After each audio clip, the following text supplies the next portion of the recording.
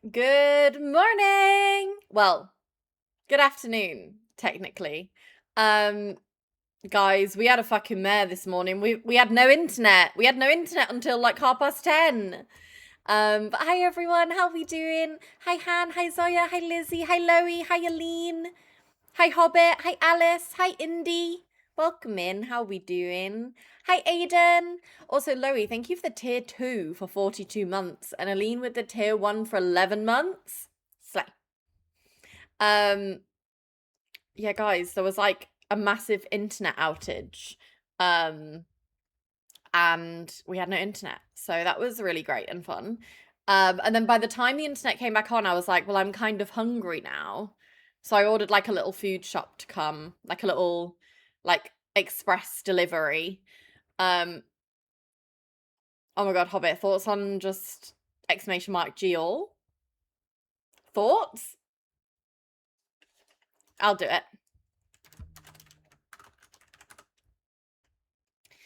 Okay, good. Good. Hi, Cast.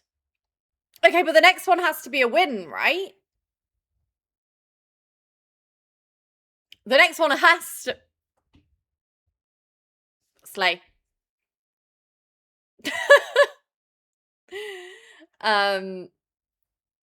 Yeah, by the time the internet came back on and we'd had like our flat inspection, which they were here for like 2 minutes, by the way, I was hungry. So then I had to wait for the food shop and I made lunch because I thought there's no point to have breakfast because I'm going to be hungry again.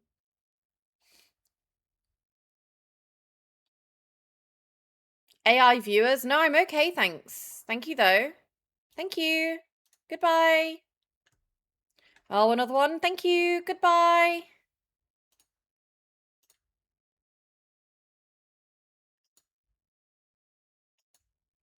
Hi, Benjamin. Welcome in. Also, Bread Bins, thank you for the follow. So guys, I'm ready. I'm ready to snoop.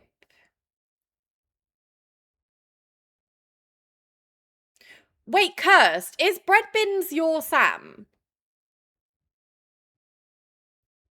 Because I feel like I recognize the username. Sam, I'm so sorry. Well... I thought it seemed familiar, but I was like, I don't want to fucking embarrass myself. So... She said you wouldn't know. Well, in my defense, I looked at it and I was like, I think it is, but I don't want to say, like, thank you for the follow, Sam. And then you'd be like, who? That's fine. Curse can call you Bread Bins for the foreseeable.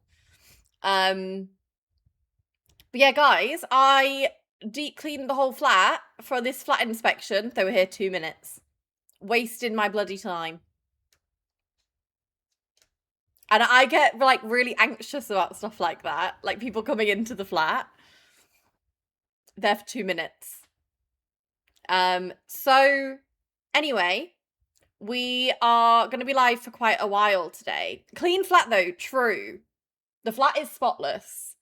Guys, do you know how hard it is? Like, you can see the floor behind me, right? It's fucking white marble. Do you know how hard this is to fucking clean? Do you know how hard? I'm on my hands and knees scrubbing the floor. I'm like Cinderella. Anniversary with Sam was really nice. So Thursday we went to Everyman to watch Spider-Man. I was a little bit fuming, guys, because I love the cheesy chips at Everyman and they were sold out. But we watched Spider-Man and then we went back to this place that I used to go all the time in uni and I haven't been to in years. Called Mercato Metropolitano. I don't know if any of you will have ever been there, but basically, like, it's a big half indoor, half outdoor, like, food stalls kind of place. And we met up with a bunch of Sam's, like, school friends and their girlfriends. That was really nice. You basically go in and there's, like, 30 different food vendors, all different cuisines, and you just get, like, a little buzzer. So everyone can go and get different things and then just all come back and eat together. So we went there. That was really nice. Spider-Man was good. Okay, I've started watching the Marvel films, guys. When I say started watching them, I mean I've watched 30 minutes of Iron Man. I'm never finishing it before Doomsday.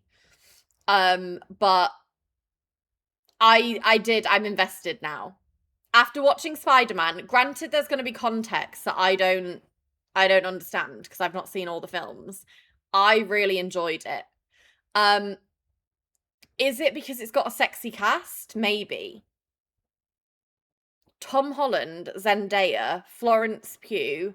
Who else was in there? Frank, whoever the fuck plays Frank. Delicious. I should probably be careful saying things, actually, because I don't know what's a spoiler and what isn't. Because I know nothing. Like I said, I'm 30 minutes into Iron Man. But who the fuck is Bernthal? Oh, Frank. Yeah. John Bernthal. Delicious man. I would spend a day on his little boat, guys. I would love that, actually. Did you see that book series you didn't like is becoming a show? God, honestly, which one? Everything is becoming a screen adaptation, guys. I saw like a TikTok and it was like, here's all the books that are going to be turned into screen adaptations that you need to read before they come out. It's like 8 pages. 8 pages with like 4 to 6 on each page. I'm exhausted. I know that half of them are going to be shit. But which one specifically, Hobbit? Book series I didn't like. I'm thinking about it. Cruel Prince. I think they need to stop with the movie and screen adaptations. I would rather have some of like the big series be made into like amazing like Hunger Games level films than all these shit little Netflix ones. Maybe that's just me.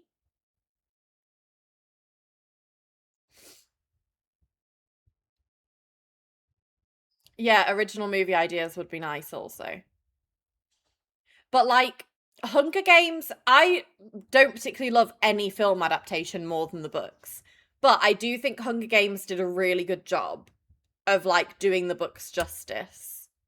With their like casting, with the plot, like with the way they translated it into screen, I think they did a really good job. I would rather have a few like big series picked up on that level of budget than all of this shit. It's slop. I don't want slop. Hi Dulcie, welcome in. But yeah, that was Thursday. And then yesterday we went to see the Odyssey, guys. And I went into this blind. I had fucking no idea what the film was about. I truly don't know that much about ancient Greece. Guys, there's a scene where there's like a giant stone one-eyed baby. And I was like, I turned to Sam and I was like, what the fuck are we watching? I was like, I don't know what I thought this was gonna be, but this wasn't it. It was good. I did enjoy it, but it was far too long. It was far too long. It's Cruel Prince, but Amazon just bought the rights, so it's not confirmed. I fucking hated Cruel Prince. Cruel Prince is one of the most like hyped up book talk YA fantasy series. It was shit. I actually couldn't tell you a single thing that happened in that other than that the MMC had a tail.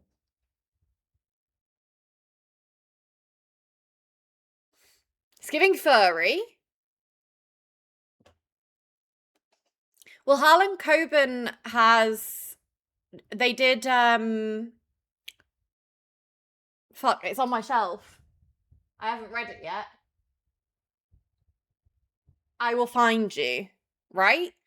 They've done that on Netflix. Your description of that is sending me. But no Hobbit, it was a giant stone baby with one eye that just looked after its sheep. And then all these men come out with their fucking spears. In fact, that is like If I had to describe Odyssey in one word, guys, summarize the whole 3-hour film. That was it. Hi, Charisma. Hi, Ali. Welcome in. My review for it was... Please hold. I've been using my Letterboxd, guys. Look at me. When I say I've been using my Letterboxd, I've reviewed 4 films. My Odyssey review was, what did we learn from this? Question mark. That men are pigs. And you'll only understand that if you've watched it. But... ah! It was good, but like... I didn't know what I was in for watching that. I wasn't expecting some of the things that I saw. Predominantly the giant stone one-eyed baby. Back in the days, they had to go through that for even more hours, so surely we should be fine with 3 hours. Indy, I'm not gonna lie, my bum just hurt from sitting in the seat for so long.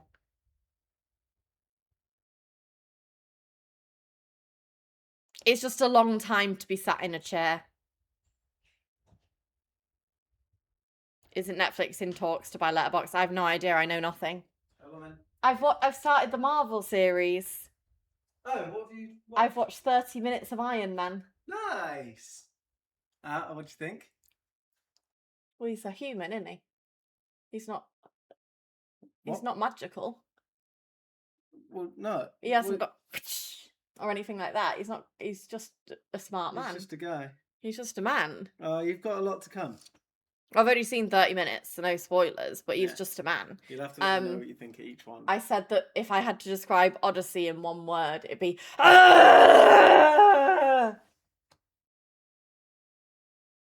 What? Because they're like fighting with the spheres. That's going to be spheres that I'm holding up. I'm going to leave it. Okay. God, if I knew it was that easy, I'd have done this sooner.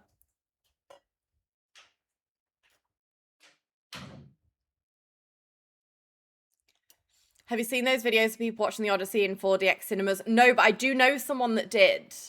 And she said she felt like she was beat up for 3 hours. She actually told me not to do it.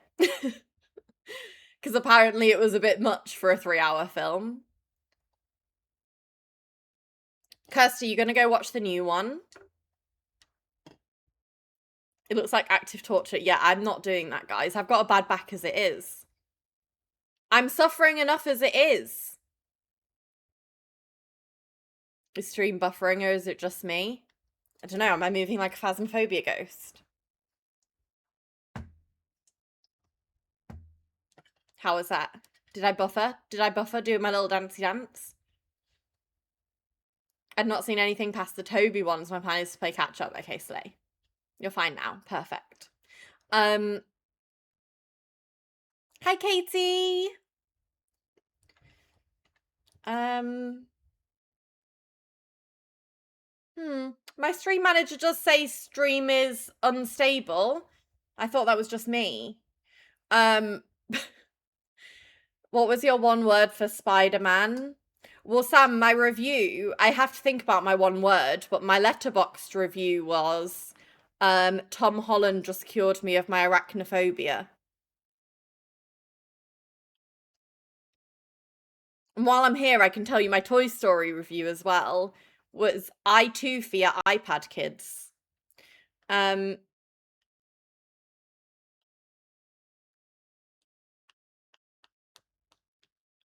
Guys, I should be a film reviewer. I'm to the point.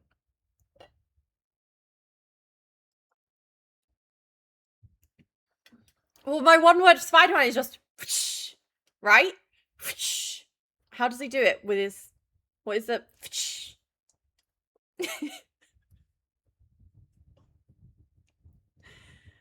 Hi, Emu. Why would Kiva have a go at me? Because I don't want to watch Minions. I'm not going, so sorry. I only watched the other Minion films through Force.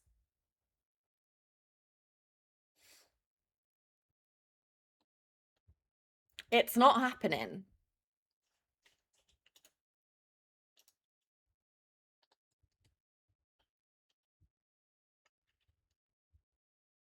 You know what that is? Despicable. Ha ha ha ha! I want to watch Minions. No one wants to go with me. You can go with Sam if you want. Because I don't want to go.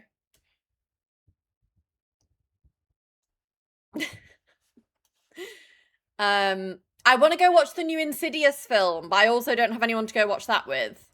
I need to message some people who like horror, because Sam won't go, because he's a pussy.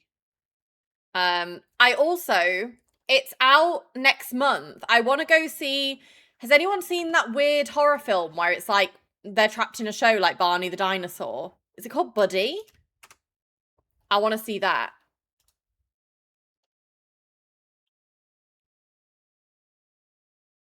How has it got... How is it 6.8 on IMDb when it's not even fucking released yet? People are liars.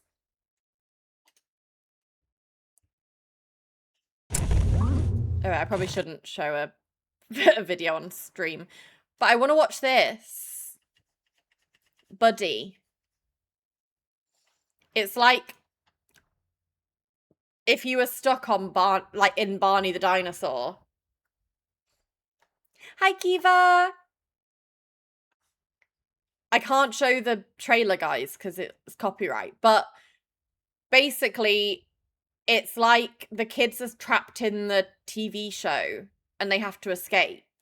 And like everything's hunky-dory until they start like going against what this unicorn wants. And then all shit hits the fan. I want to see that. It comes out next month.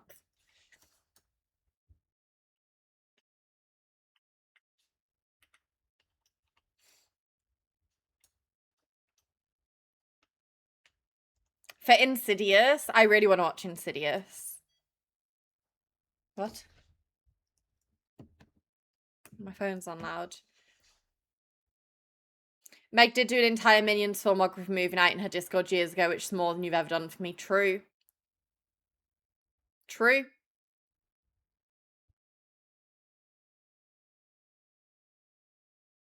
See, he tried to get me cancelled and in the process got himself cancelled. The ultimate Uno reverse, if you ask me. We also had sushi yesterday, guys. Well, yeah, Wildwood was on the adverts. I'd be like down to watch it, but I'm not like excited about it. Do you know what I am excited for? Sunrise on the Reaping. Haymitch is my favourite character in the Hunger Games series. Oh, they didn't play that trailer yesterday, did they? They played it on Thursday. I was literally sat in the cinema yesterday being like, God, I hope they play the Hunger Games trailer again. And Sam was like, why? I was like, you don't understand. You don't get it like I get it. Hobbit, I think I just... Maybe I've got blinkers on because I just love Haymitch. Excited or terrified of Sunrise on the Reaping? The tears that's going to leave my eyes, the snot that's going to come out of my nose is going to be astronomical. The end of Oak Street looked okay. By the end of the trailer, I was kind of like...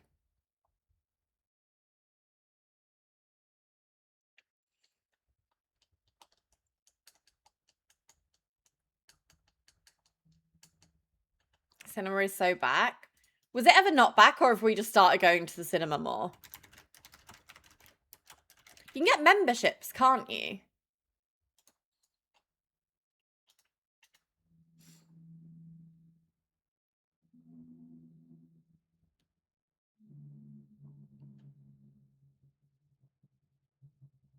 Oh my god, you can get...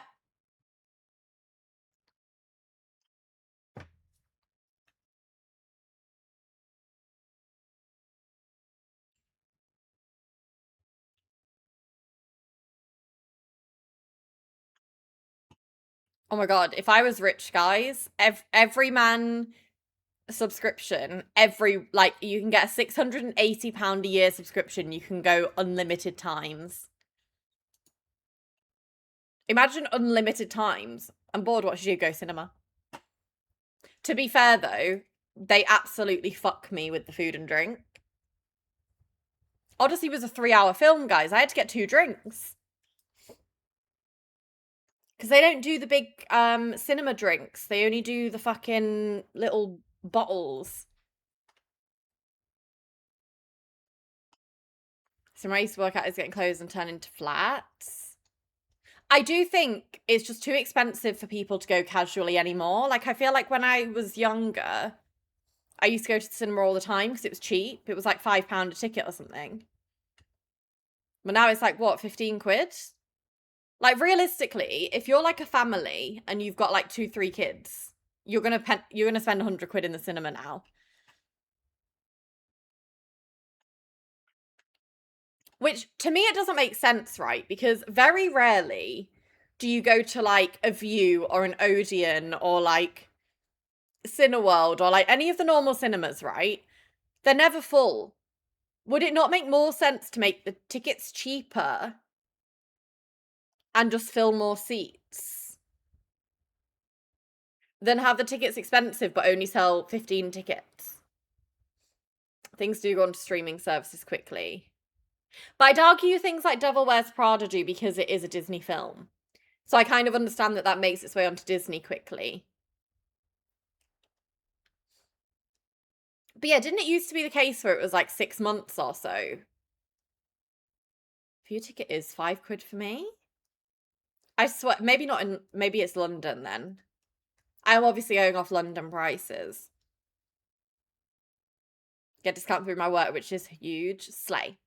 Ready for the new Spider-Man film. You're gonna have to catch up quick, Kirst. I don't know how long it's in cinemas for. Or is it only just come out? When, oh, what have I done? Let me out. When did Spider-Man...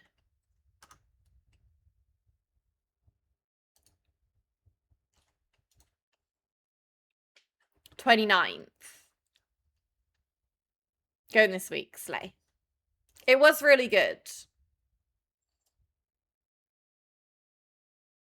Used to wait for a DVD, then wait for a streaming service. Guys, I miss DVDs. I miss VHS. I'm showing my age. I used to have a little square TV that was like this big. It just had a little VHS player in the bottom.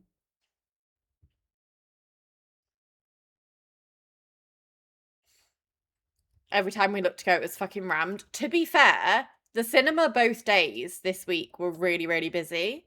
Yesterday was the busiest it's been in an Everyman since we've gone. Oh my god, we had the most annoying people next to us, guys, though, yesterday. The guy was so rude to the person working there, and it was making me uncomfortable. He was, like, complaining about the size of the screen or something, which Everyman is, like, a more boutique cinema, right? So, like, it's not gonna be, like, the same size as, like, fucking Odeon or something. It's a smaller cinema. It's got less rows. It's got a few sofas. Like, it's not like a fucking Odeon Lux where it's the size of a building. I don't know.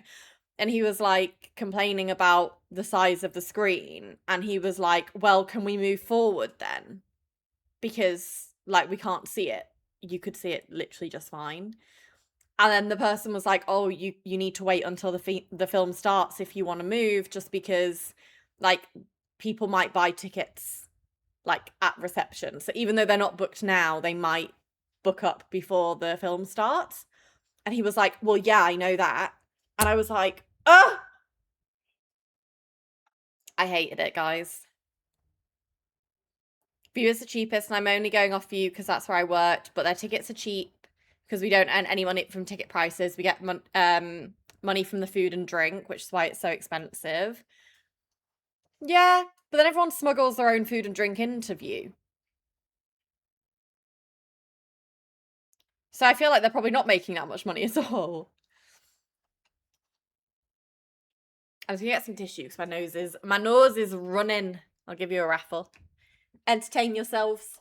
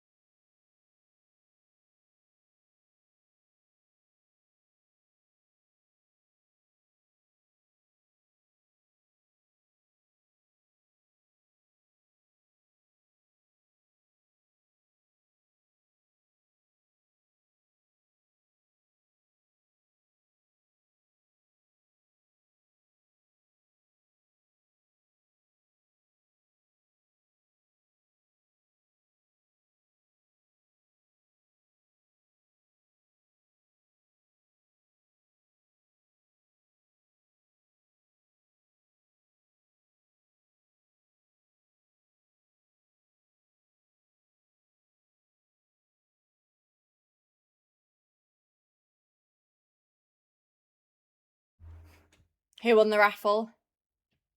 Dulcie, Katie, Benjamin, Slay. Oh, hi Chelsea, welcome in. Right, guys, should we get back to my stalker?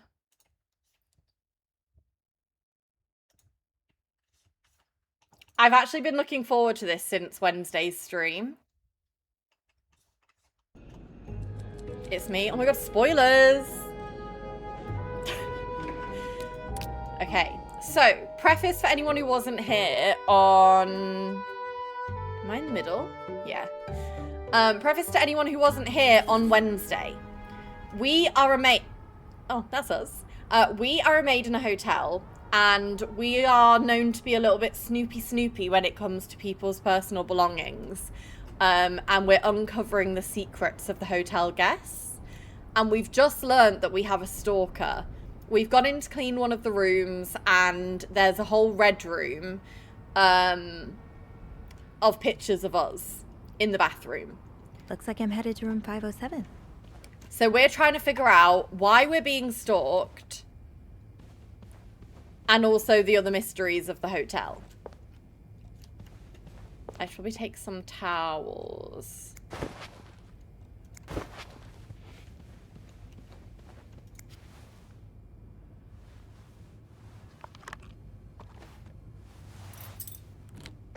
Oh wait, but they didn't want their room cleaning. I'm not meant to be in here, right? So I shouldn't clean anything.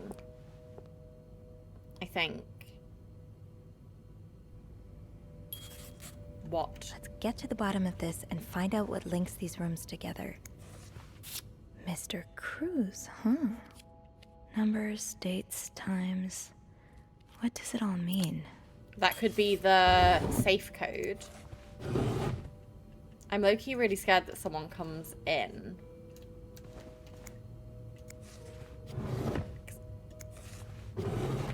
Was that gloves? I'm gonna shut the door just in case.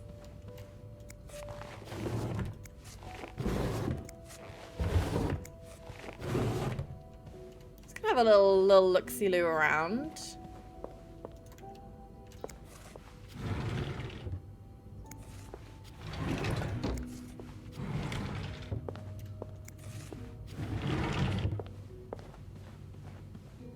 They obviously have a child, right?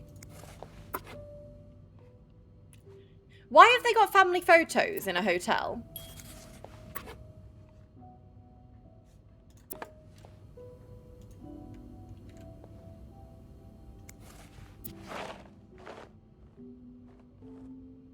Wait, Michael Beaumont.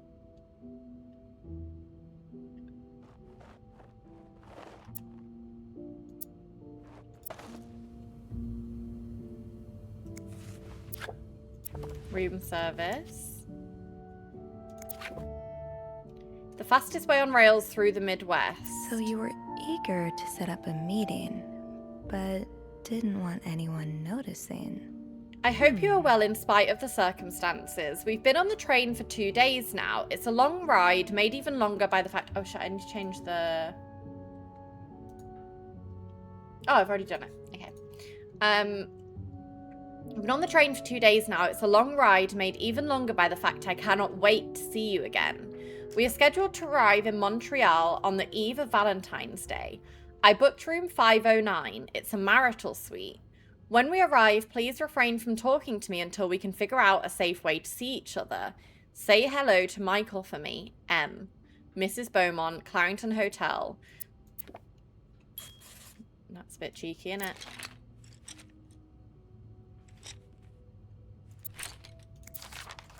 Oh, Michael. Adults can be Aww. so confusing. Dad, I'm sorry, but Mum promise asked me not it's to tell not you the you. name of our hotel. She allowed me to talk about our room, though. We have 2 little beds, a radio, and even a television. Mum let me build a fort, and the maid brought us extra blankets. She's really nice. Me? The hotel is nice, too. I wish and you could be happy together, and I wish everything could go back to the way it was. But Mum says it's impossible. She says she no longer loves you. Do you think she'll ever stop loving me, too?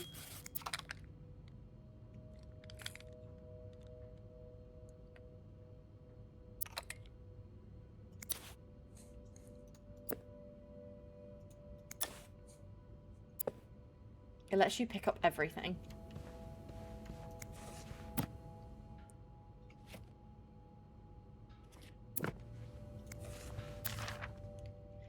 To Anne Bursey, Michael's withdrawal from school.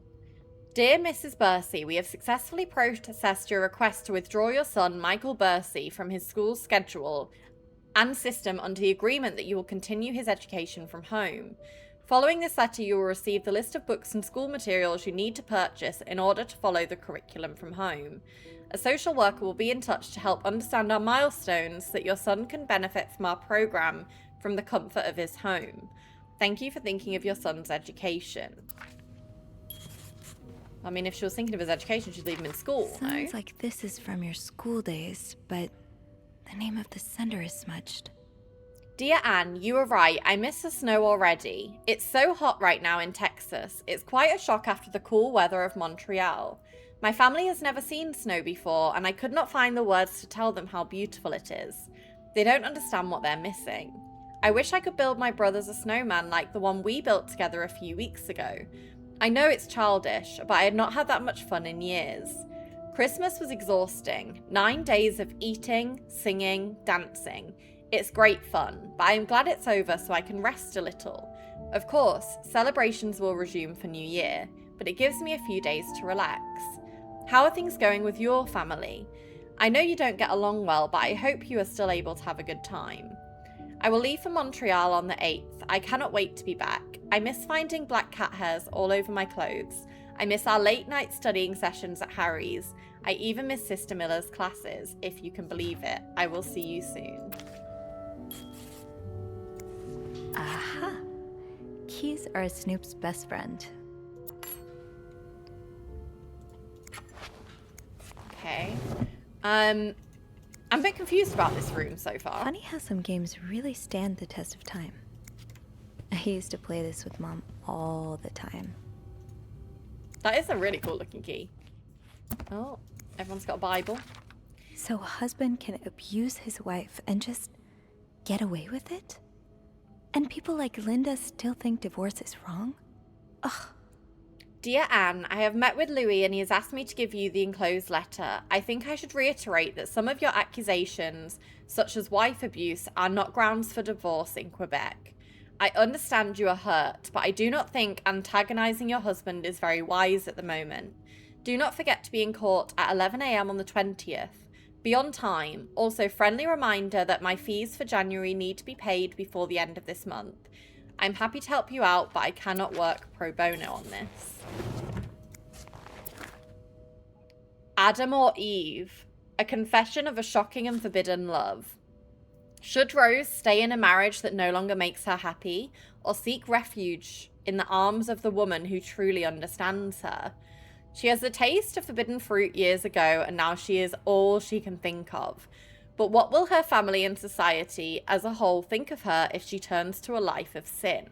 Should she be condemned for even entertaining the thought of leaving her husband, or pitied for having pitied for having to make such a heartbreaking decision? Another lesbian smut book, guys. Bridget Boswell is the prolific author behind novels such as And They Were Roommates and The Lonely Girl. Adam and Eve is her 7th novel. God, she's a bloody bestseller in this hotel. Greta the dog.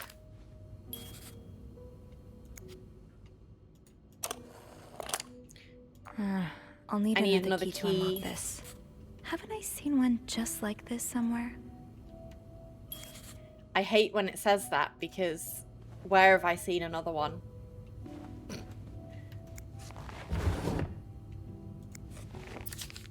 That look in your eyes.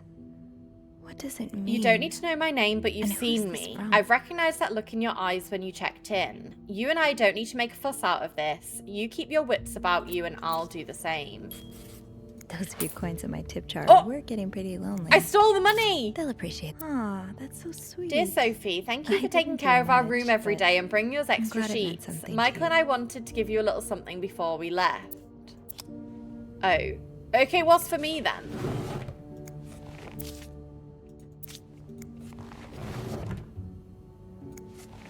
There was something else in there. The winds in the leaves that day made a sound that sounded like... A sound that sounded like? Really, Anne? The winds in the leaves that day made the tree whistle a soft melody that came to my ear. I remember every part of this day, for it was the day we met. Jesus, this is bad. I was looking for my cat when I heard the sound of leaves blowing in the wind, like a melody to my ear, on this summer day where I met you. Okay. This letter has been sent to you and has been around the world 3 times. The one who breaks the chain will have bad luck. Mr. Smith received the letter in 1953, made 33 copies and sent them. 3 days later, he won the lottery. Mr. Jones received it in 1956, made 33 copies and sent them. 3 days later, he discovered an old treasure in his backyard.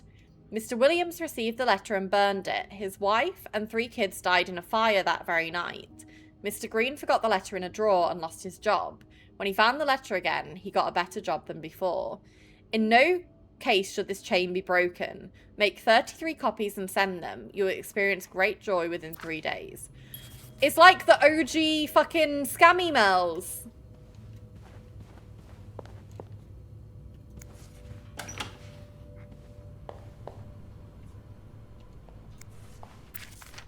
He's all but outright threatening you. I just met with I your hope you damn can lawyer. stay You've as got some far balls away to from him accuse as me of all possible. that. As if you were so irreproachable yourself. Do you think I don't know where you spend your nights?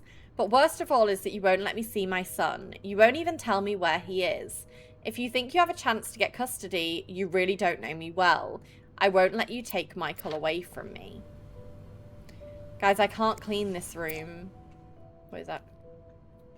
Lipstick. A lovely shade of lipstick. Lovely shade of lipstick, that. Looks like someone grew tired of looking at your face, Mr. Beaumont. The diamond's missing. Oh, no, wait. That is just the ring.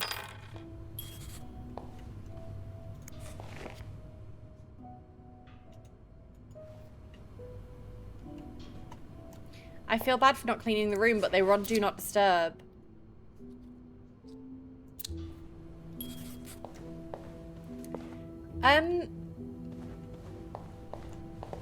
Guys, it said that we've seen that key before, but I don't remember. Does anyone remember?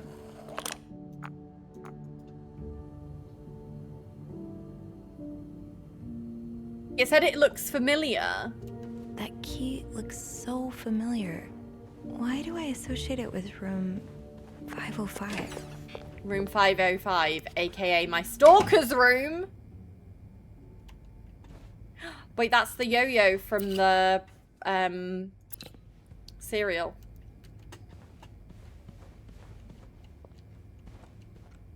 I'm sure I'll find more laundry to add to the pile. Guys, I don't want to go back in the room. Think, Sophie. Where have you seen a key like that one before? In a safe?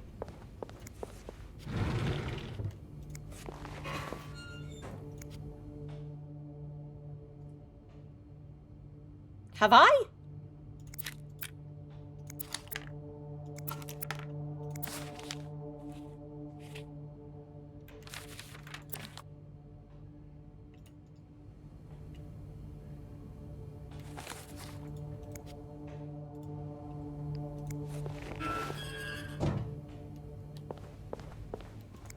That key looks so familiar. Guys, it's not in the Why do I safe. associate it with room 505?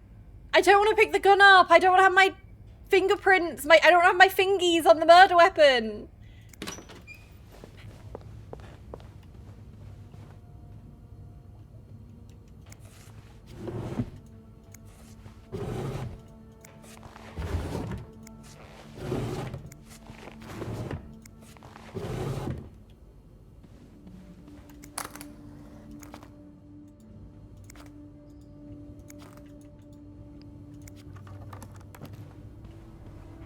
There's that key, but that's not the right key. Think, Sophie. Where have you seen a key like that one before? Simon is making me go back in there. Chat, can someone please Google? The key's not in the safe. But that's where it's telling me to go. Do you want a hint? Do I need to pick up the gun?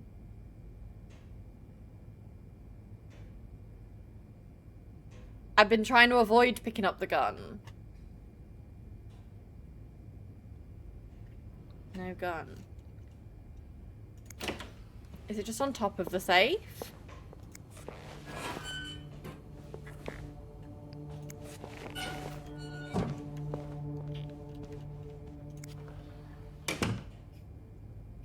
I'm scared!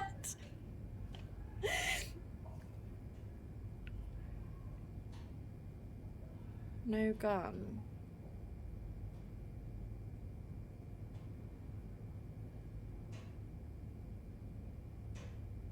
Well, no, it said that the other key is in room That key 505. looks so familiar. Why do I associate it with room 505? Think, Sophie. And then in Where a have you seen a safe. key like that one before? In a safe? I don't understand and I'm scared. Hi, Teresa. Hobbit, what's my hint? I don't want to get caught with my pants down in there.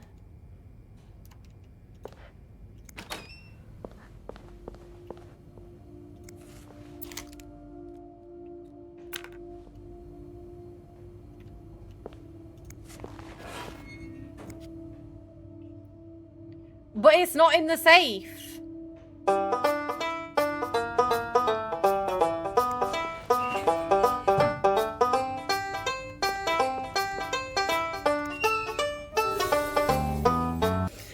Nick, thank you for tier 1 for 42 months. Guys, you can't be playing sound alerts right now. I'm scared. Look at the book. It's on her necklace.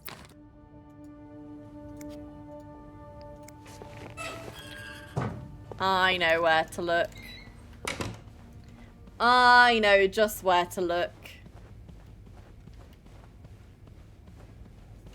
Wait, was it this one? Yeah.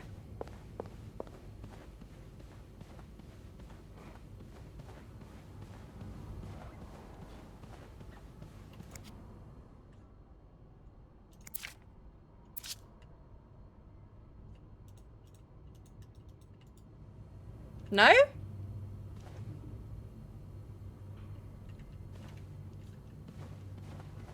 Locked.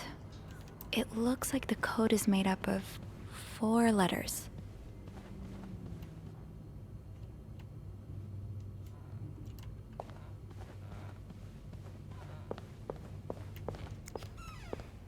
Did you inspect the photo? It's her necklace.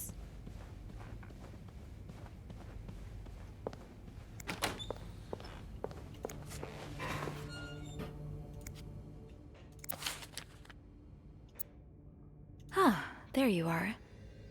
With Marcella. God knows where she is.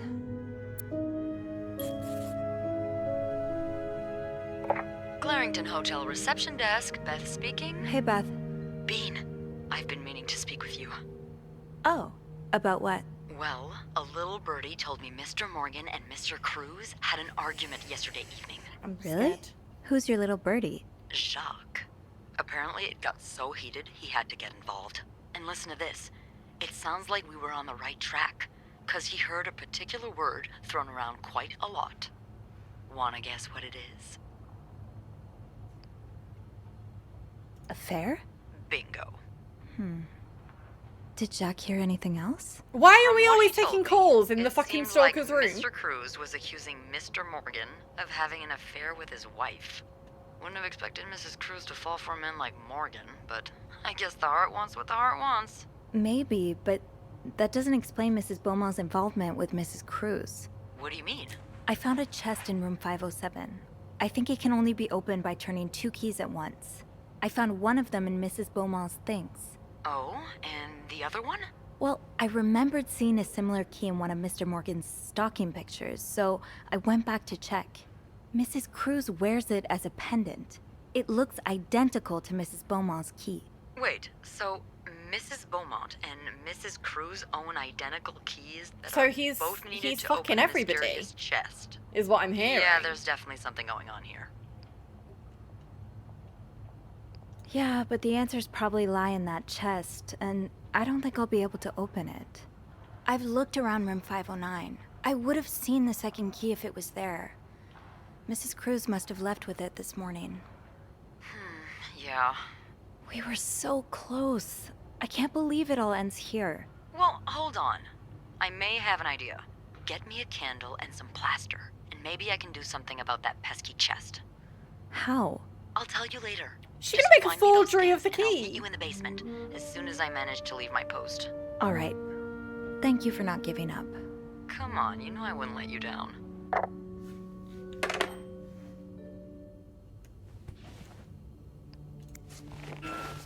Guys, I'm scared I'm gonna get murdered.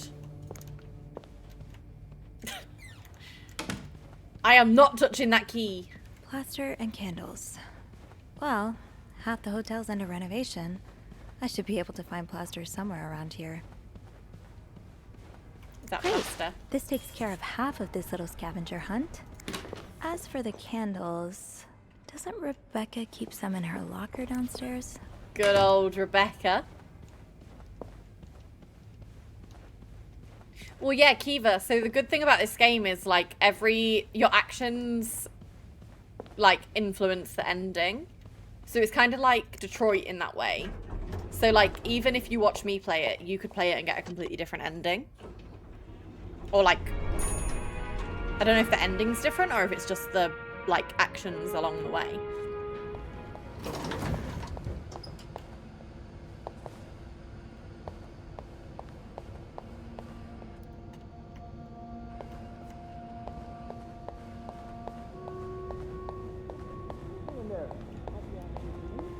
I told him fixing the window should be a top priority. And Oh, I very much like him, but I just can't find him. He's nowhere to be found. Gone. I protected Eugene. He did not get fired by Bernard. I don't know what on earth's going on here. Is it because of that goddamn snowstorm? 9 main ending. what do you mean? Well, the whole staff's completely off. John, One of them's going to result in my death, and that's probably the one I get. Were they off? Beth. Oh, don't even get me started. Beth. Oh, and that maid? What's her name? Sylvie? Is he saying I'm odd? Sophie, you mean? I like her. She's a good girl. You know what? I should call the city. Tell them they don't need to build that new madhouse next door. There's one I got right it, here. Hobbit. Oh, Bernard. It's not that bad. I'm here, aren't I? Come here. Oh, they're going to start doing the hanky-panky again, aren't they?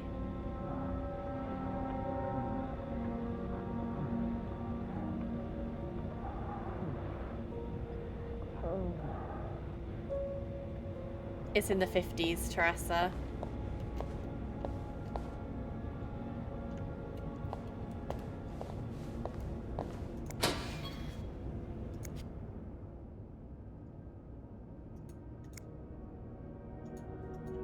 Wait, I thought it was Rebecca that had candles. Candles, candles, candles. I think Rebecca keeps a stash of them, but where? Well, not in a bloody locker, So you apparently. do have a stash of candles. But where is it? The kitchen is out of power again and I can barely see a thing. Bernard wants us to continue working, but I'm not risking chopping off my fingers for that blowhard. Didn't you start hoarding candles since the last power outage? I remember you saying you never wanted to be caught in the dark basement again. Where is your stash? It's urgent. The VIP guest in room 602 is getting on my nerves. He keeps ordering food that's not on the menu. We don't usually do special orders, but Bernard was adamant that we make all of his wishes come true. Do I look like a goddamn genie? That's not even the worst of it, though. Every night he barges in the kitchen as if he was at home, asking for meat for his precious little terriers. Who feeds dogs $4 roast beef? I can't even afford $4 roast beef for myself. Well, that was from Bobby, so maybe Bobby found... Oh, I assume this is the ladies. And then the men's ones are out here.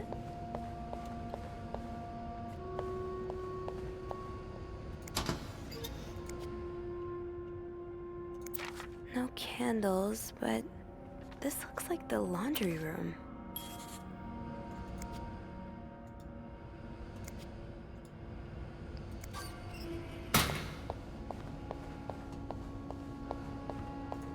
Oh, right. My keys are still in the break room.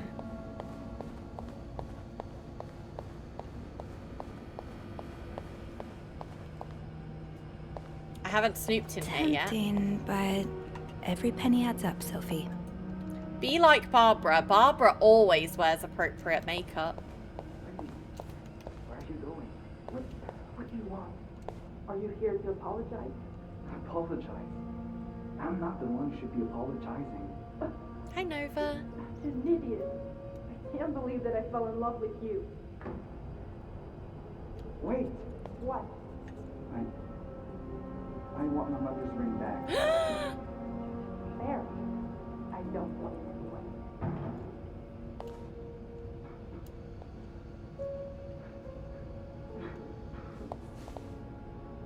What?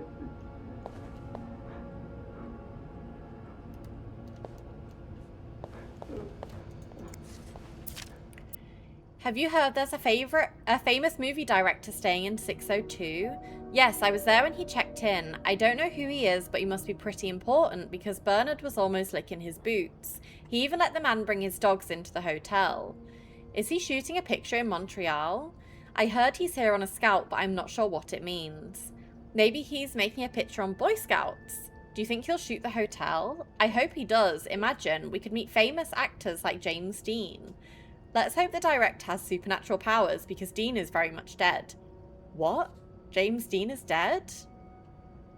Andrew's Book Club. Let's talk about books and stuff over a nice cup of coffee. Where? The Corner Cafe. Thursday, 7 p.m. Why? Why not?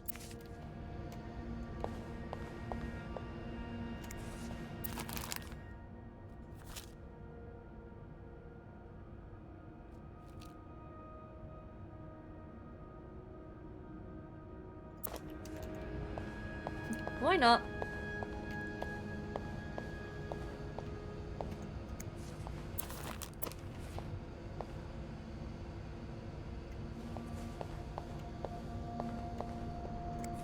Don't worry, gossiper. I'm coming back to you. I still haven't learned all of Gracie Jones' secrets. That's my key. Gotta hold on to these tight.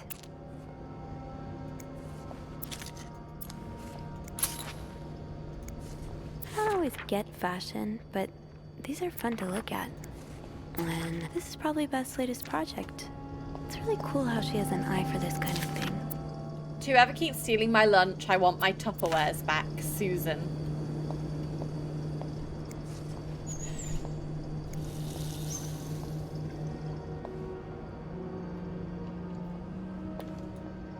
Thank God I can't open all those.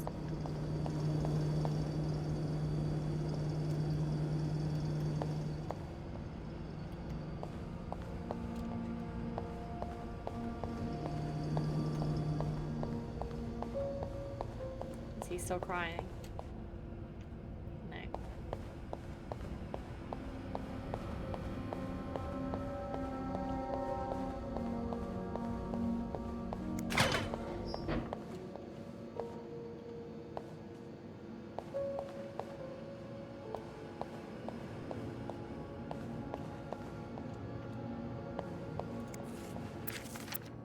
Rebecca, the washing machines are not broken. The problem comes from the pipes. They're completely frozen. It's only a matter of time before they burst and flood the entire basement.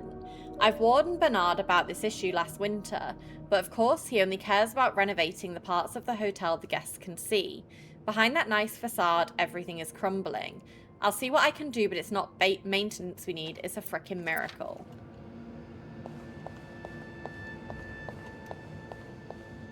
What's the girl got to do for some candles around here?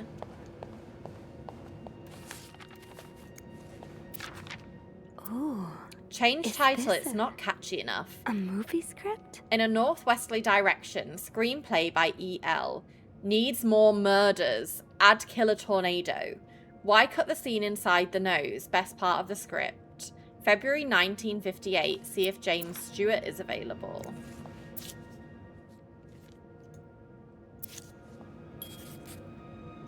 I feel like that's going to be important. 2:16. Hi, Spike.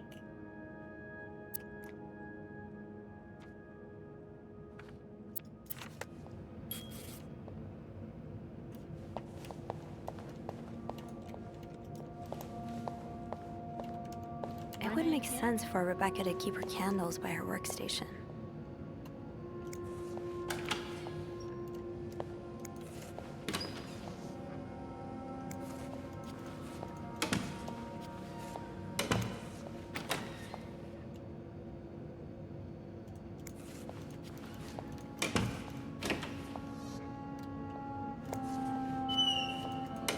What's the girl got to do for some candles around here?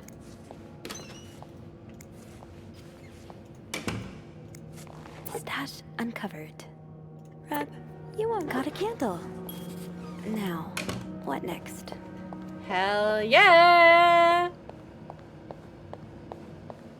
I gotta take it to Beth. There you are. She's a little I'm not creep. sure I understand Why is she what already the plan here? is here. Well, when I was little, we had padlocks on many of the farm's sheds. My dad would always lose the keys, so one day he made a mold of them using wax and plaster. I was thinking of doing the same. Are you sure it's gonna work? Absolutely not. But hey, I guess we won't know until we try. Yeah, you're right. So let's do this. That's a little sneaky, sneaky girl. Okay, to start, we need to pour the wax from the pot.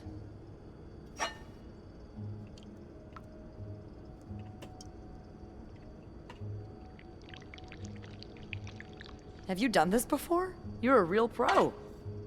Let's give it a few. Now, time to put the key into the wax. Okay, I think you can remove it. Well, we're almost there. Just pour the cup of plaster into the mold. What?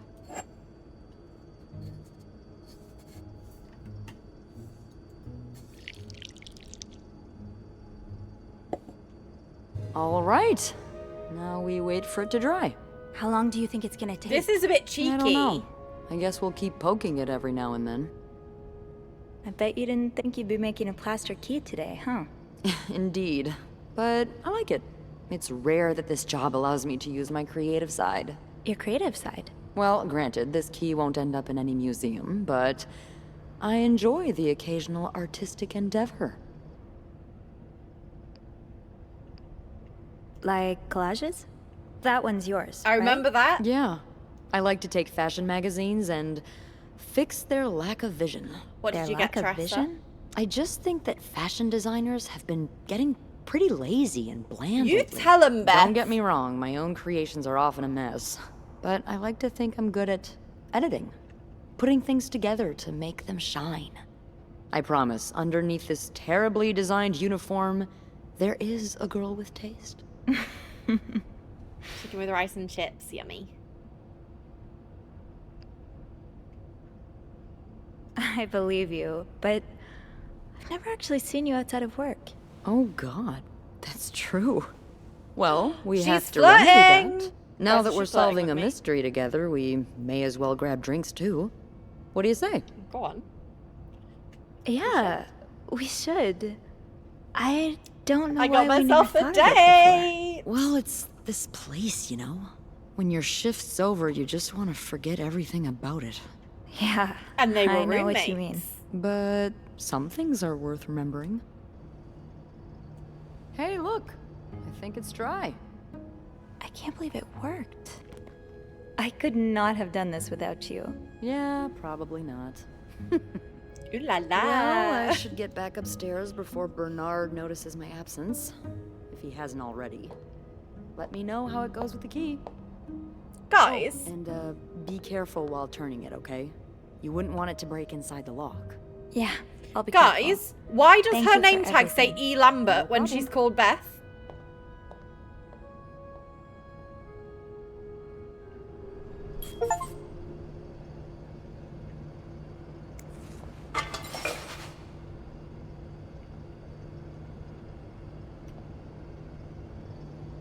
Elizabeth. I've got 2 keys. Now, let's test them out. I genuinely was like, are we getting fucking bamboozled right now?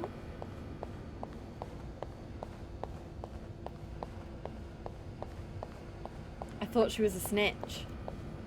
Let's go here if anything's going on in here. No.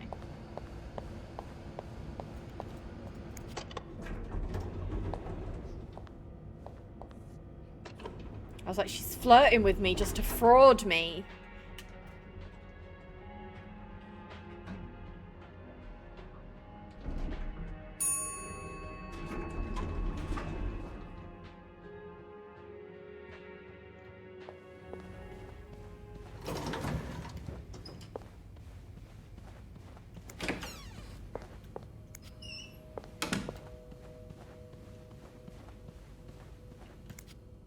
Be careful, Sophie. You don't want this key to break.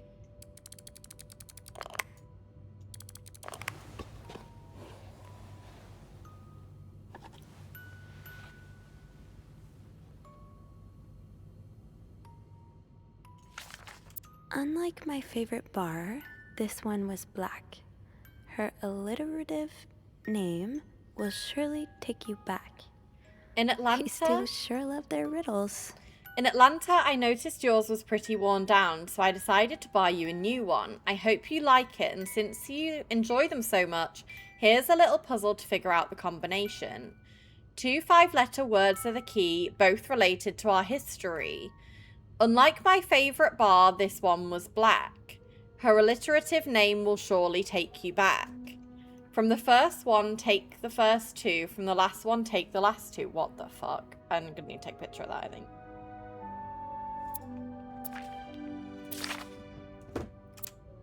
I hope you get better. Try to rest today. I will bring you hot soup after class. Huh. Marcella invited you to the movies. The Let me Postman guess. Always You Rings said Twice yes. is playing at Lowe's Theatre tonight. It's based on a novel I read a while back. I'm sure you would love to see it, seeing as you like crime stories and murders so much. Nothing creepy about it. I just forgot to read that one. Dear Anne, I've just heard Doris Day on the radio and it made me think of you. I know how much you love Sentimental Journey. Counting every mile of railroad track that takes me back. Last time I was in Texas, it felt like coming home. Now, strangely, I feel away from home. I wish you were here with me. I always feel at home in your arms. I can hardly believe it has been 5 weeks since we last saw each other. Sometimes I wonder if I might be going crazy. You are always in my head. Everything reminds me of you. Not only songs on the radio, but silly things like the flowers in our garden that smell of your shampoo. Or when people say the word darling and I can hear you say it with your lovely French accent. Sam has gone out for a stag. Does that mean you want to play Valorant with me later, Kirst? My family seems to have noticed my odd behaviour, but of course I cannot tell them about you, even though... They're having the affair! Marcella and Anne. Dear Anne, I'm sorry it took me so long to answer your last letter. Has it been 6 months already since I left Montreal? As you always say, le temps passe si vite. So sorry to the French that I've just butchered.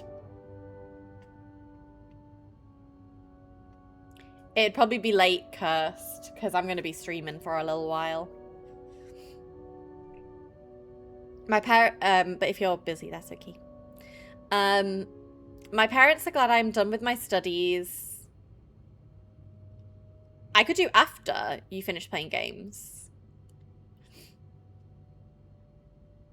I don't need to be up early in the morning. My parents are glad I'm done with my studies. They always thought it was a strange idea for me to go to university. Now they want me to find a husband and have children like any other woman. I think I will. These past few months, I've had a lot of time to reflect on our relationship. You know my feelings for you, and I hope you never forget how much I love you. But we cannot hide our heads in the sand any longer. We were lucky our story lasted as long as it did, and foolish to think it would last forever. Our love is forbidden, and hiding it from my family is proving more and more difficult every day. You will always have a special place in my heart, but I believe it's time for us to go our separate ways.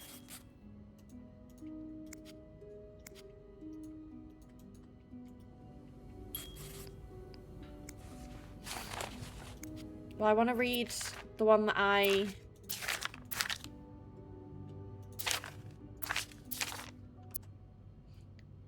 can barely listen to Sister Miller's lecture today. All I do is look at your lips and imagine kissing you. I can't wait for tonight.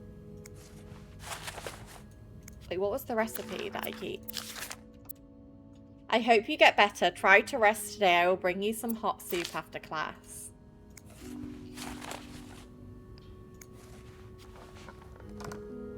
So they're lovers, chat. That riddle's a toughie. Maybe I need a fresh pair of eyes on it.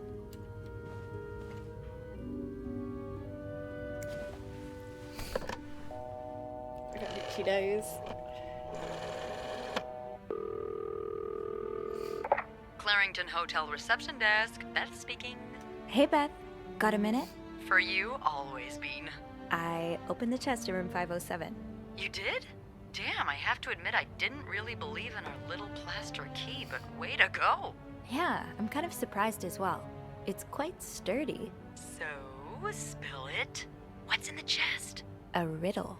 A riddle? I think it was riddle. written by Mrs. Beaumont for Mrs. Cruz.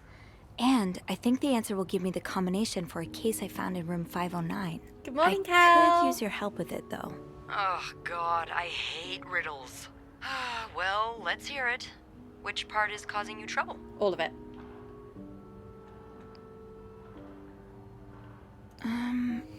Unlike my favorite bar, this one was black. Do you know what this could mean?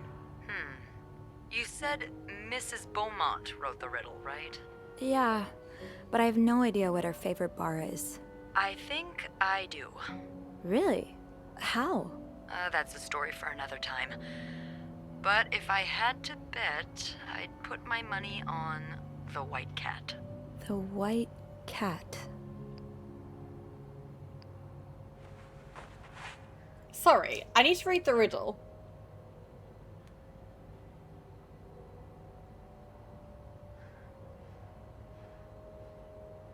Unlike my favorite bar, this one was black.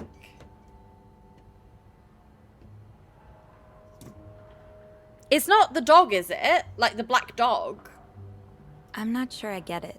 Well, if I'm right about the white cat, then we're looking Like Greta, for... the dog. A black cat. Yep.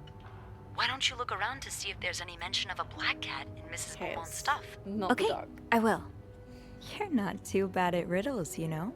I never said I was bad at them, just that I hate them. Is there anything Black else? cat. Here's another one. Her alliterative name will surely take you back. Alliterative what now? Andrew, you're a nerd. What's alliterative?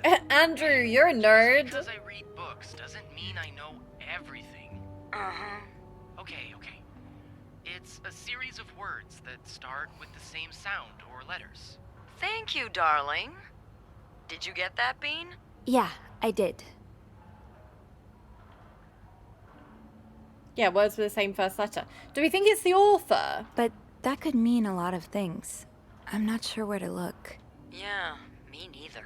Tell her to look for a name and surname that both start Well, with the no same shit, letters. Sherlock. Maybe it's someone famous, like a writer or a singer. Huh. Or an got author? that? Yes. Thank him for me. Will do. Anything else I can help you with? No, that's all. Because she's flirting with me, Thank you. Teresa. Don't mention it. I'm just glad I could be of some help. Call me after you've opened that case. You know I will.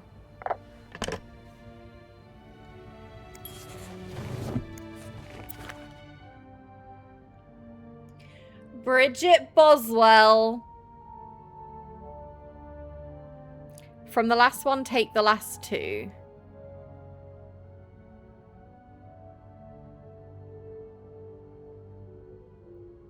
Wait, could someone write down Bridget Boswell, please?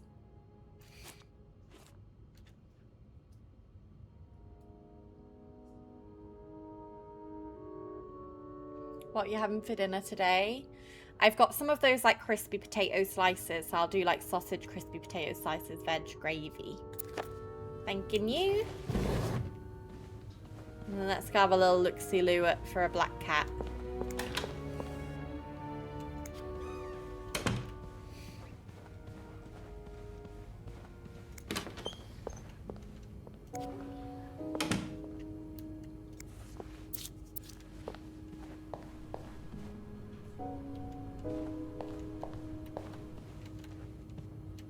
Those have crispy potato slices. They're so good.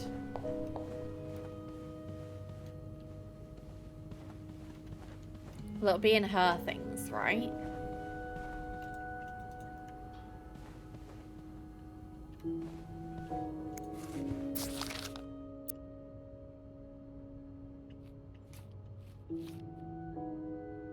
Oh, we didn't find this before.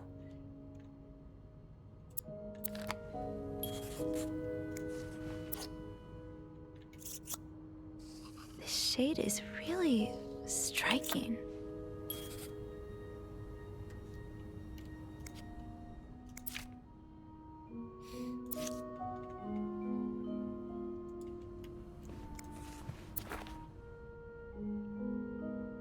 She thought she was tracking a killer, but the killer was tracking her instead.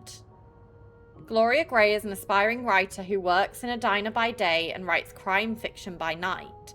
When a series of murders occur across the city, she decides to pursue the killer in the hope of turning her story into a best-selling novel. She meets Hugh, a mysterious young man who offers his help in finding the murderer.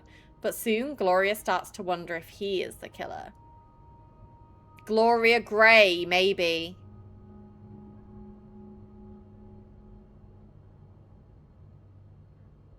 So Gloria Gray and Bridget Boswell.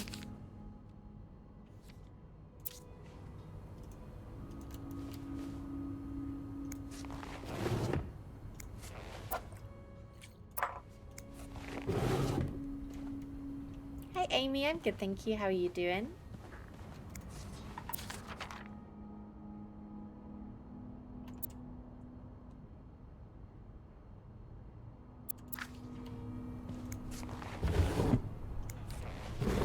So, I need to find something related to a black cat and a person whose first and last names start with the same letter. The black cat is throwing me.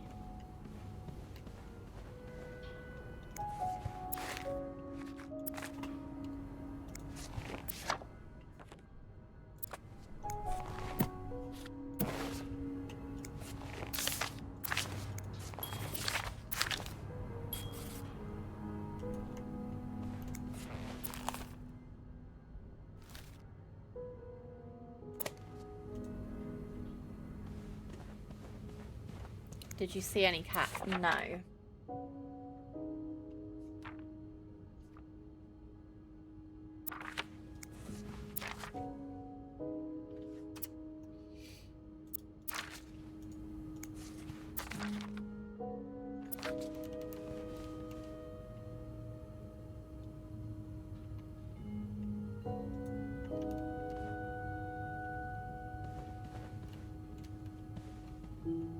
I'll hold off on throwing this out just yet. The food's practically untouched. We found the dog. No combination, no entry. Unless... So, I need to find something related to a black cat and a person whose first and last names start with the same letter.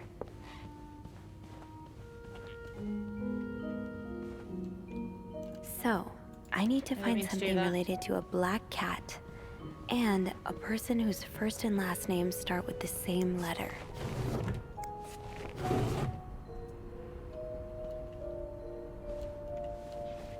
Unless it is the dog. How do I see all of my...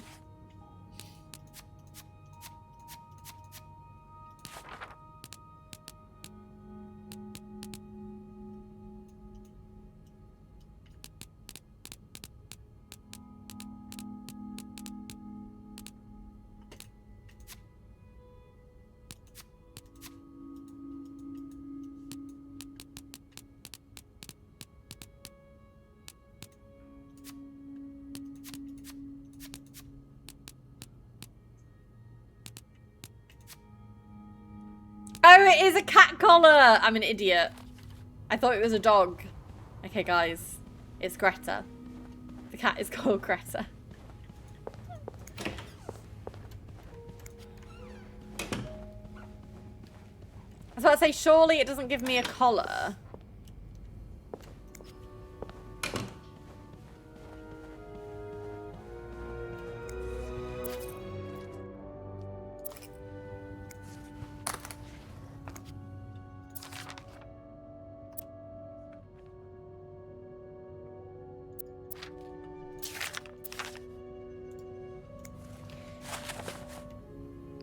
Okay, wait. So, it's Greta and then either Bridget Boswell or Gloria Gray. I think more likely to be Gloria Gray, right?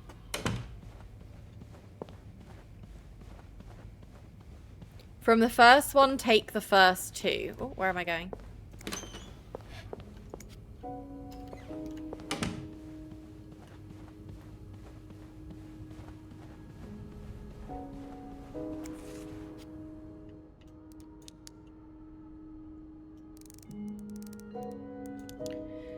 And then from the last one, take the last two. So it could be IA for Gloria. Or...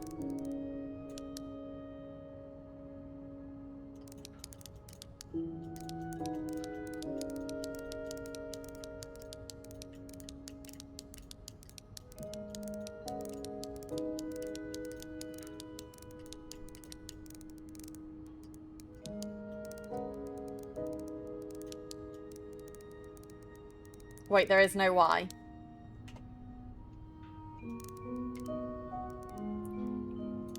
Boswell?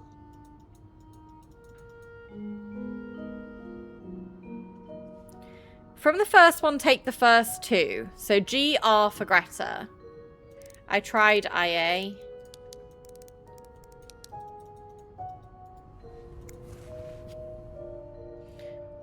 But it could also be Bridget, so TE.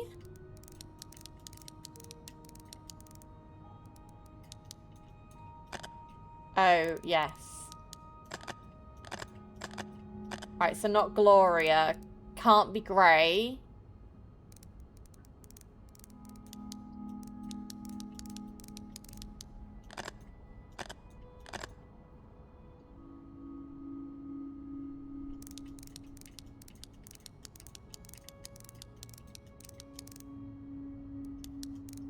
I feel like it has to be.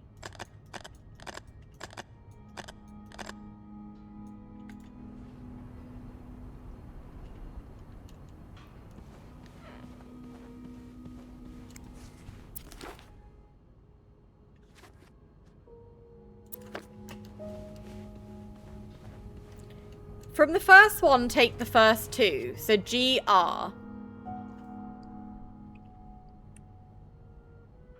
From the last one, take the last two. Unless it's... I know like, Y isn't an option, is it?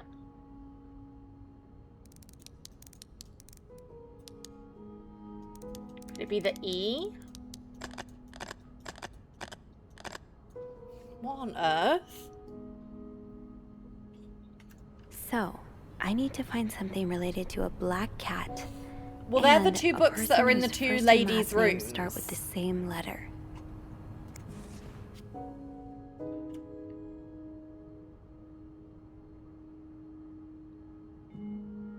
Unless it's... Can't be IA first. So, 2 5-letter words are the key. Wait, 5-letter.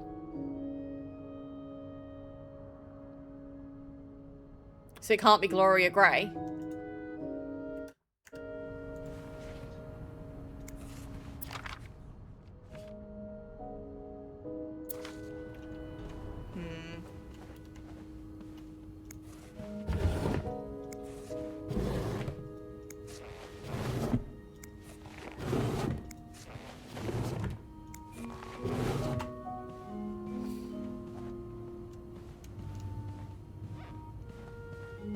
So maybe more likely to be in the other room, right? If Greta...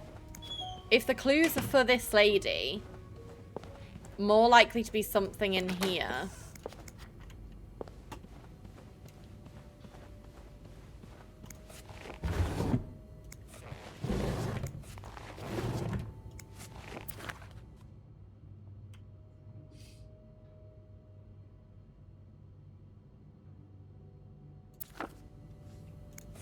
Unless...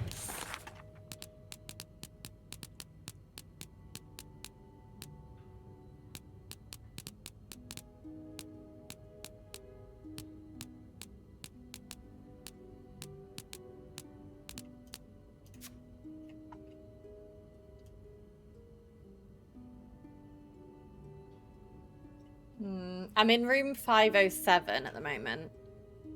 So it's not the other book, because that was this one. It wouldn't be the other rooms because it's related to these two women.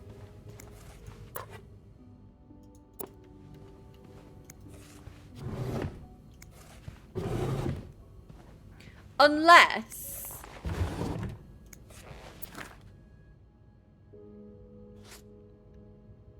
Is it wrote? No, it's 5-letter.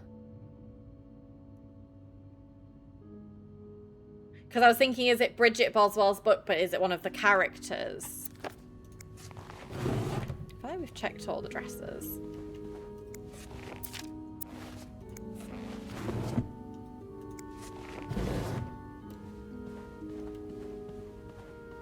This is hard.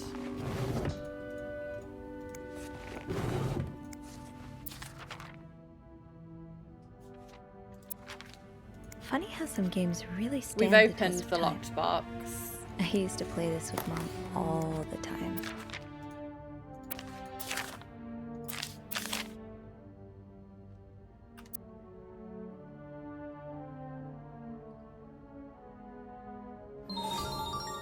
Dom, thank you so much for the raid. For those of you who don't know me, my name is Meg. I'm 28 from the UK. And we're currently snooping around our guests' hotel rooms. Oh my god, were you playing as well? Whereabouts are you guys up to? I think we're like 60% through.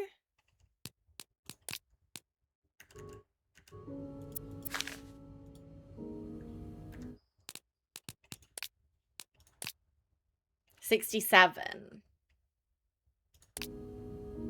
For those of you from my chat who aren't following Don, please do make sure to drop a follow.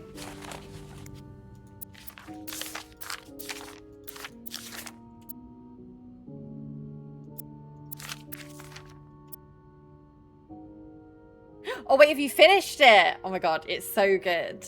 Also, Don, thank you for the follow. I appreciate it. Doris Day! Oh my god, guys, it's Doris Day! It's Doris!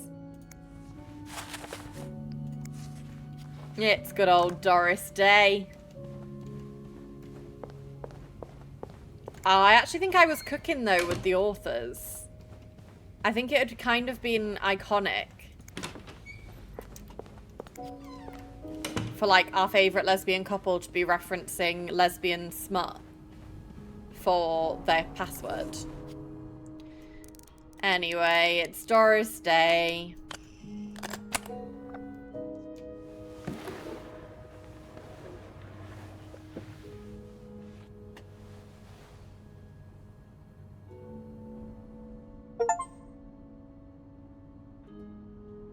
That novelist, Bridget Boswell. Is that actually you, Marcella? Oh my god! She wrote the books!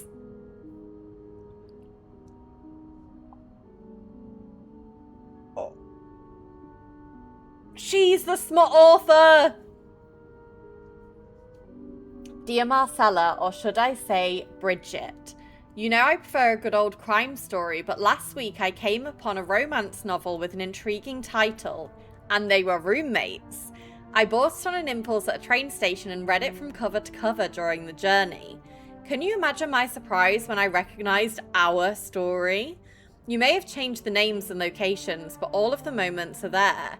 Our endless discussions in the dorm room, our first date at the theatre, our trip to Quebec City. You often said writers are thieves, but I never fully understood until now. It has been almost 10 years since I received your last letter. The letter that painted our relationship as nothing more than a summer fling. At first I could not believe you had written those words. Then I waited in vain for your answer and had to accept that your love for me had never been real. For many years I was broken-hearted, angry, confused.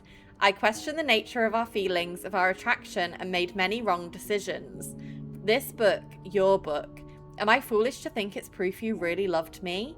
In any case, I hope you are well, and I am happy to see you accomplish your dream of becoming a writer. Oh, Anne. Murder might be a bit much, but you deserve some kind of justice. Dear Marcella, I didn't expect you to reply to my letter, but I'm happy to see I was wrong. Your words have comforted me in a time of great distress. If only Louis was half the man you say Hector is. He has quite a temper and hits me frequently. I'm willing to put up with it as long as he doesn't hurt Michael, but there are some days when it becomes almost unbearable. The other day I dreamt of our first date. We were watching The Postman Only Rings Twice Again, but suddenly we were in the movie. You were Lana Turner and I was John Garfield, and we were both plotting to kill my husband. Have few things to do, leave my lurk and come back once I'm done. Thank you so much for the lurk, Don. I appreciate it. I hate to admit it, but I almost hope it was premonitory. To answer your question, I do still have our box. My brother is currently in Atlanta for work, and I was thinking about going to see him with Michael next month. If you're able to meet me there, we could open the box together and laugh at the silly things we thought were important all those years ago. I hope to hear from you soon. Très sincerement, A. P.S. Do you remember that secret language we invented so Sister Miller couldn't understand the notes we passed during class? I still do. I do like a happy ending. I just hope that's where your story is headed. Dear Marcella, thank you for sending me a signed version of your latest novel. I think it's your greatest work yet, but I do have a few comments to help make the next one even better. First, I believe Rose should be more concerned with what she deserves than what her husband deserves. He may not deserve the pain she will cause by leaving him, but they both deserve to be happy, and they won't be as long as they remain together, as long as she doesn't listen to her own needs. Also, I think it would be great if your next novel ended on a more positive note. Imagine if Rose left her husband and rode into the sunset with Eve. Imagine they went to New York or Los Angeles, someplace where people like us are tolerated. Imagine if they got to have their happy ending. It would be the best story ever. I hope you will consider it. P.S. I know you say invisibility protects us, but don't you just wish to be seen sometimes? Wouldn't you like people to know you are Bridget Boswell? To recognize you on the street? To recognize you for her work? Why not publish your next novel under your own name? Oh, so you came to Montreal under the pretense of celebrating your wedding anniversary. But all along, you meant to reunite with Anne. So he wasn't the cheater, she was. Dear Marcella, I left the house, I left Louis, I couldn't take it anymore, I couldn't lie anymore. How do you do it? How do you manage to live a double life, to hide your work and your novels from your husband? I had so much less to hide, and yet, Michael and I are staying at the Clarington until we find a place to stay and the divorce is done. I don't know how long it will take. Could you come and see me in Montreal? I need you by my side right now. P.S. I wouldn't put it past Louis to scour every hotel guest book in the region looking for me under his surname, so I've registered under the name Beaumont. Oh, that is T.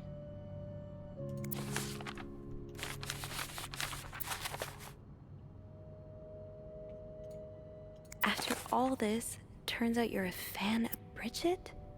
Of Marcella? That's a lot sweeter than I expected.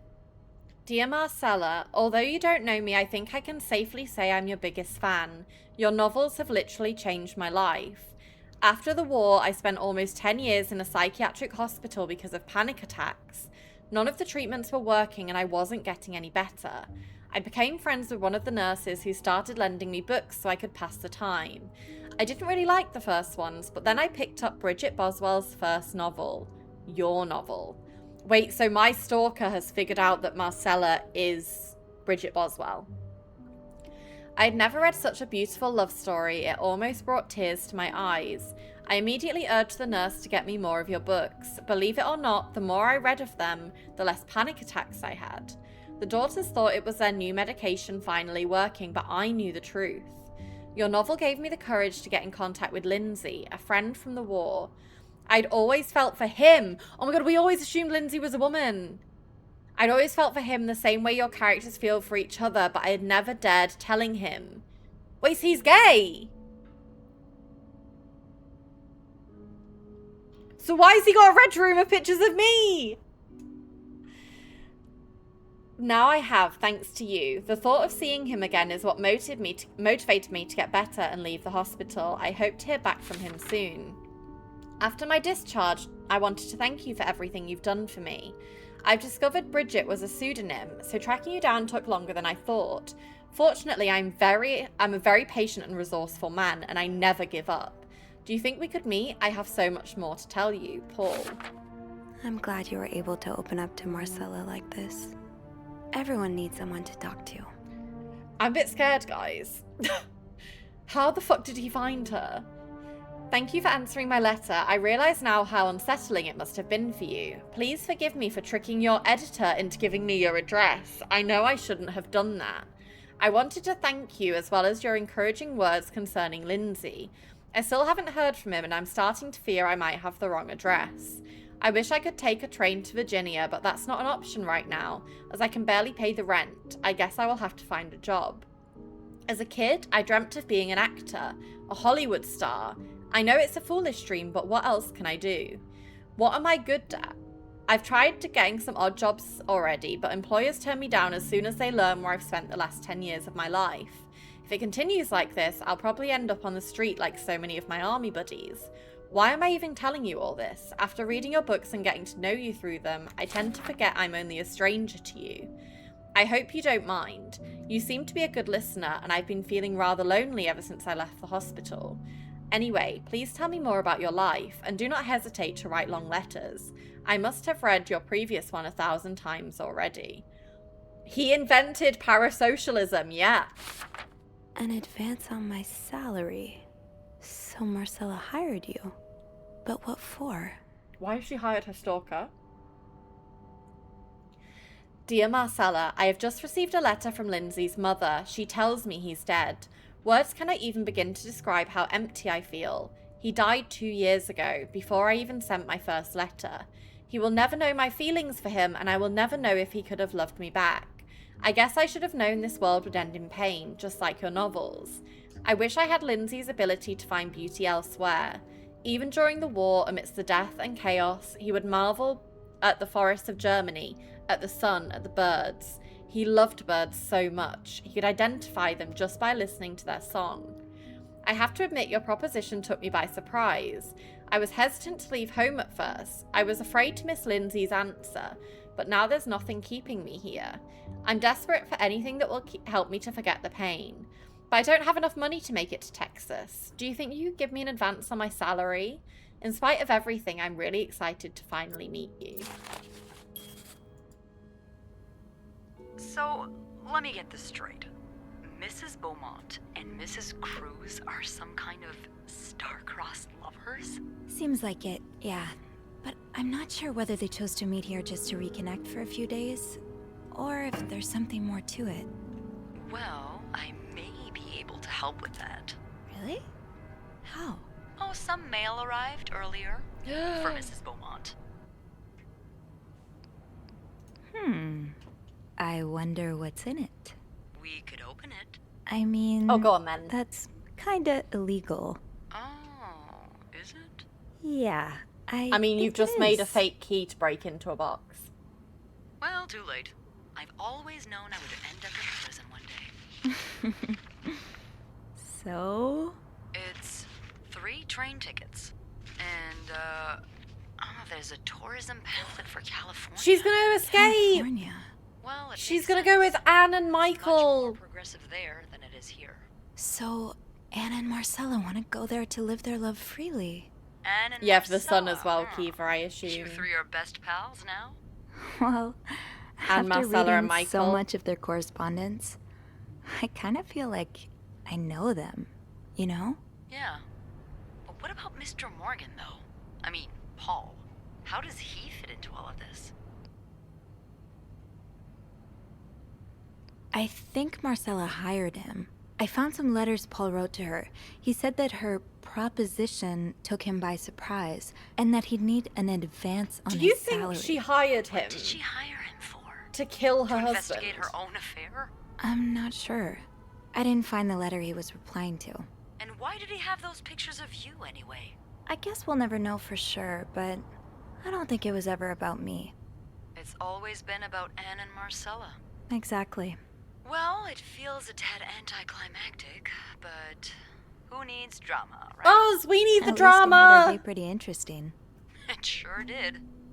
You know, after today, I think I get why you're so interested in the lives our guests lead. I try to forget they exist as soon as I'm done interacting with them. But once in a while, it's nice to remember that, well, even the most put-together person could be an absolute mess on the other side of the door. And who are you behind What about closed you? doors? Who is Beth Lambert when no one's looking? I like to think that with me, what you see is what you get. But maybe an extra snoopy super sleuth could uncover a few more layers. Maybe ones I didn't even know I had. Challenge accepted. Maybe we'll be getting 2 tickets to Come California. see me when your shift ends, alright? California leave together girls, if you they're want. unforgettable. If we're able to. With all that snow, I'm thinking maybe we'll have no choice but to spend the night No, here. no, no. I'm not sleeping Ooh, a here. sleepover. We could set up a pillow fort on the mezzanine. A pillow fort? We do work in a hotel, you know. There are actual beds. God, everyone's here. going to be doing the I know, hanky-panky. but Linda and isn't my way Bernard, so much more us fun? and Beth. Well, we could take a page out of Michael's book and decorate it, and then spend the night throwing stuff at Bernard whenever he comes through the lobby. Oh, now you're talking.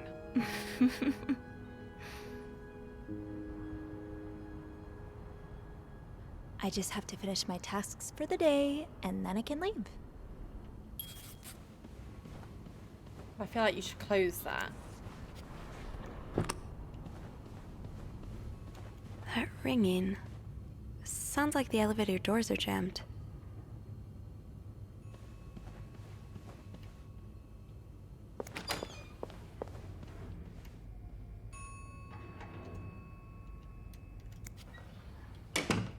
I don't want to go down here. There's blood!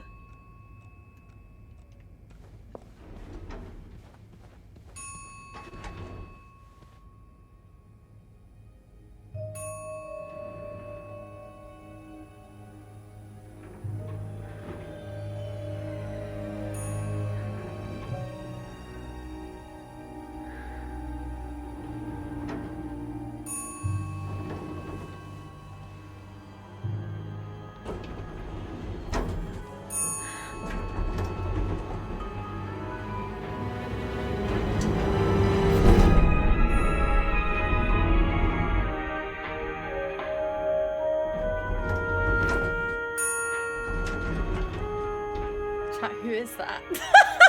Is it Bernard?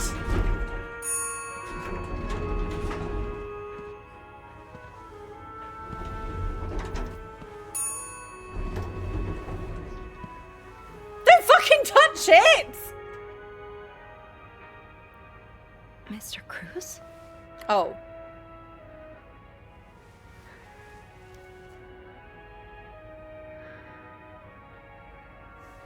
Mr. Cruz. Well, I don't think he's Oh, God. alive, sweet. Oh God, what happened? Is this about... Dear Mr. Paul? Cruz, thank you Does for that reporting that guest's unacceptable behaviour. We will look into it as soon as possible. However, I regret to inform you that we cannot divulge a guest's personal information, regardless of that guest's behaviour. As I'm sure you will understand, we are very concerned with our guest's privacy, and our staff prides itself on its discretion. Please contact us should that guest bother you again. Mr. Cruz's life insurance policy. Why did he have this on him? I told you!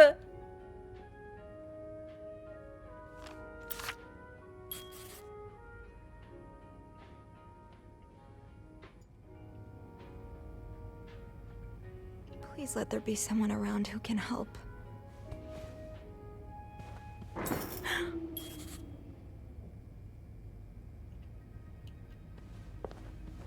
I don't like it.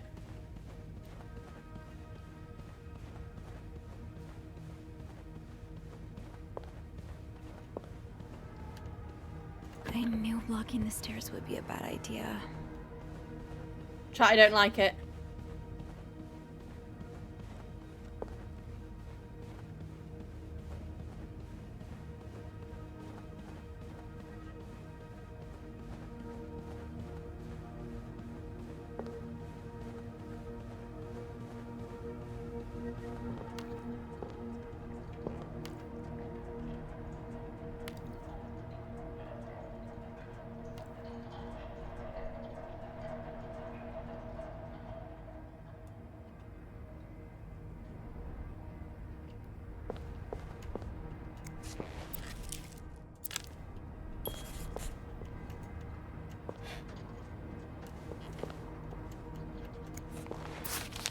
Poor Paul.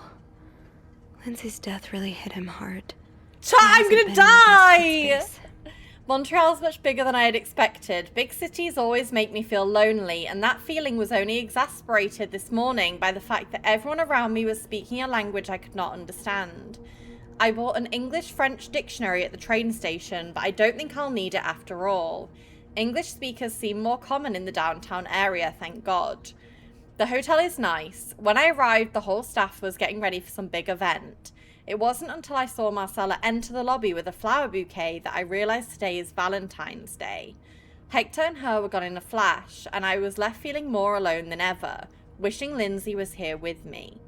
Helping Marcella out these past weeks has been a great distraction, but it still hurts so much every time I think about him. I'd hoped the pain would have gone by now. I'll probably need a double dose of Miltone to sleep tonight. So Paul just needed to pass the time while Marcella was away. That's why he was observing us. Today I wanted to follow Marcella and Hector out of the hotel, but the sidewalks were so packed with people that I started having a panic attack. I tried taking a cab, and that's when I realized I was all out of money.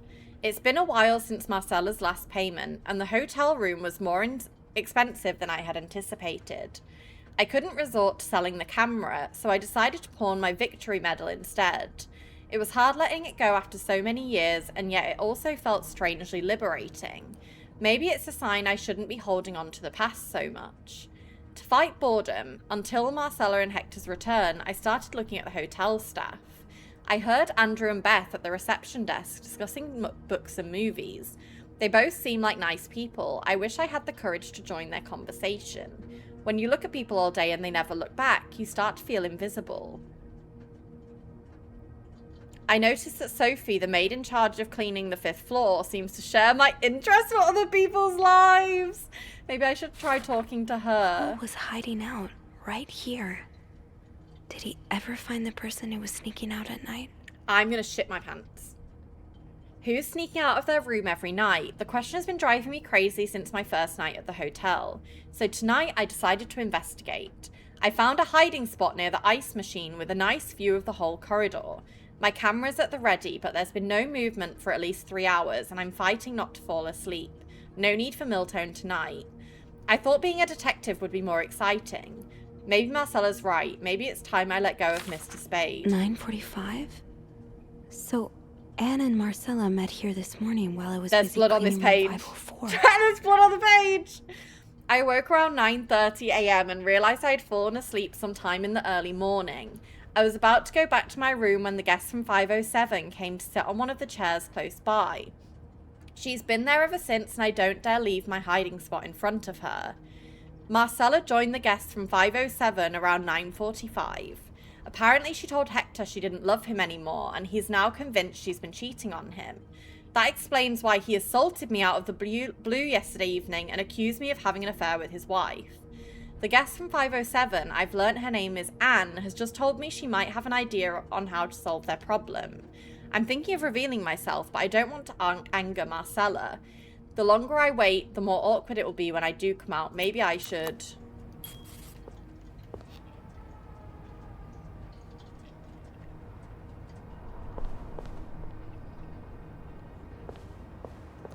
I have to get the power back on.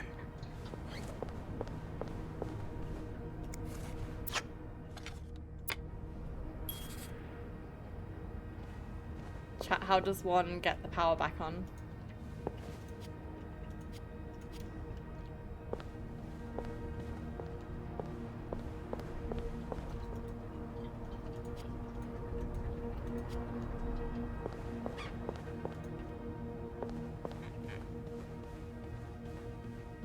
I'm really scared. Chat, can someone hold my hand?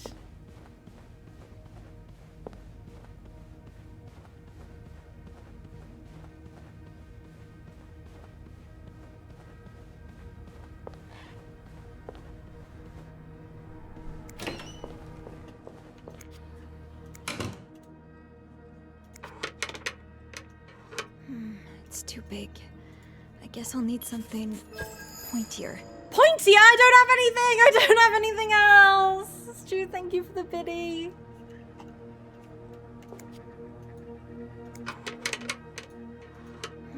It's too big. I guess I'll need something pointier. Think, Sophie, think. What can you use to open the fuse box? That, whatever that is. Boom! No. Anonymous, thank you for the 100 bits. Chat, I'm gonna crap my pants.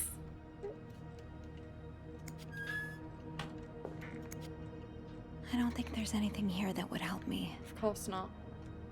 Might need this to restore power. Please! It's too big. I guess I'll need something Chat, pointier. what the hell is pointier? I don't want to open the door! Maybe an ice pick could pry open the fuse box.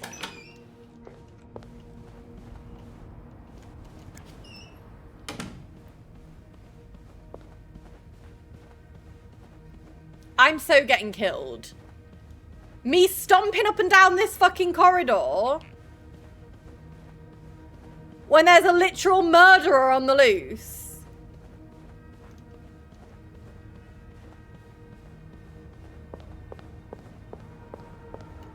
Okay. This looks like something I can use to open the fuse box. I'm just doing a fucking catwalk up and down. I'm doing a catwalk up and down when there's a murderer.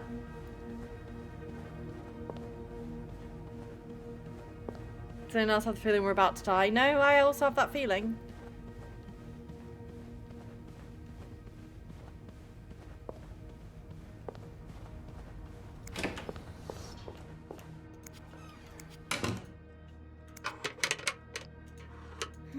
It's too big. That worked, thank God. Now, to get the power back.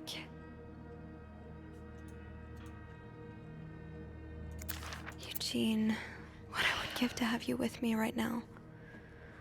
There's a power outage Your and I'm note busy will have to preventing make another do. part of the hotel from collapsing. Here's what to do. Check fuse box plan for a required amperage of each socket. Remove all blown fuses from sockets, usually blackened. Screw in new fuse sockets.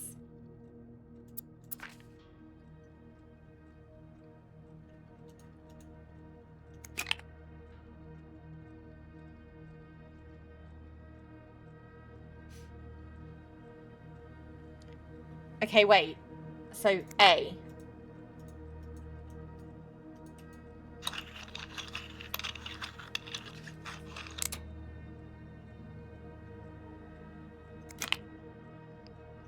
G.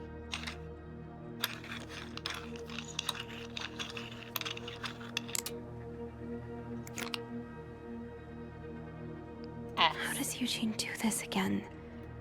Fuses. I don't think there's anything here that would help me. Getting the fuse box open was half the battle. Now I need to take a look inside. No, but I don't have the And how does fuse I Eugene do need. this again? Fuses.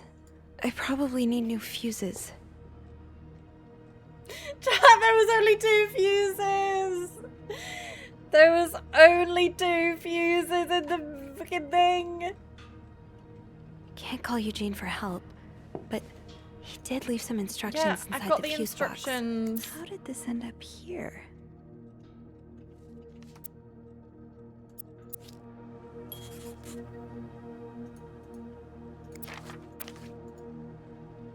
Getting the fuse box open was half the battle. Now I need to take a look in. How does Eugene do this again? No power. How does Eugene do this again? Fuses. I probably need new fuses. Chat.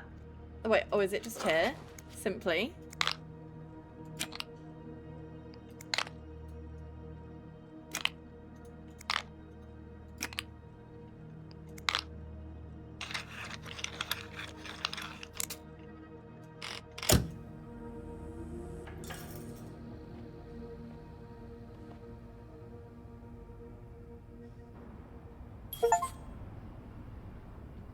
Power's back. Now I should go down to the lobby. Call the police. I'm so getting killed here. I'm actually gonna shit my pants.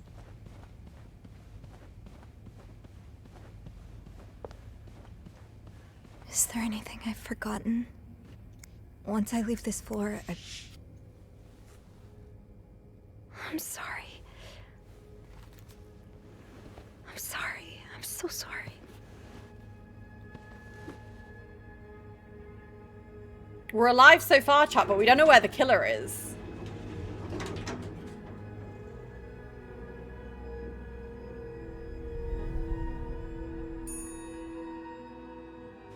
I'm going to shit my pants.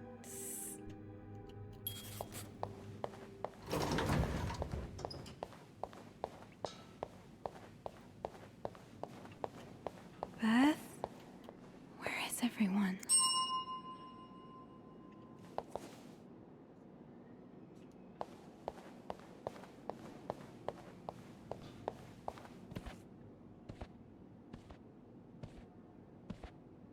I'm so getting shot, chat.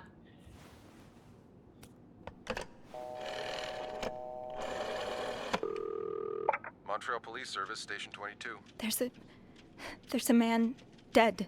He's been murdered. I need the police. Please stay calm, ma'am.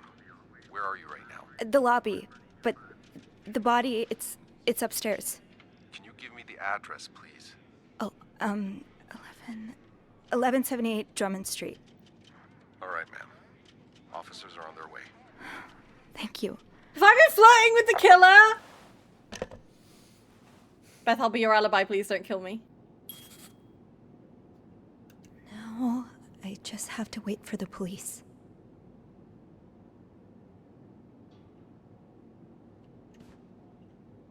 Okay. It's okay, Sophie. The police will be here soon. They'll take care of everything. Do I just wait here?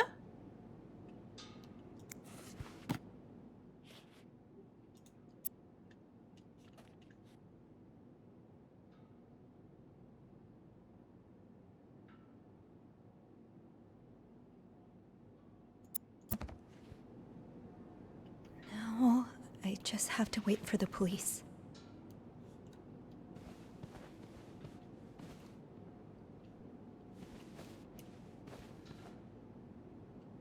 It's okay, Sophie. The police will be here Chat, what soon. do I do? They'll take care of everything. Okay.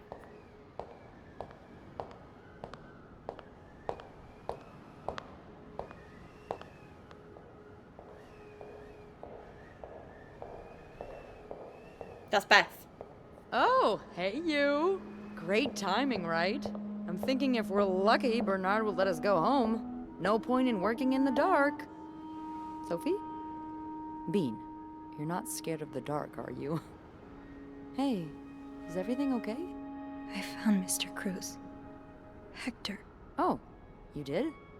What was the bloke up to? You don't understand. I found his body.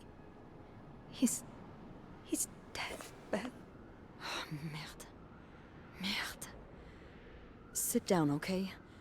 You look like you're about to faint. Why is she not more freaked out?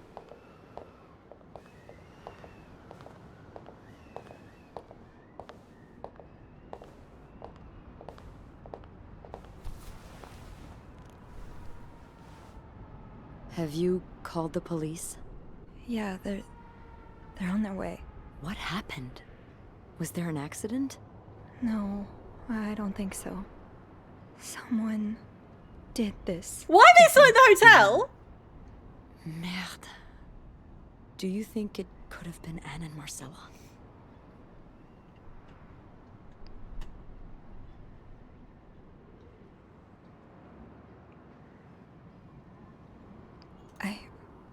I found something on Hector that would point to that. Yes. Wait, so you touched the body? The dead body? Yeah, I did. I didn't... I mean... Yes. Kind of. Sophie? Rule number 1 when stumbling Yeah, I did upon touch a it, dead so sorry body. about that. Do not touch. It could really get you in I trouble. didn't touch the murder weapon though, which is probably that fucking gun. So, what did you find? There was this letter that made it sound like Marcella would get a lot of money from her husband's death. Throw the affair into the mix and you get a pretty good motive. That's what I'm thinking. I'm probably going to hell for saying this. Who am I kidding? I'm going to hell anyway. But I can't really blame her if she did it. I'm not sure I'm following. You can't blame her for murder. If it was the ice pick we cooked. I'm not. Just... women like Anne and Marcella have so few options. It's like the world is designed to keep them apart. Beth. Oh, you know. You know. I've been with a woman before. Ziva Rivers. She's a photographer in New York. We were together for a while, and I was so in love.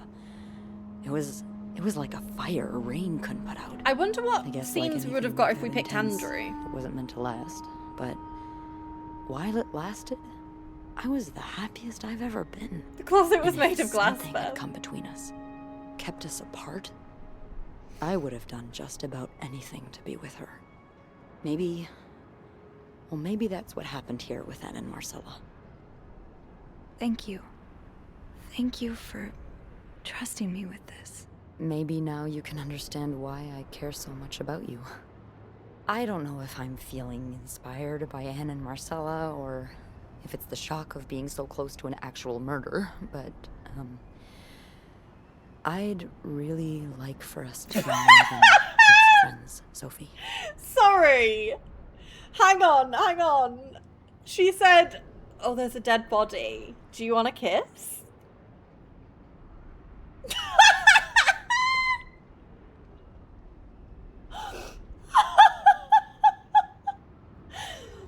Oh my god, murder?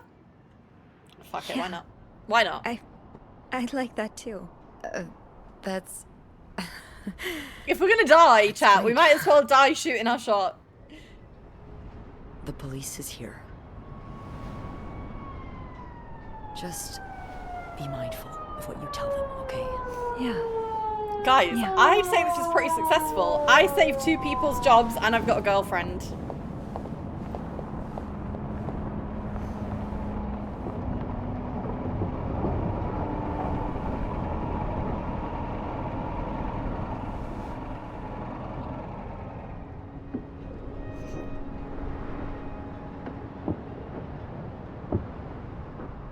Miss Roy? Miss Roy? Miss Roy! Oh, sorry. Okay, we're alive, I chat. was We didn't distracted. get shot. I really need you to focus right now. I don't want to be here all night, and I'm sure you don't either. No, not No. really. No, I don't. So, as I was saying, We're trying to ascertain the circumstances of Mr. Cruz's death. Can you tell me how you came to find the body? I was cleaning room 509 when I heard the elevator bell ring. Again and again and again. I thought maybe a child was playing with the doors, so I went out in the corridor, and that's when I saw him. All the blood. Honestly, scary with Why was the elevator bell ringing? I'm sorry? You said you heard the elevator bell ring. Why was it ringing? I assume it wasn't a child after There's all. a fucking dead body in it, mate. Why would I lie about that? Well, Mr. Cruz's body was preventing the doors from closing. Really? When we found the body, it wasn't that close to the doors. Oh, the stairs are blocked because of the renovations, so the elevator's the only way out of the 5th floor. I had no choice but to move the body. Just a little. Ah, so that explains the traces we found. Thank you for clearing that up. Thank God. So, what did you do after that? Well, that's when the power cut. So I had to go to the janitor's closet. To access the fuse box. Exactly.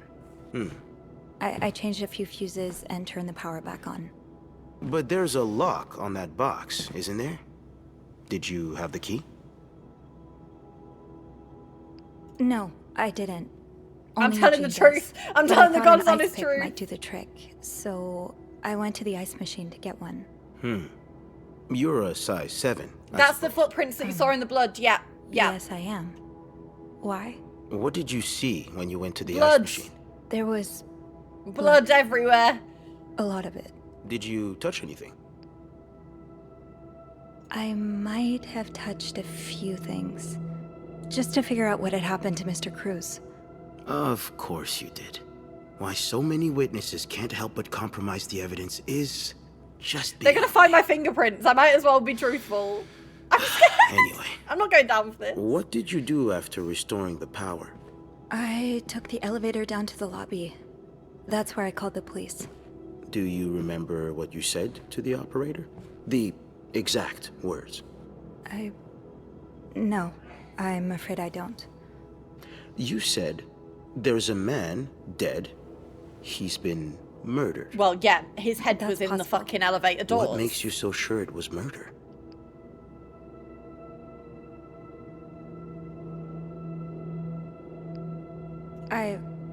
I just assumed. I'm gonna lie about What that. with all the blood. I'm afraid I don't believe that, Miss Roy. It's more than an assumption, isn't it? I'm not sure I understand what you... I know you like going through your guests' personal belongings. We found pictures of you snooping around. Oh. Now, unless you want me to arrest you for violating your guests' privacy, I suggest you tell me everything you know. All right. Let's start with the victim's wife, Marcela Cruz. Apparently, she left in quite a hurry this morning. I've touched everything, What can you chat. tell me about her?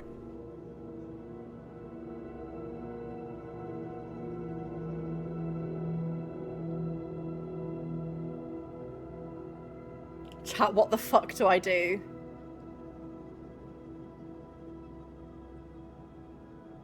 They know, chat, they know.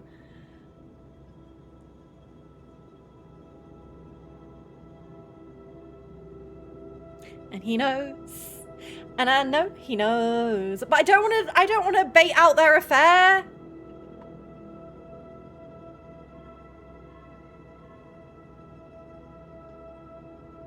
She's having an affair, but it's not what you think.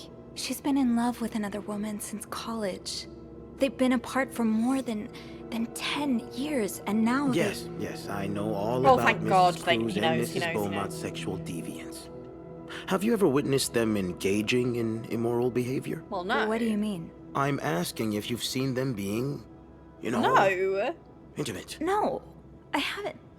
No. And did you hear them discuss their deviant ways in front of Mrs. Beaumont's son, perhaps? Deviant? Imagine what kind of effect such perversion can have on a young child. No, I didn't hear anything. Did you hear them express their hatred of men? No. Did they ever talk about using violence No, against men? just 'cause they don't wanna Did you hear fuck them you. speak ill of Mr. Cruz?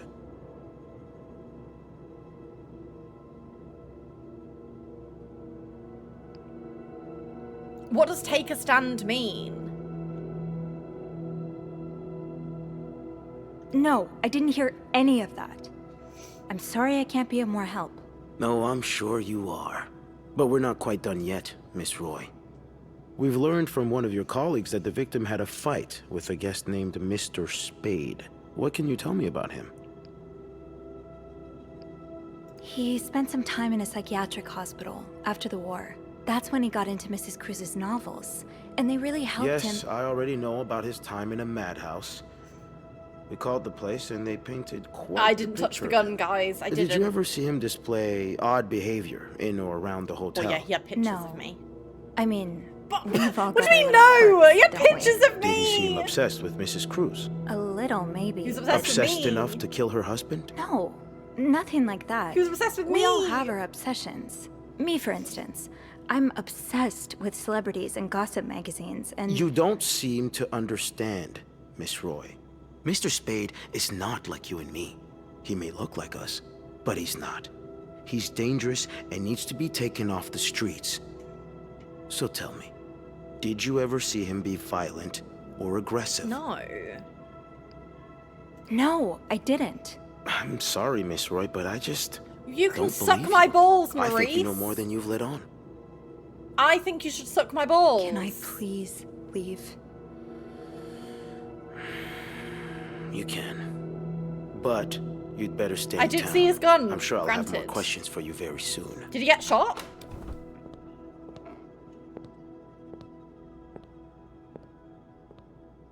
I don't know how through we are. What do you mean I'm going back to the hotel? Why am I going back to the hotel? Please? Hello? Hello?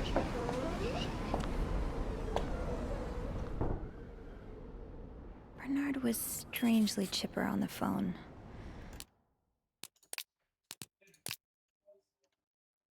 That We're can't be a good 94%. sign. I guess I'll know soon enough. Let's go see what Bernard wants. The atmosphere is so different in here. It'll probably be a while before the hotel reopens. Ugh, go to hell. Beth, Hey, are you okay? I'm out of a job. But other than that, yeah, everything's just peachy. What? No, I hope you're luckier than I am. Come join me when he's done with you, all right? I'll be questioning my life choices on the mezzanine. yeah. Yeah, okay. I don't want to wander around the hotel.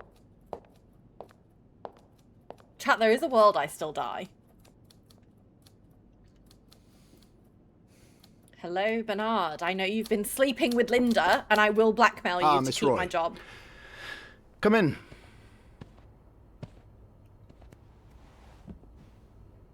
I suppose you know why you're here? I would guess it has something to do with the murder. Well, you'd be right about that. We've been getting a lot of press lately, and not the good kind. No, but I want to I leave. wouldn't expect you to I understand don't the want him to position I'm fire in, me. but I assure you, it's quite uncomfortable to have one's life's work blown away like that. All thanks to some sexual deviance and a nut job. I think you're a sexual deviant, It's obvious to me Bernard. now that I haven't been firm enough. For guests of such morals to be comfortable booking a few nights here and committing such a horrid act? Now, things need to change. This means elevating our standards to the highest possible level, and it starts with the people working What here. about Linda? It starts with you. With me? Yes. From what I've heard, you've been quite the exemplary maid lately. Clean rooms, satisfied guests. I take my job very seriously, sir.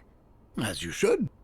We'll see for the future, but for now, you'll be allowed to continue working here.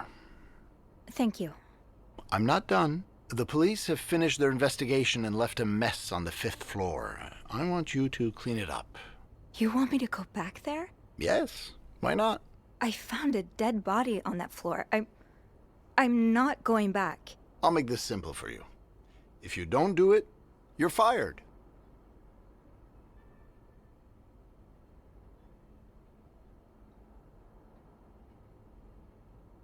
Shall I quit? You can't fire me. Because I quit.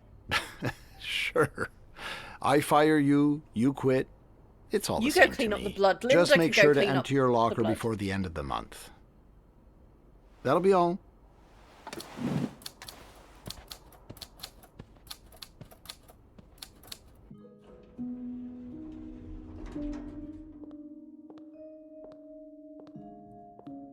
I know, I wanted to blackmail him about Linda. Hey. Hey. What a week. Yeah. So, what did Bernard want with you? Well, he was being kind of a jerk, so I quit. You what? I quit. I figured there was no point in staying if you were leaving. I appreciate the solidarity, but you really didn't have to do that. I think it's for the best. Did Bernard say why he was firing you? Ugh. He was going on and on about keeping deviants out of the hotel, so I may have lost my cool a little. A little? I told him I was one of those deviants he was so afraid of. He froze for a moment, then showed me the door. So, what's next for you? I think I'm done working under Bernard's or Linda's. Maybe it's time I become my own Bernard. Minus the fascism, of course. I could see myself owning my own establishment, one that caters to the right kind of crowd. Believe it or not, I do enjoy the company of people, just not, you know, the stuck-up, entitled clientele of this prestigious hotel. But maybe if I were behind the counter of, say, a bar, instead of a reception So she wants to be a bartender? I don't know. Is that silly? No, it's not. In fact, you'd be perfect for it. You're the most charming person I know. Oh my god, what if we kissed? Bernard would hate that. Thank you. I'm really glad you're in my life. Me too.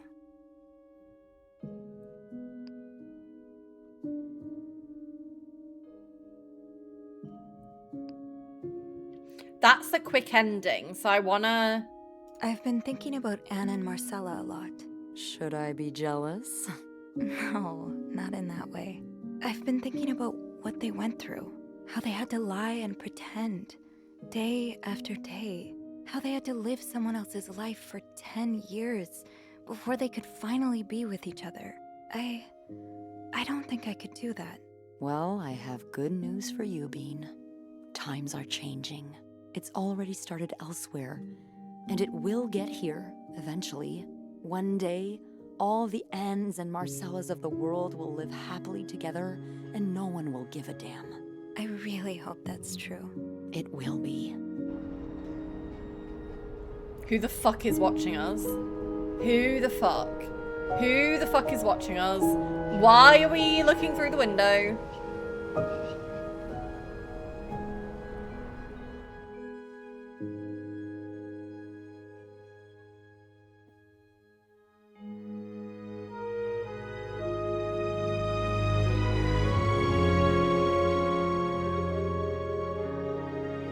The life of an American tourist was cut tragically short. I wanted to read!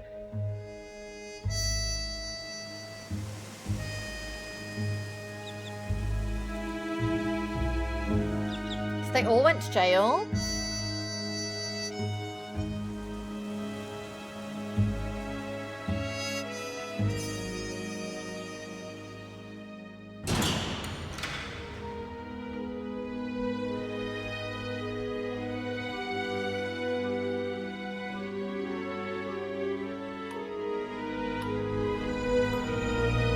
No, the evil man got the little boy. Wait, was there a way to keep them out of prison? Oh my god, if I'd have thrown away the evidence, would it have kept them out of prison?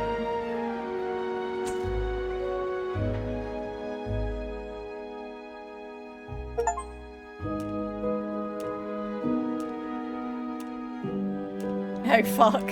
Yeah, you chose to quit your job and now you've got no money. All's well that ends well. Oh my god, wait, is that us and Sophie?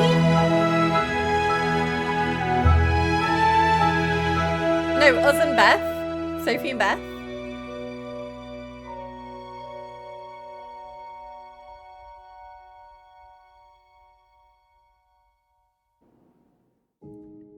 Oh my god, that was so good. I do wonder if I'd been throwing away the evidence as I went, would they have escaped prison?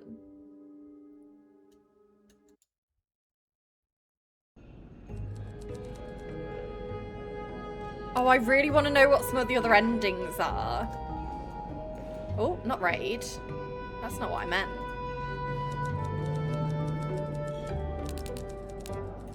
Okay, wait. Other possible endings for the bed we made.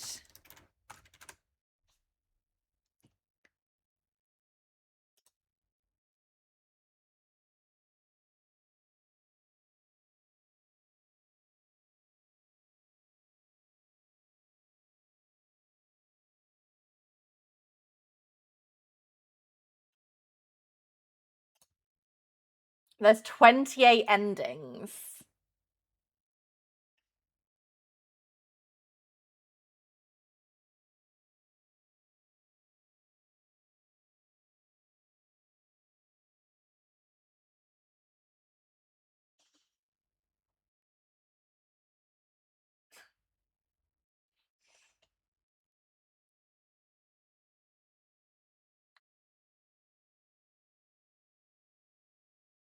Wait, so, okay. If I'd have thrown stuff away, I think I would have got arrested.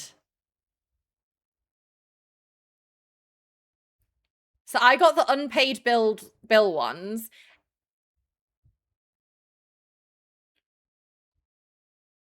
If I tried to protect Anne, Marcella, or Paul, I would have ended up in prison.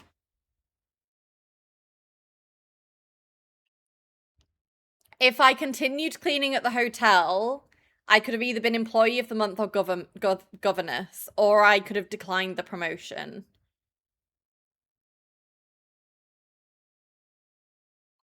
Then there's different ones for if I chose Andrew.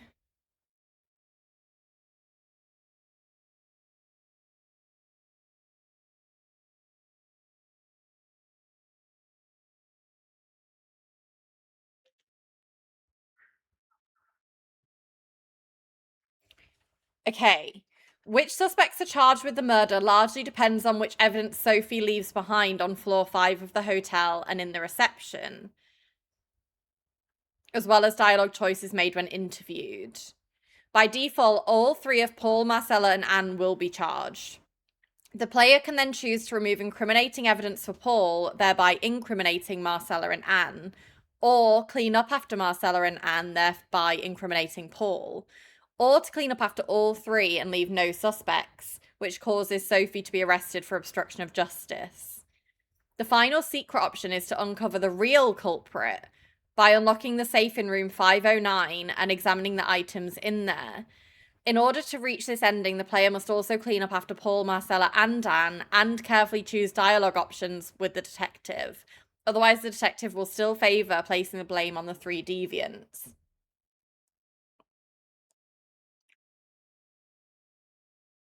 If the player didn't protect Marcella and Anne, they will be shown on the front cover of the newspaper as being charged for murder and behind bars. Michael will be shown looking grim with the sinister figure of his father and dog beside him. If the player chose to protect Marcella and Anne, they will be shown together with Michael boarding the train and then enjoying a sunny beach while Michael builds a sandcastle. If the player did not protect Paul, his ending montage will show Paul's face in the newspaper as being charged for murder, watching birds from behind bars, and Lindsay's grave being unvisited except by birds, which is what we got.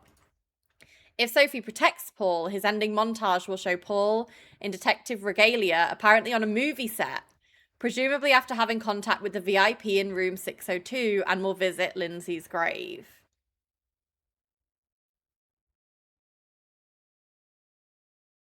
Wait, who the hell is Samuel?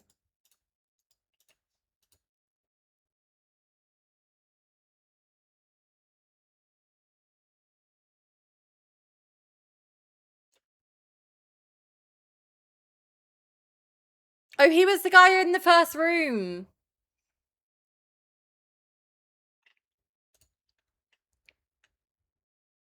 If the player protects Marcella, Anne, and Paul, and with the right dialogue choices implicates Samuel, his silhouette will be shown in the newspaper as being charged for the murder. Oh, and then there's different endings in terms of the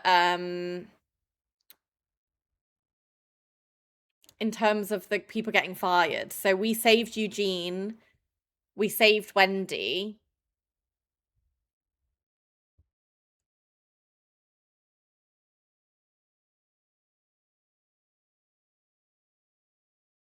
This was so good. Chat, thoughts on us doing the DLC?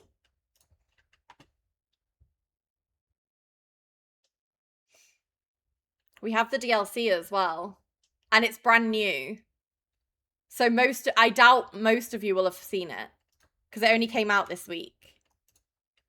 Lost and Found, This Bed We Made. So this is set after, I think. I see you've worked as a hotel maid before, so... Lost and Found is a standalone short story game taking place aboard a 1960s transatlantic ship. Play as Sophie Roy in her new job as a stewardess and help solve a curious series of thefts in this narrative-driven mystery set after the events of The Bed We Made. Hi, Nat. Okay, it's nearly downloaded, guys. So the original game is This Bed We Made, and then Lost and Found is like a new DLC that's come out for it. Guys, this is thrilling. Oh, I really enjoyed that.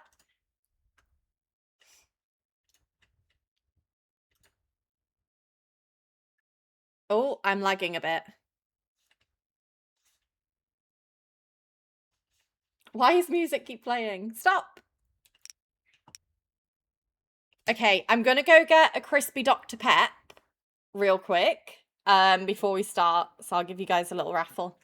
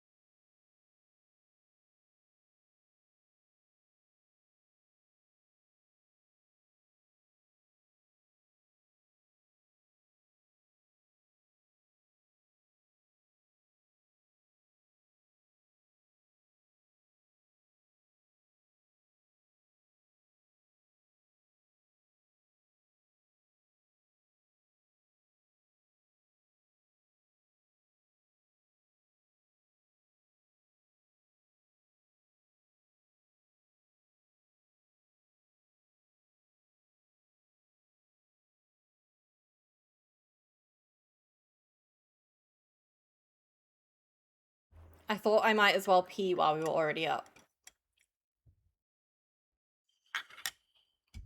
Guys, I think that's been one of my favourite games I played this year. I love this kind of game, like the mystery, murder mystery, thrillery kind of games. And I especially liked that it wasn't, like, there wasn't any, like, chasing or anything. I liked that it was purely, like, investigation and, like, strategy almost. I would definitely play more games like this, yeah. I took a very short nap and you just scared the hell out of me. Surprise! Okay, content warnings for this one, guys. Alcohol, blood, cheating, infidelity, cremation, death, depression, family conflict, funerals, homophobia, kleptomania, mental health issues, military service, murder, PTSD, terminal illness, war. Oh, Teresa, you have to go into Fossabot and add it as a game. So if you go Fossabot, to the trigger warning command, edit, and then in the games section, you need to add this bed we made as a game. Well, this bed we made is already on there, but the lost and found one. I can have a look.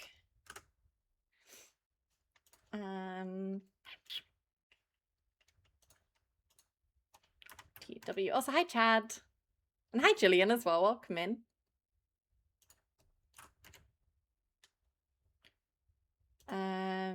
Game conditions, lost and found. All done. Gillian, honestly, it's been so good. And if anyone was considering getting it, there is different endings that you can get. The ones that I was just reading wasn't even all of them. Basically, every action you take in the game can give you a different ending. It said there was like 28 possible outcomes for the story.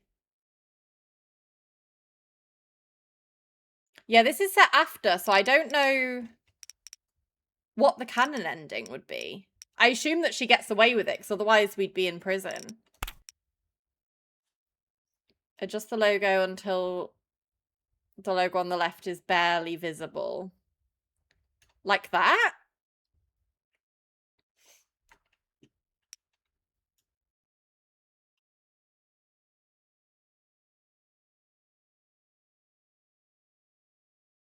Yes, it's done, Teresa. So it'll go on a timer now that we're in the game category.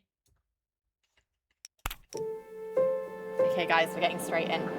No need to pin it, Teresa, because it'll go every, like, 10 minutes or so. It'll go.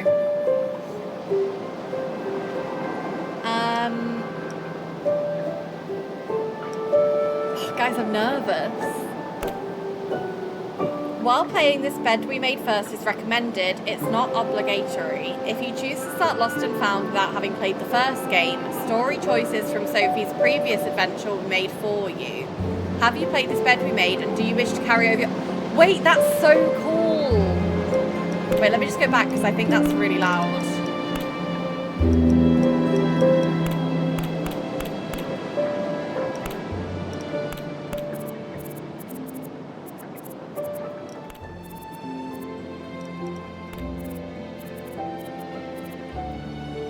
Is that better?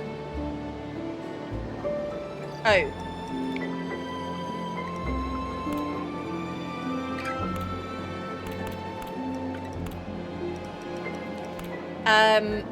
Wait, guys, this is really cool.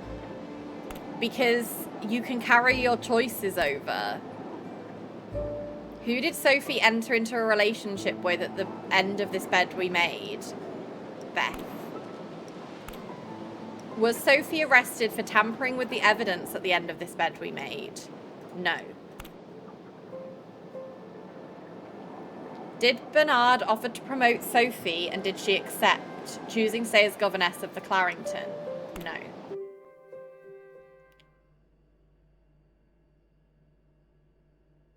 Well, Gillian, this is a brand new DLC, so this one was released like 3 days ago or something like that, maybe 4. So this one will be a brand new story. I do need to say, I did get gifted these codes, but there was no like the review of it is my own opinion. There's no like obligation or anything. So, this is your first time working on a ship? It might be my first time working on a ship. But I've been on the water since I was a kid. I spent a lot of time on my grandfather's sailboat. It's kind of funny, actually. It was named Ariadne's Legacy, and now... And now you're on the Orpheus. From one Greek myth to another, hmm? Exactly. Well, maybe it was fate that brought you here. I don't know where Beth is. Yeah. Maybe. I see you've worked as a hotel maid before, so you shouldn't have too much trouble with the job. The main difference between a maid and a stewardess is that, on top of cleaning the passengers' cabins, you'll also have to bring them coffee, deliver telegrams, that kind of stuff. I think I should be able to handle that. I'm sure you will. So, do you have any questions before you start?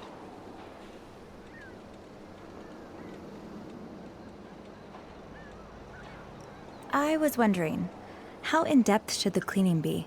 Well, the cabins should be thoroughly cleaned at the end of each trip. But during a trip, you just have to do the basic stuff. Make the bed, empty the garbage cans, the ashtrays. Perhaps clean a few stains here and there. That sounds pretty straightforward. Any other questions? You talked about bringing coffee and delivering telegrams? Yes. If a passenger asks you for tea or coffee, there are little stations throughout the ship where you can prepare it. If they want anything more complex, you can direct them to the lounge or the bar, depending on the hour. As for telegrams, the purser's desks usually takes care of them, but when they're busy, they may leave a pile of them for you to deliver. All right. She might be working at the bar. Got it. Is there anything else? Nope. I think everything's quite clear. Thank you. I'm excited to be part of this crew. And we're excited to have you, Miss Roy. On behalf of all of us, welcome aboard the Orpheus.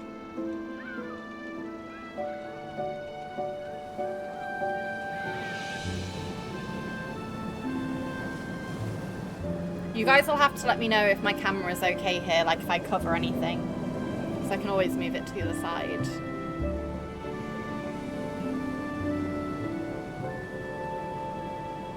One month later. Oh, we're still reading gossip magazines. I like the little details so far.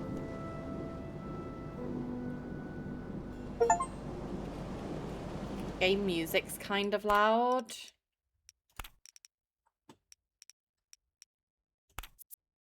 I've already turned it down quite low.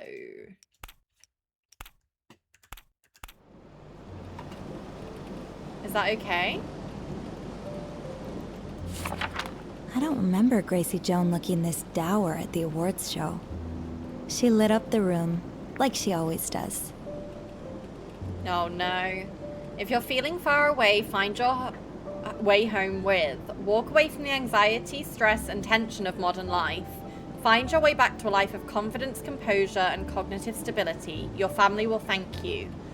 Therapeutic treatment for the care of emotional and mental faculties is no longer confined to psychiatric hospitals. Serotonin oxazepam is the new standard self-administered personal maintenance. Relieve symptoms of psychiatric duress and help restore cognitive function whenever the need arises from the comfort of your own home. Serotonin oxazepam. While rare, should you experience side effects such as prolonged drowsiness, dizziness, vertigo, nervousness, insomnia, palpitations, tremors, altered libido, or overt psychotic behavior, reduce your dosage and seek the counsel of your healthcare professional. Christ. Wait! Pit Pot's Sugar Frosted Pops is the same cereal from the first game as well.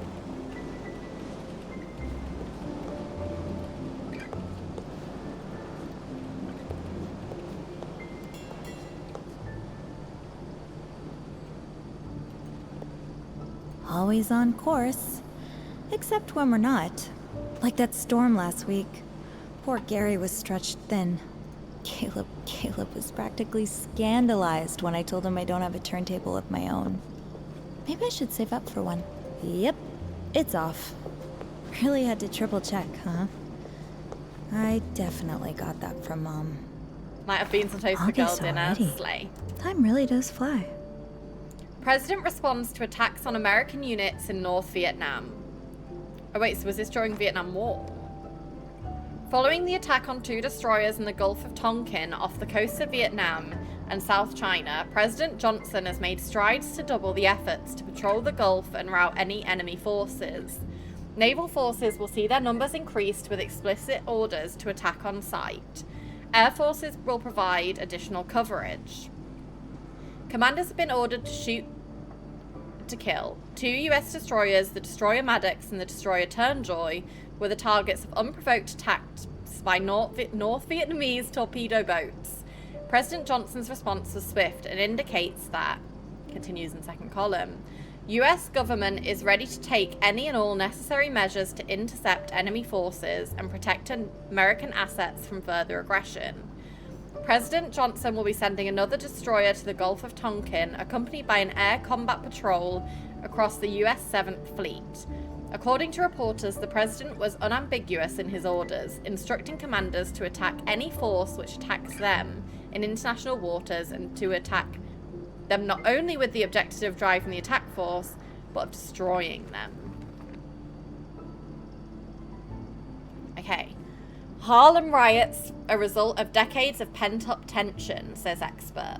Dr. Harrison Taylor, a professor of sociology at NYU and author of several books on race relations, reminds us that the riots that took place over the course of the last few weeks in Harlem stemmed not from a single isolated incident, but from the decades of pent-up tension and injustices.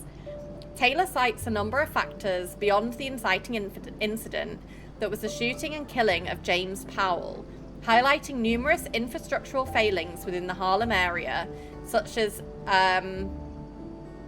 that meant to be death? As the death of educational, recreational, and health facilities, the common occurrence of overcrowding and rent gouging in residencies, and the discriminatory practices of employers and service providers. If we can't, or is more likely won't, address the root cause of the underlying dissatisfaction shared among Harlem residents, we will reach this inevitable boiling point again and again, Taylor warns. Hi Pumba, welcome in, how we doing? It's so sweet of Gary to bring us leftovers from the restaurant. I want a pastry. Can't imagine Bernard doing anything. This machine probably eats up a huge chunk of Teresa's pay. Good thing I don't smoke. Oh, Caleb's been a great piano teacher, but it might take a while before I'm able to play this one. Wait! Guys, we've got a letter from Beth! Dear Bean, when we made things official, I didn't expect to find myself in the position of the lonely Navy wife writing sappy letters to her absent paramour out on the ocean. Look what you've done to me. It goes without saying, but I miss you every day, Bean. I look at that picture of you in front of the Eiffel Tower whenever I'm having a bad day. Knowing that you're out there, seeing the world, living your dreams, it puts the biggest, silliest smile on my face. I should bring it into work. It might make the bar a little less gloomy. To answer your question, well, I need at least 3 more sheets of paper. I'd love the bar, I do. But it's like for every leak I manage to patch up, another one springs up, literally and figuratively. But you know me, I never give up. Even against better judgment, I'll have this place all fixed up in time for our next date night. So Pumba, we just finished the base game of this, which is called The Bed We Made, or This Bed We Made. And it was basically, we were a hotel maid and we had to go solve the clues around the hotel, and ultimately there was a murder. And we were being stalked by one of the guests. So you had to like go into all the rooms and like get all the clues. And now we're working, this is the DLC. So we're now working on a boat and doing the same thing. Sophie, when the time is right. We've read that. There you are. Key? Paris was we went to even Paris. More amazing than I thought it would be. Yeah, so one of the guests had a red room I haven't seen. with pictures of us.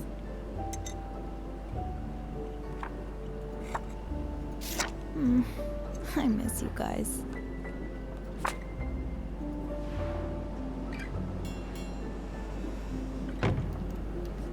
Can I snoop in anyone else's? So basically it's a game of snooping.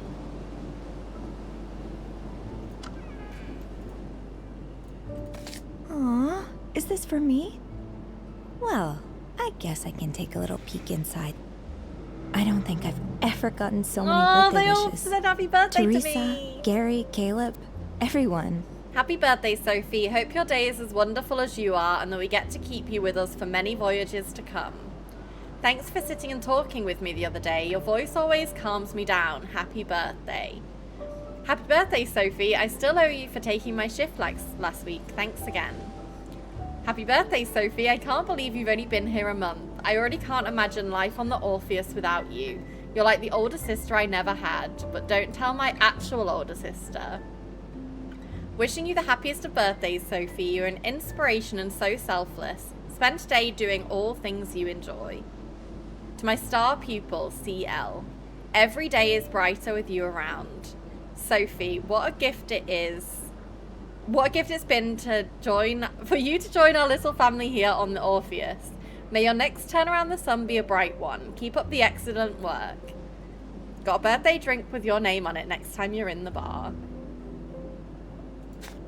Guys, do you know what makes me really happy? We were getting like low-key bullied at our last job. And now we've got friends.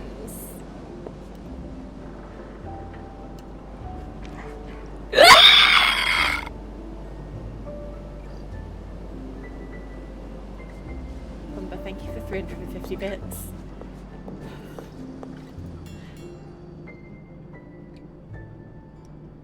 I think we can leave the break room. Ah! Sophie, A man! there you are. Gary, Caleb, is everything all right? This looks serious. It's not that big a deal. Well, maybe not, but it's worrisome nonetheless. What's going on? We're in a bit of a predicament. Caleb? I have this rosary. It's a gift from my mother. Oh, the one you place on top of your piano whenever you play? Yeah, that's the one. Last night, at the end of my shift, I looked for the rosary, but it was gone. I'm sorry, Caleb. When he told me the story, I connected the dots with some other stories I've thief. heard over the last few days. Staff members mentioning they'd overheard passengers talking about lost wallets and such. I'm afraid one of our passengers is a thief. If you don't know who it is, what makes you think it's a passenger? Couldn't it be a staff member? It's possible, of course, but we didn't hire anyone. Oh my god, am new I the in newest over a month. hire? Since you joined us, Maybe actually. it's me. And the disappearances Maybe I'm the started thief. 4 days ago, right when we left Italy. Although, it's not out of the question that a staff member could have waited this long to start stealing. The timing suggests it's someone who only recently boarded the ship, so a passenger. Yeah, that makes sense. Do you have any suspicions as to who it could be? I left the piano once to go to the bathroom. I was gone for a couple of minutes. Anyone could have grabbed the rosary during that time. I talked to Janice, but it was a busy night at the bar, so she says she didn't see anything. You were looking for me, so I assume you wanted my help. They want me to snoop. What can I do? Well, you see, I can't very well go around the ship interrogating passengers. I wouldn't accuse anyone, of course, but you and I both know our wealthy passengers aren't always the most sensible. I stole Beth's heart. I'm sure it is many true. of them would be deeply offended just to be considered suspects. It would create quite the scandal, and the cruise line would be on my back for all the bad publicity. Yeah, I can see why you called it a predicament. So I was thinking, you could take a more subtle approach. Today, as you clean the cabins, you could keep an eye out for Caleb's rosary. If you find it, as well as any other stolen item, you could return them to their rightful owners. That way, there would be no scandal. And at the next port, I could have a discreet talk with our thief and tell them never to set foot on the ship again. Yes, I think I can do that. Ah, Sophie, you're a lifesaver. Truly. Come see me when you have any news, all right? Alrighty.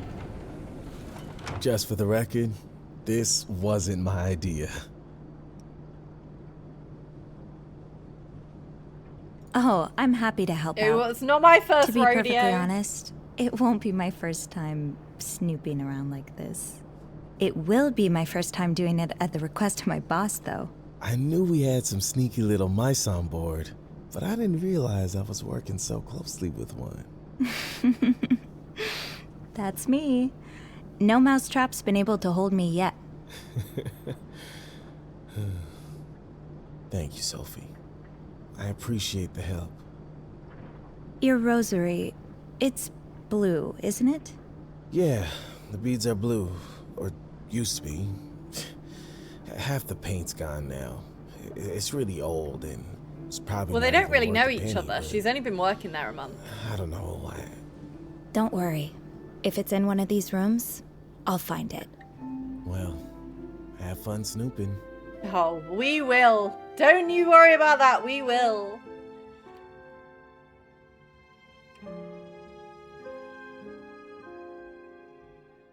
Steward's pantry. Your cabin stewards this week has... Oh, Sophie and someone else.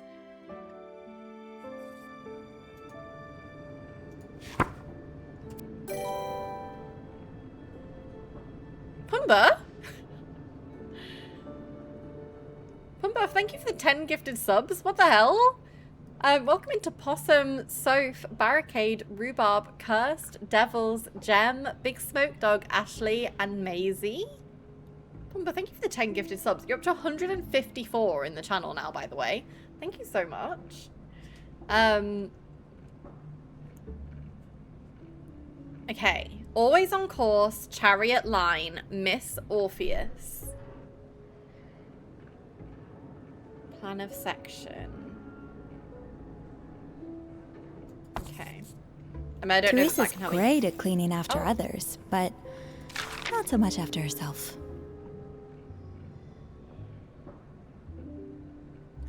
Miss Orpheus to Mr. Grant Hudson.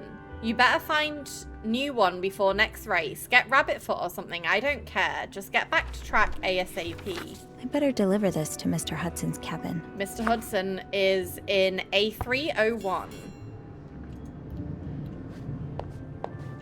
Don't worry, little cup. I'm sure I'll find more glasses in the cabins. Okay, so I have to... You already had your cup for the day, Sophie. You know how too much caffeine messes with your sleep. Okay, I just want to get my bearings of where everything is. Come with me, towels. We can take I'll some find you a spot in the towels. bathrooms. Ah, that's Teresa's lighter. She's probably fretting about it right now. I should leave it in her locker.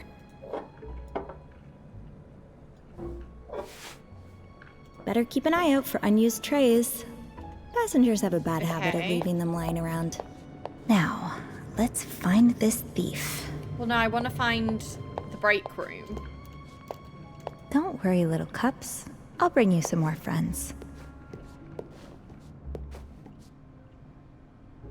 Where the hell was the break room? That's cabins. Darling, it looks like it's going to be a lovely day. Why don't we go for a walk on the deck later, Oh, you noticed. Oh, please, not someone else doing the hanky-panky, please. Please. Devils, thank you for saying thank you to Pumba. Into it. Alright, fine. I may have had it taken out a bit. Just a bit. We can't all look as good as you do, darling. You know what? Maybe we shouldn't go out on the deck. Half the women on this ship would kill me out of envy.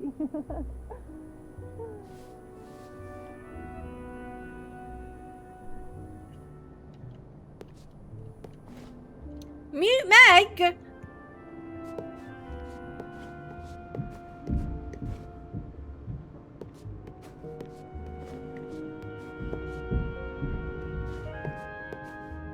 Thank you, Nick. Guys, I heard stomping. I should stick to my section. Plenty of work here. What the hell? Right, this is where I wanted to be. Wait, no it's not.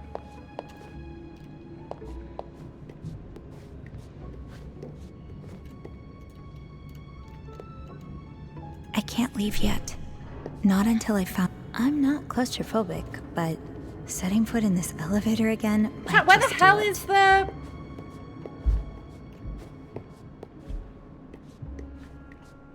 Where the hell is the staff room?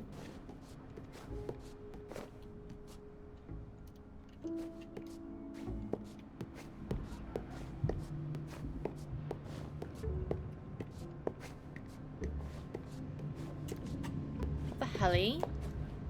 I'm trying to find the locker room.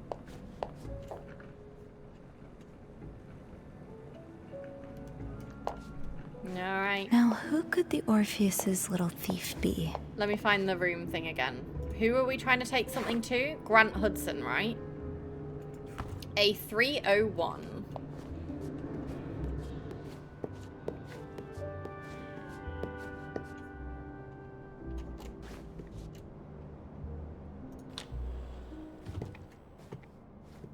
She didn't knock?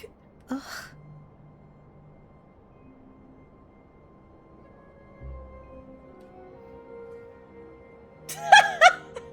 Sorry, room 1. There's blood all over the floor.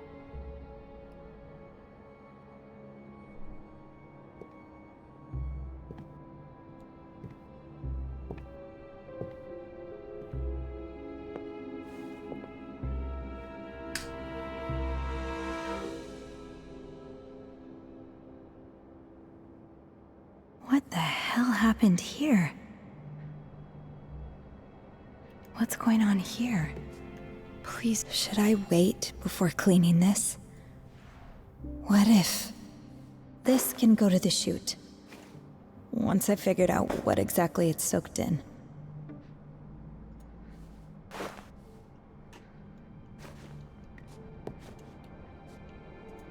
It's locked.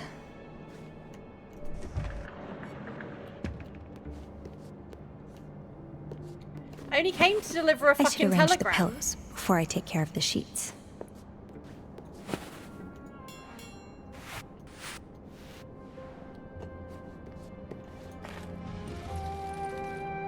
The key, you say? What is that? It's sealed tight. I don't think I'll be able to open it.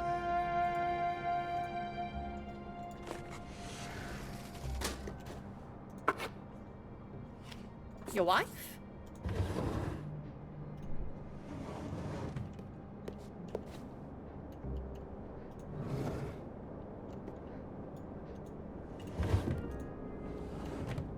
I assume this also will have multiple endings, yeah. Some cigarettes, bad for you. Dear Sandy, greetings from Italy. Well, not really. I wanted to send this one before I left, but I've been so busy. This trip has been more inspiring than I could have ever hoped for. I finally feel alive again, just like I did when I first started racing. You're right that I'll have to face Warner eventually, but I'd rather not do it now. I know he'll blow a fuse and that would just ruin my mood. I lost my good luck charm a few days ago, so I told him I couldn't race until I found it. I'm glad for the excuse, but I do hope I find it before we get to port. I've had that thing since I was a child. Anyway, can't wait to see you. Love, Grant. So he's lost a charm.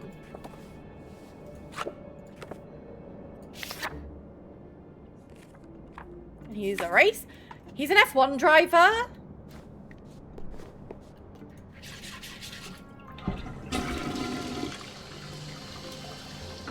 Had to clean the toilet real quick, so sorry about that. Those can't be opened.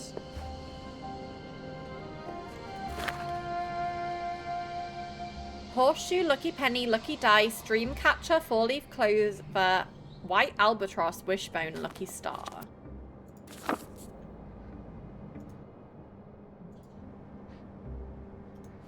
Hi, little cup. Let's bring you back to your friends in the pantry. Boxes of grapes. A So guide you're to just homemade making wine. Step-by-step instructions to putting the finest wines and spirits on your dining table. Recipes and secrets from renowned professionals. Take it from Laura and Emilio Monaco, a loving couple who turned their backyard of their humbled Burbank ranch house into their own personal vineyard. You don't need to go to Bordeaux or Tuscany to enjoy a world-class glass of wine. You can do so from the comfort of your own home. Lucy, we finished the base game. This is the DLC now. But we've just started the DLC. Learn to identify and select the right ingredients for your desired flavor profile. Master techniques to bring out complex notes and hidden nuances. Dozens of easy-to-follow, foolproof recipes to guide your hand. Be the talk of the next dinner party you host when you offer a bottle of your very own vintage. Boxes up. Mystery solved, I guess. Alright, well, I guess we can clean it up then.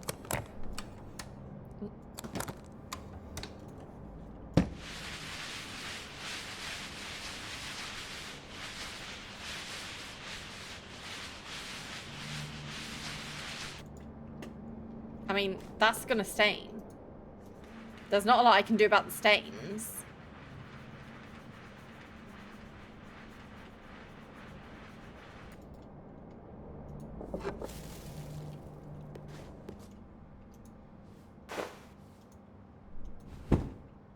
God, he really went to town, didn't he?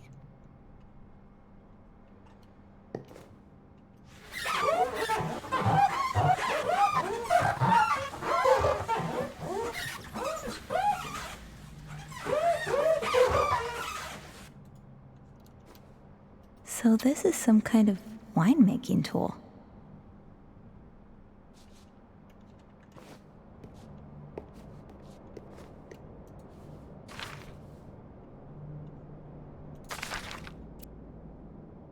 Wait, we haven't read this yet. Dear Grant, I get it. I really do. But at a certain point, you do need to make the call. Do you really think it's just a temporary slump? If you ask me, someone who knows you fairly well, I'd like to think. It's obvious that you've lost your taste for racing and that it's time to move on. Plain and simple. Don't draw this out like you do. Just tell Warner you're hanging up your jacket and moving on to something else. Winemaking, apparently. Speaking of managers, Dominic's been in my ear about buying your Ferrari. I hope you'll consider it. Wait, Cal, you called Ferrari, no? He's got a bloody Ferrari.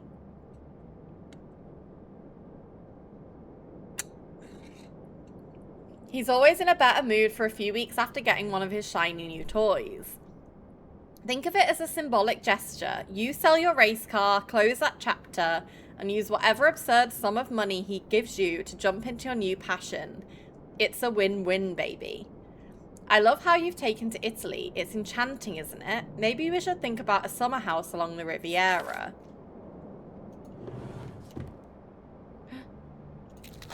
What? What is that?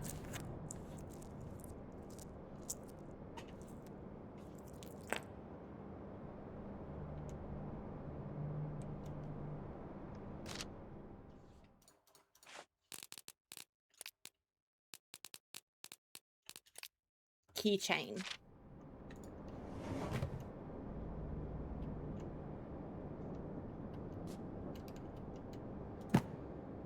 Fundamentals of soil science. Biodegradation, decomposition, bioturbation. Breaking down organic matter safely and efficiently. Understanding the impact of living organisms on your soil, and much more.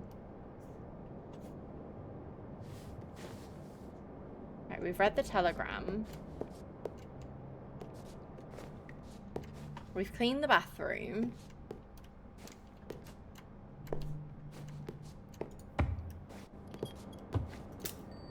Teresa says she hears this bell in her nightmares, but I kind of like it. A coffee, please, stewardess. I kind of like it. Oh, wait. Put key back. A professional snooper, Your Honor. Right, clean the toilet. No stolen objects here. Let's check another cabin.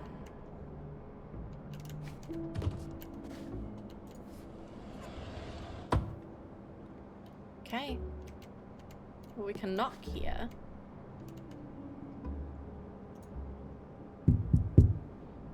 I don't need anything, thank you. Okay. I'll try circling back later.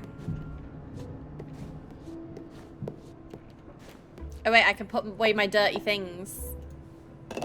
Place cut.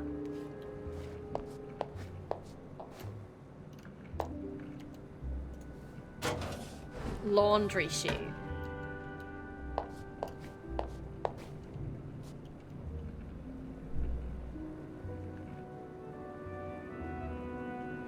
A303. No, but they're home.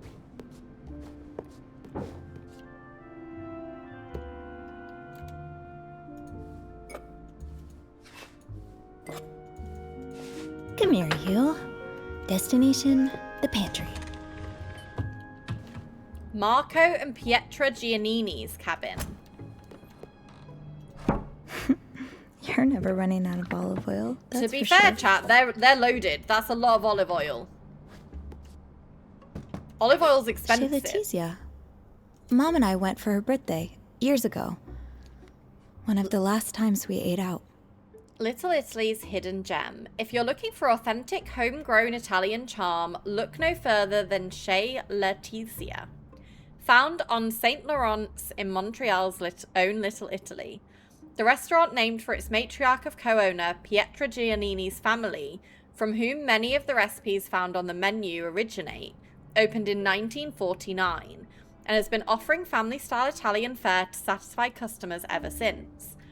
Fans of classics like lasagna and spaghetti with meatballs will have their cravings sated and then some. So they're bringing back authentic olive oil. Eating in at Chez Letizia feels like sitting in a rustic family home while mum and dad toil away in the kitchen. When the dining area is a little cramped and in need of a good decluttering, don't let that deter you. There's an immense sense of familiarity and coziness, like you're visiting family.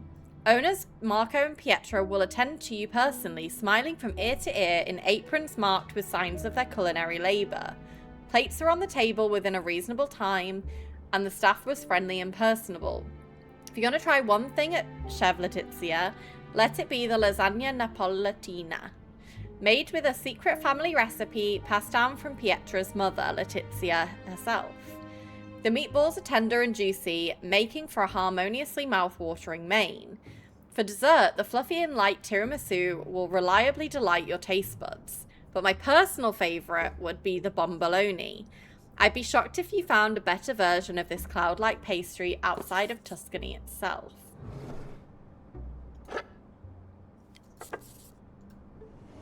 Candles. Mom was so scared she'd have to live through another war. Oh wait, this is the same paper. Did you take these from the pantry? I mean, they're free, but... I genuinely thought these were condoms, and I was like, oh, they just like to get a little bit frisky on the cruise ship.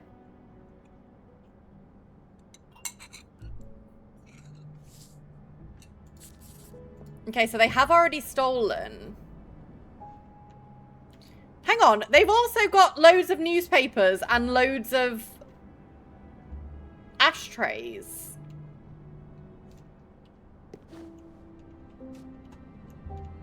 I think you're a bit cheeky. Thank you for visiting. It was so lovely having you two over, though far too brief. I hope you know that you're always welcome here and that we would all be delighted if you decided to come back for good. Especially little Stefano. I saw how quickly he grew attached to his Zio Azia. I understand you're not ready yet, but as Mama always said, ci si volta e ci si gara, sempre a casa va finire. Yeah. Family will always be there during times of hardship. Have a nice trip back. Con amore, Rosella. Maybe travel a little lighter next time. Guys, that was very Italian, right? Oh, aren't these just the cutest? It's too bad they smell so burnt. Burnt? Burnt is a bit scary. There's always something in the vent. It's locked. It It's locked. Let's just put that away for now then, shall we?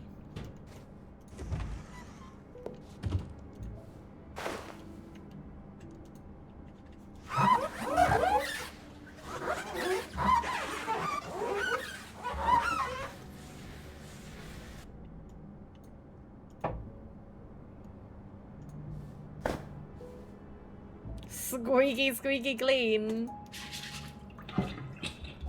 Huh. Sounds like something's preventing the toilet from flushing. Oh, no, no, no. Oh! Oh, the key.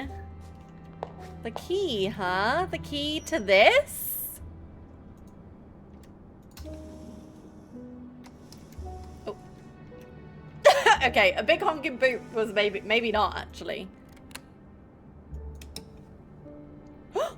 There's at least $200 Okay, here. thank you for the follow.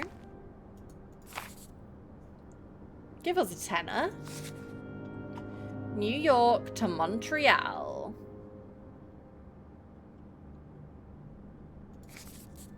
The fuck is that?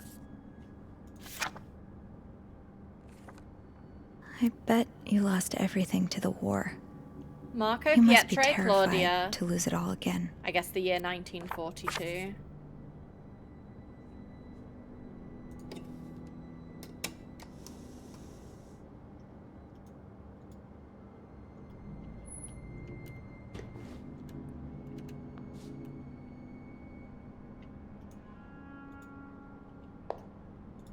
Well, I need to clean the toilet. Oh, I guess I don't need to.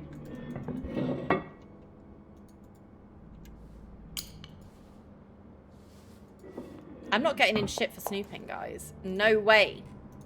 I guess it's good to have a backup. Or 20. That's just full of soap. She's stealing. No. Can I help What's she you? stealing? Soap. Why? I don't know yet. We've just started. She's a smelly bitch. Talk about yourself like that. It's really not kind. Fun? Yes. I am not. You could watch the stream. Dom's losing 3-0. No. Tom scared the shit out of me. No! He's just lurking. Do you want to go back to your football game?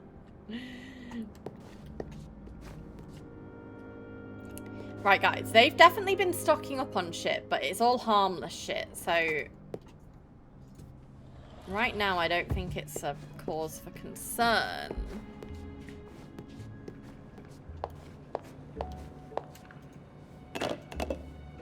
I'm sure I'll find more glasses in the cabins.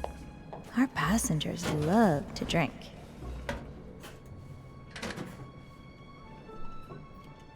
I need some more towels. Can I take more towels? No. Oh, I've just locked myself in.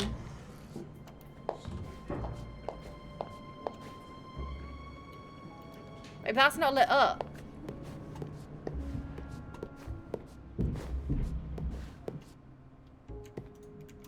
This is vacant.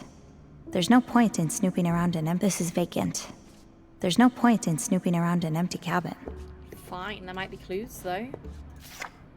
Ugh, this has Bernard's No! touch all over it. Chat! Not the I hope no Clarrington! one's tricked into staying in this money trap. Experience a level of quality only the Clarrington can meet. Every room is fully outfitted with essential amenities and a finely curated decor that exudes style and elegance. You'll be taken care of by our highly skilled staff, trained to meet your every need. You'll want for nothing while staying with us, a guarantee that comes straight from the top. Choose the Clarrington and experience a stay as sophisticated as you are.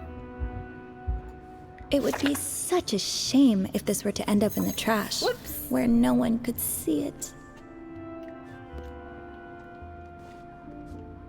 Nothing sussy.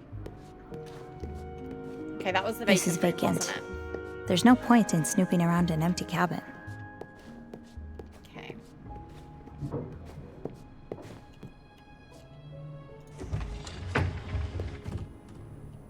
Francesca I should arrange Santorelli. the pillows before I take care of the sheets.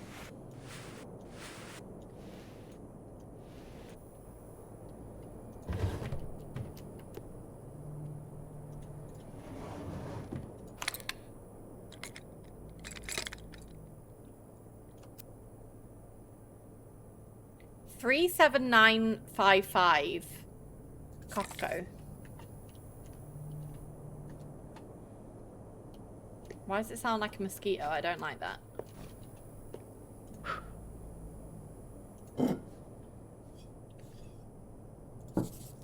Is that someone's fucking ashes? Since I visited Mom. No, it's not a horror game. It's more like a mystery. There was like, in the first one, it was about like a murder, but there was no like, no one chasing you or anything like that. It was just... It's a bit creepy at times, but not scary. Oh. That's a bit ominous. Dear Fran, sorry, I'm going to be blunt, though I'm sure you would have written Donna or Elena if you wanted useless niceties. I always knew that Sanguisiga was in it for the money. She never loved Bruno, and now she must be downright giddy at the prospect of acquiring his fortune earlier than anticipated. Please, Fran, you must contest the will as ruthlessly as you can. Do not let her get even a single penny. You'll never know a restful night's sleep again, knowing she's out there spending Bruno's hard-earned money. She edged you out of the hospital, and again when planning the funeral. Shinervi, enough is enough. Yeah, this is the DLC of the base game. We finished the base game earlier.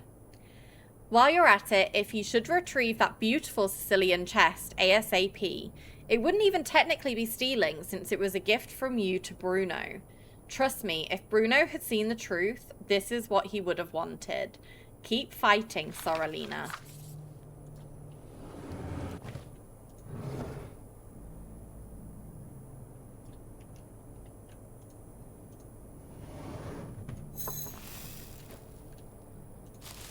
What's this? My bellow shining star, my world, my loving sun. Bruno Santorelli, born April 15th, 1934. Named after my dearest nonno, Bruno Lucio, a dedicated man who worked tirelessly for his family. Bruno was always hardworking, driven, put the business above everything else. Did his family proud by growing the business and achieving so much. An incredible businessman, husband and son. Would have been a wonderful father if his wife. We return his body to earth, him to our family's hometown with Sister Renino, so that he can rest forever among his family, and so that his connection with our former homeland can never be severed. He will always be my Coco de Mama in this world or the next. These are never easy to write. Thank Coco God I being, had Beth's help. Like, or mine would have been gibberish. What's under here, so I guess that's his car.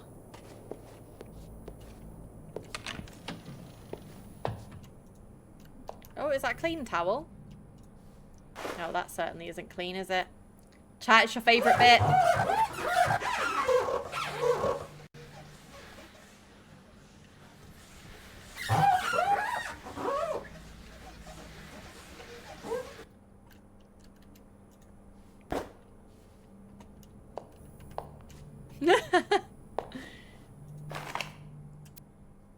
Head of Bravestone Construction loses battle with cancer. Bruno Santorelli, president of New York-based Bravestone Construction, lost his battle with liver cancer on Sunday, July 19th at Elmhurst Hospital Center. He is survived by his wife, Irene Santorelli. Bravestone Vice President Harris Babineau has assumed the position of interim president temporarily, with an official succession yet to be declared. While uncertainty swivels around the future of Bravestone Construction following Santorelli's passing, Babineau hopes to reassure investors in a private conversation with a correspondent from the National Treasurer. He assured that while Mr. Santorelli's passing had impacted all of us on a personal level, it was an outcome that he and the rest of the board of directors had worked tirelessly to plan for. Given his long battle with illness, with the help he graciously offered in the last month of his life, Bravestone should have no issue holding strong in the wake of this tragedy. Factories shut down production of Astropeel. Production on the Astropeel, a contraption dreamed up by the entrepreneur and gadget enthusiast Roland Kaminsky, has officially come to a halt after its first wave of production. The proclaimed revolutionary kitchen accessory, purportedly capable of peeling a potato of any size in a fraction of the time it would take to be peeled by human hands, saw mass returns after numerous customers reported having to clean potato peels off of every surface in their kitchen, including the walls and ceilings. Investors in the Astropeel included businessmen such as Dyson Barnes and Henry Davis. When reached for comment on the failure of Kaminsky's product, Barnes expressed regret over the money lost and advocated for more stringent quality assurance testing. Davis declined to comment. McLeod Industries' new frontier, weapons manufacturing. McLeod Industries has recently looked into diversifying its production output by expanding into weapons manufacturing. Founded in 1946, McLeod Industries has been focused primarily on manufacturing textiles, with several textile factories established across the United States and Canada. President Richard McLeod has reportedly acquired contracts to repurpose 3 of his factories towards the production of weapons, with plans for more in the near future. With tensions mounting in North Vietnam, the demand for American weapon manufacturing has seen an increase, and companies like McLeod's are eager to answer the call. 2 factories in Richard McLeod's home state of Pennsylvania and a 3rd in Arizona will be the first to undergo the conversion later this year, with sights set on factories in Ontario to follow. McLeod Industries is forecasted to make an initial profit of $370,000 following the acquisition of these new contracts. Since the breaking of the news, McLeod Industries has seen a positive response from the market, resulting in a rise in its stock value. Financial analyst Willard Clarkson suggests that this is a strong indication that we may see other companies making similar moves in the coming months. God, that was a lot.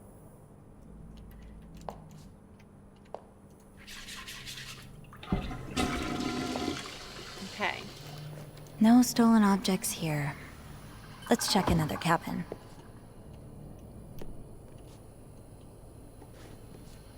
Nothing in the vent, I guess.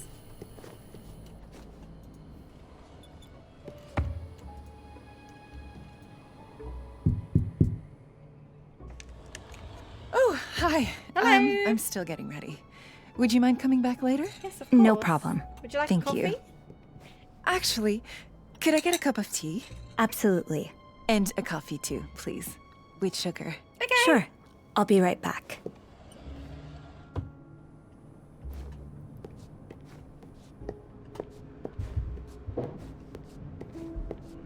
Oh, looks like I've got a new telegram to deliver.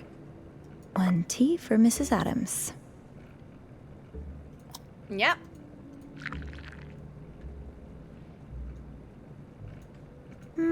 That's the wrong beverage. Yeah, I want to make a coffee. That's the wrong. That's it. Let's Oh. prepare Mr. Adams' coffee. Let's deliver these drinks while they're hot. Are they just in my hands? Oh, I can't remember which way I went.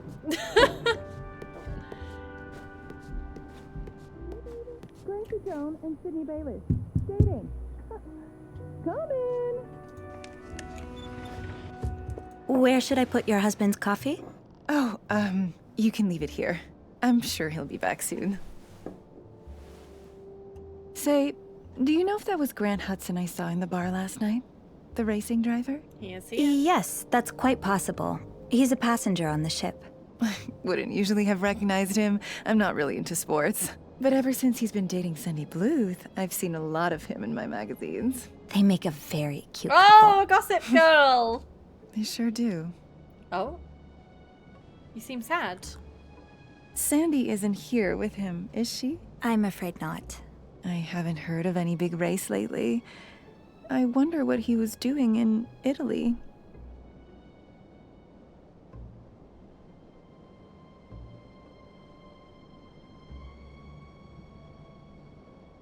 Should we gossip? Dialogue choices may be locked or unlocked based on previous actions in this game or in this bed we made. Actually, I think I know. I'm a gossip. Really? Go on. Please keep this between us. But he lost his passion for racing and got into winemaking. Winemaking? He's actually So, making a Pumba, the batch story right here in goes his on what we cabin. decide. I got quite scared. For a moment, I thought it was blood. Well, I guess it's never too late to find yourself a new So, passion. like, in the last game, Thanks we for could have that. gone to prison The if we'd made the gossiper's wrong got decision. nothing on you. Well, speaking of wine, I think I'll go to the lounge and get something a little stronger. Will your husband be joining you there? I can bring his coffee if you'd like. No, I am. It's fine. Don't worry about it. There's wine in her room, brother. Thank you for the tea.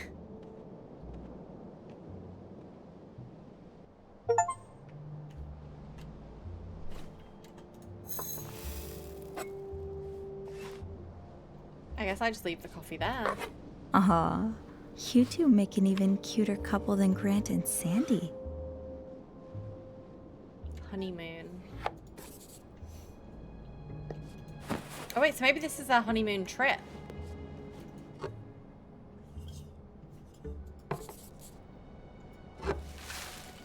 Hello there. I have a spot just for you in the pantry.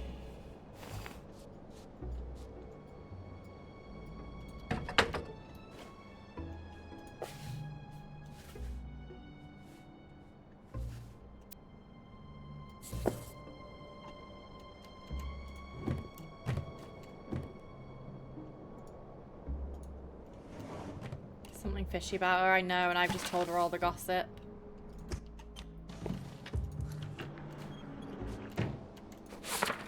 Sydney looks sweet here.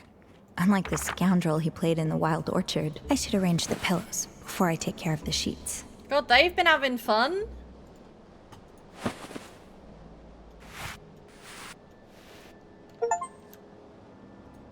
Looks like a torn up letter.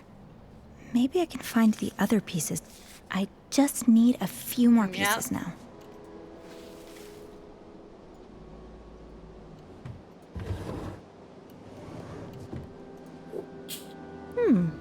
I'm no expert, but Golden this definitely Stag smells cologne. fruity.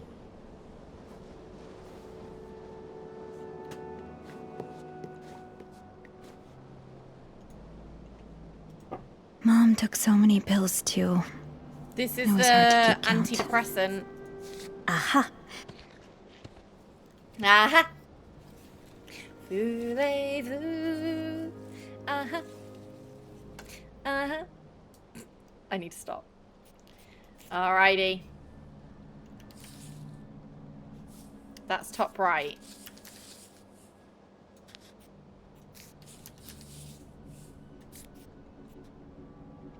Right, corner pieces first. Do we think it's like a complete...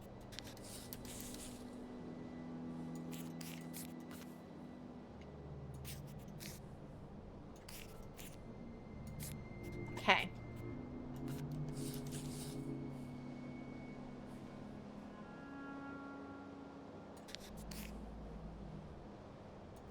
It's another side piece.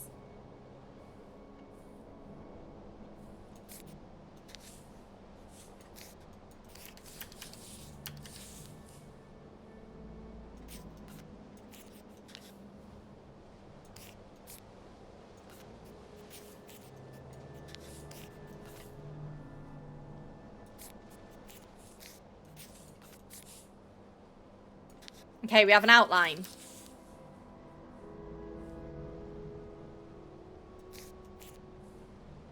Yeah.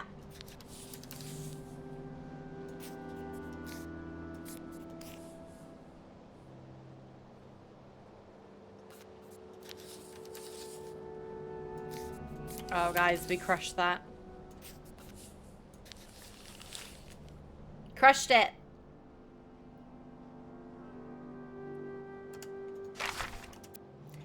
Mrs. Adams, while we don't know each other, I did know your husband, Ethan, quite well. I've debated sending this letter for years, since the accident, but I couldn't find the courage until now. As Ethan's favourite saying goes, better late than never. Her husband's dead. Oh no, she asked me to bring her coffee for her husband, but her husband's dead. That's why her husband's not joining her. Because he's dead. That's why she's on the pills. Your husband kept a secret from much of the world, including you, regrettably. Though likely a negligible comfort at this point, you should know that he did intend to tell you. And I'd say was even on the cusp of it before he was taken from us so suddenly. Perhaps you already knew or suspected, which would allow me some relief. I realize that by sharing his secret, I risk compounding your grief, but know that that's far from my intention. I simply believe the woman who loved him all those years deserves to know the truth. Ethan was a loving man by all measures, but he saved his deepest expressions of love for the men in his life. I'm terribly sorry for your loss. Oh, Mrs. Adams. Her husband was gay, guys. That's sleeping pills. And that's more antidepressants and wine. She's been mixing antidepressants and wine. That's not good. That's not good at all. We checked this one, right?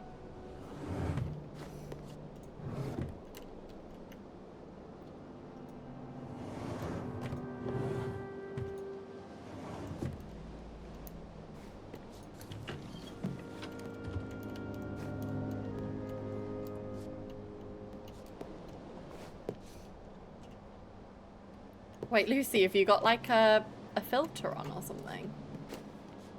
Maybe you've got like an auto mod. Fast-acting stomach relief, fights indigestion, nausea, diarrhea. Oh, Miss Girl is taking a whole cocktail of things.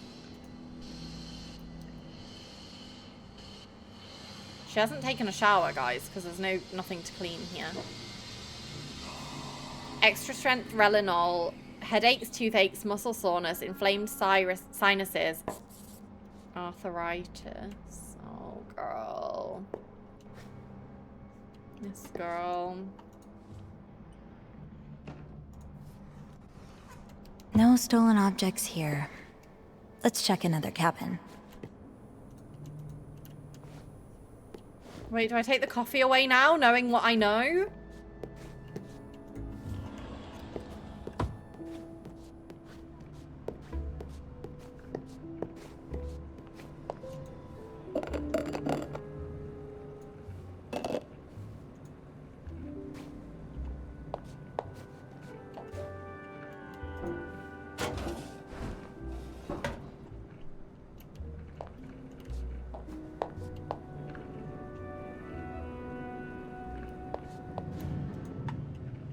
Oh, there's a telegram.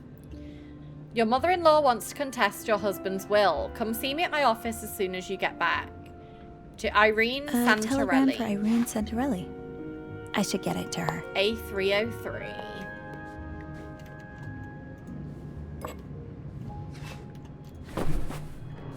Guys, I'm such a good maid.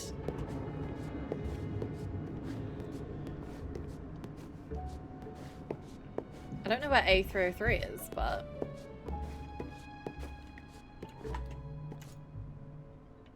This is vacant. Right, okay. There's no point in So snooping we have around an been empty here. cabin. That's not A303.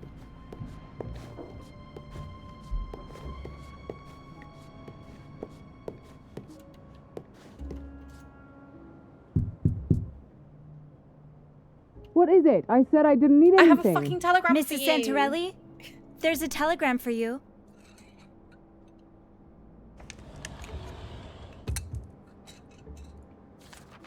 She looks a bit sus. Thanks. Oh, she's leaving the room. Perfect.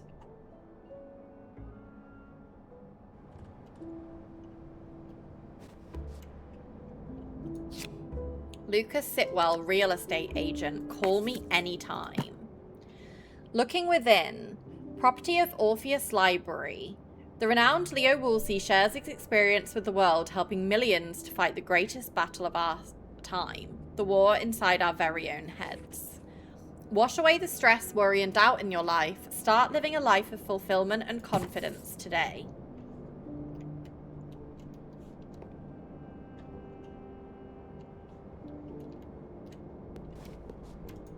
Oh, another gossiper.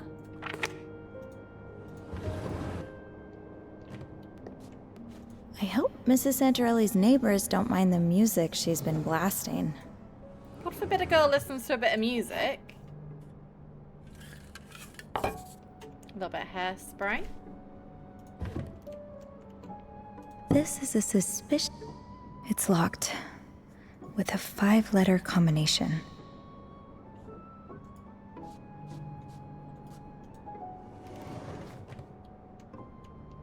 You know, I could see Beth in this, back in her modeling days. Oh, she's been having a bloody good time.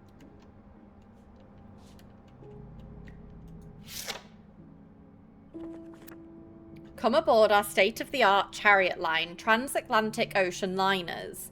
Welcome aboard, we're happy to have you. You'll be in the capable hands of our renowned naval captains, Captain Elio Dalmar of the Orpheus and Captain Jonas Holstrom of the Eurydice, and their world-class crews. You can depend on us to get you where you need to go, always in comfort, always on time, and always on course. Enjoy our new winter itinerary. Chariot Line is your gateway to unforgettable vistas and historic landmarks. Guys, there's another bath. Enjoy your summer of European splendors and spend your winters basking in the beauty of the Mediterranean. With the extension of our services to the winter months, we're thrilled to have you with us year-round. Escape the cold and join the fun with our newly curated winter trips. You can leave your coats, boots, and scarves behind and escape with us to sunshine and blue skies. We would invite you to lounge by our newly built outdoor pool, indulge in our immaculately curated bars and dining services, or catch a spectacular show in our theatres. If there's anything you find wanting, our ever-vigilant staff is at your disposal. Ready to help whenever they can. Chariot Line, always on course. There's something for everyone on board a Chariot cruise ship, and we won't let elements get in your way. Miss Girl. You have made a mess and a half. Hi Drusha, welcome in. How are we doing? Wine and a hot bath. God, I miss when Beth it's and rose I would... petals. Oh. Focus on your job, Sophie.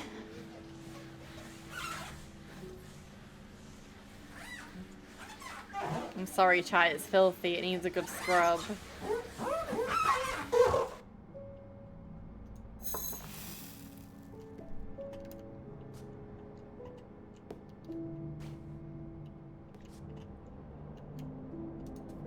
I need a 5-letter word to unlock that chest. All black, all black, all black, all black.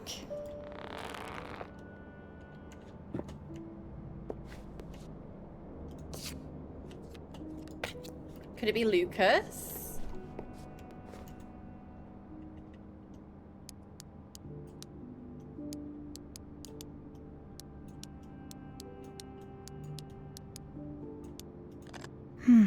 No luck. I hope Mrs. Santorelli's neighbors don't mind the music she's been blasting.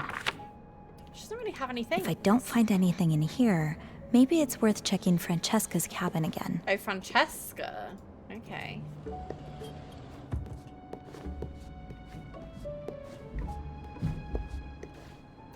Wait, was she the wife of the... Oh my god, was she the wife of the guy who died? And it was like his sister or something on board. Yeah, Francesca and Irene Santorelli. So Irene is... Oh no, Francesca is 305.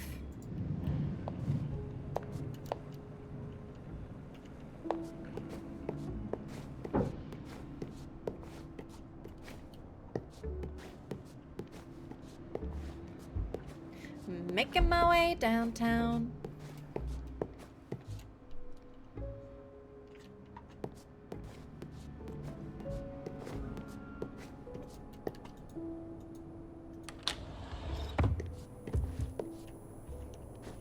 Let's look at that. Could it be Bruno? Could be Bruno, right?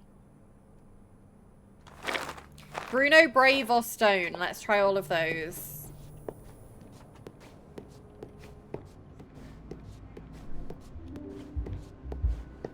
Bruno, Brave, Stone.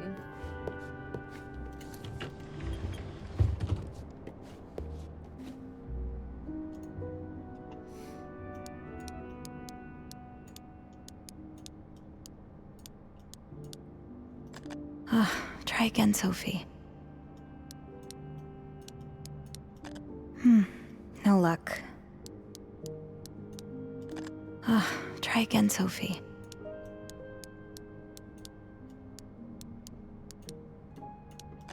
No luck.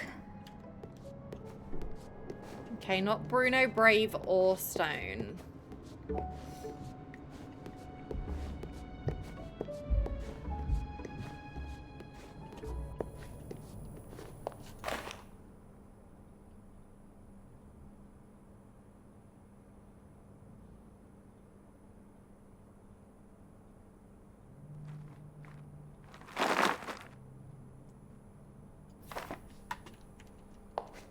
Oh, is it Coco? I feel like I should close that door. Give him a bit of privacy. Actually, that's quite ironic, isn't it? Since I'm snooping through their things. Maybe Coco.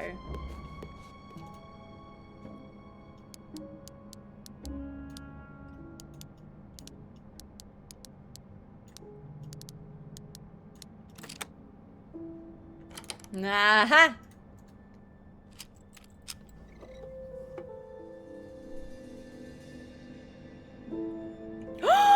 You cheeky Caleb's girl! rosary. Gary had mentioned wallets going missing. I bet this is one of them. Better late than never.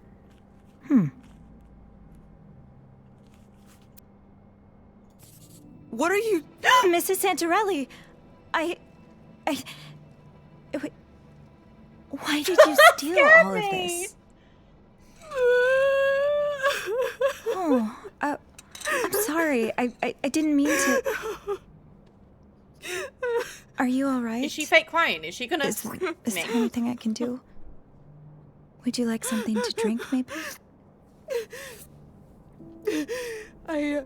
Well, a black coffee would be nice, yes. I'll be right back. Just give me a moment.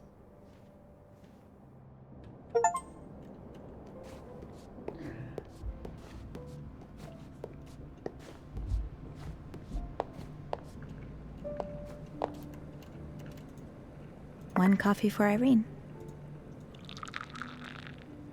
Poor Irene. I hope a warm drink will soothe her. At least Sorry. a bit. What do we mean, poor Irene?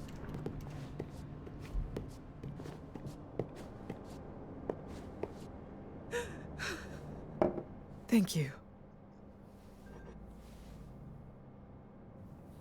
Mrs. Santarelli, I don't want to get you in trouble. I'd just like to understand what happened.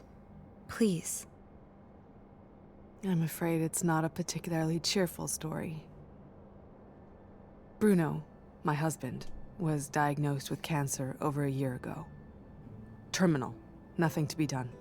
The doctors told us he only had a few weeks left to live, but he's always been strong. He passed away only 3 weeks ago. I'm sorry. I took care of him for all those months.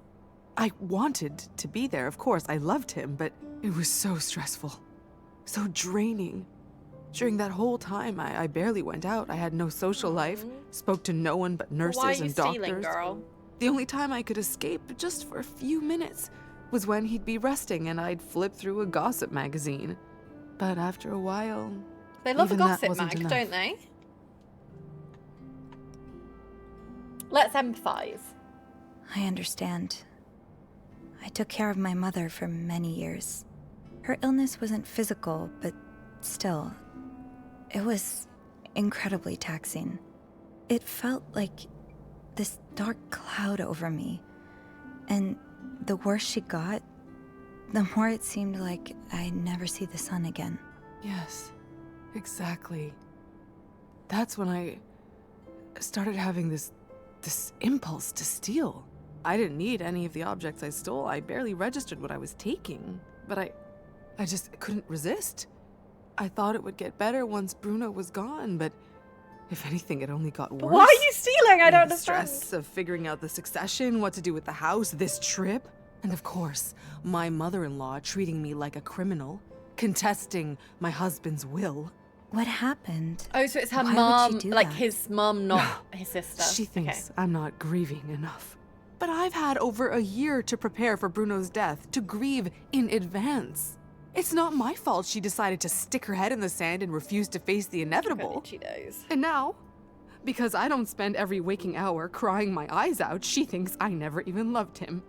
She thinks I'm some kind of black widow who only married him for his money. We all grieve at a different pace. It's a shame that your mother-in-law can't see that. Yeah, well, if I had to be charitable, which I very rarely am, I'd say she's blinded by her own grief. Anyway, thank you for listening to me. And I'm sorry for all the trouble my little habit must have caused.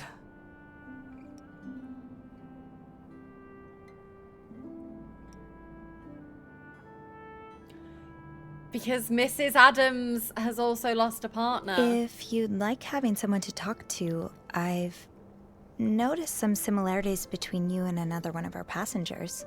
Mrs. Adams, from room 307. She also lost her husband, and she seems quite the fan of celebrity gossip, too. I was thinking that maybe you two could keep each other company. Oh, I don't know her. I believe she's in the lounge right now, if you'd like to join her. Not me connecting the Thank you. girlies. Is there no way to patch things up with your mother-in-law? Oh, that ship sailed long ago. Things weren't exactly peachy before Bruno's death either. She resented me, blamed me for not bearing him a child. She accused me of cheating on him because I dared have coffee with another man. Oh no, I never stood a chance. She made up her mind about me the moment I stole her precious son from her. I see what you mean. Is it okay with you if I return these 3 items? Their owners would probably like to get them back. Yes, of course. There's one more, actually.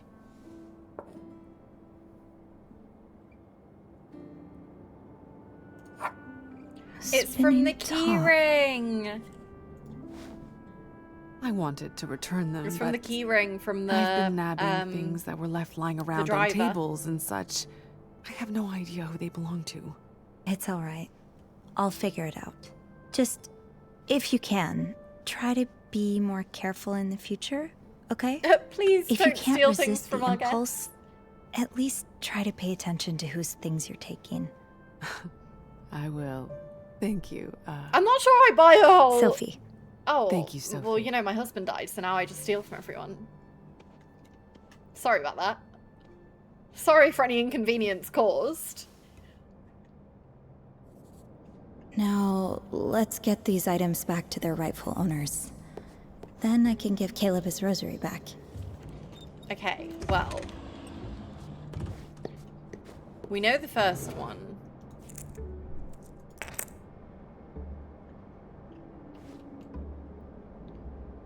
Place spinning top.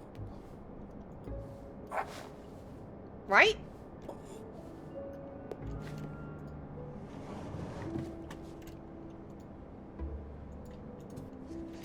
I don't know about the wallet though.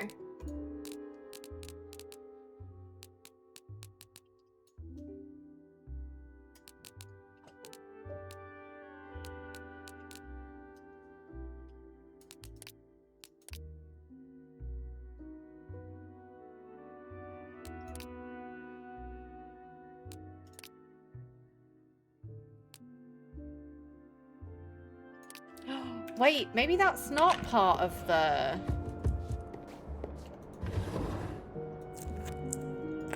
Surely that's... that.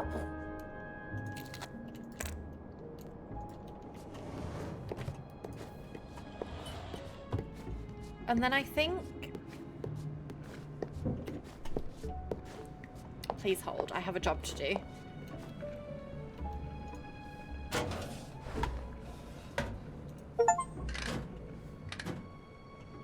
You returned every dirty dowel.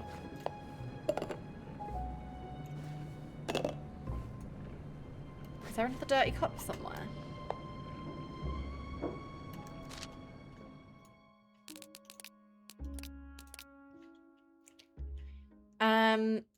Better late than never. It said something like that in... Was it this room? Who the hell's room is this?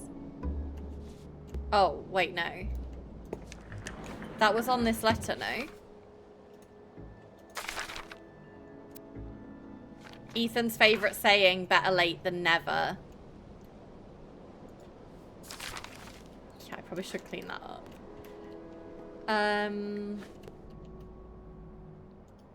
Place watch.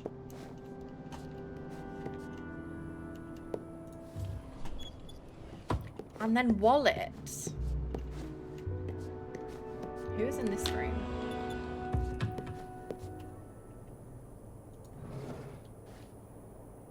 Well, I guess it has to be here, no?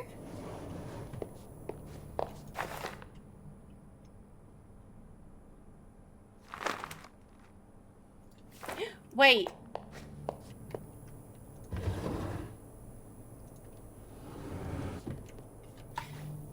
Wait, no. I think it's the couple with the hidden stuff in the vent. This is vacant. There's no point in snooping around an empty cabin. This one.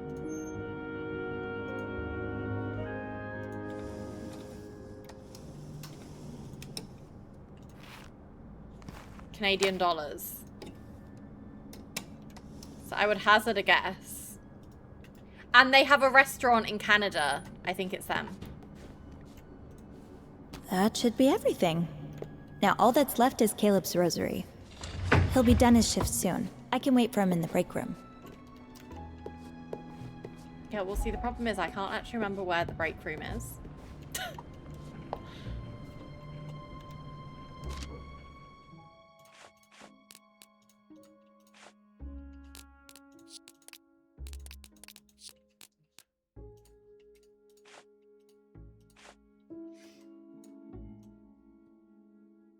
Didn't I have...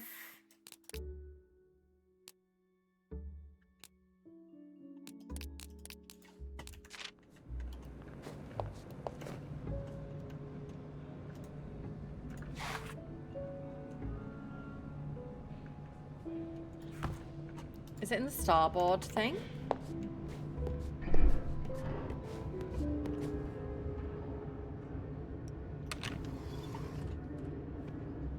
This might be quite short. I feel like we're nearly at the end of it.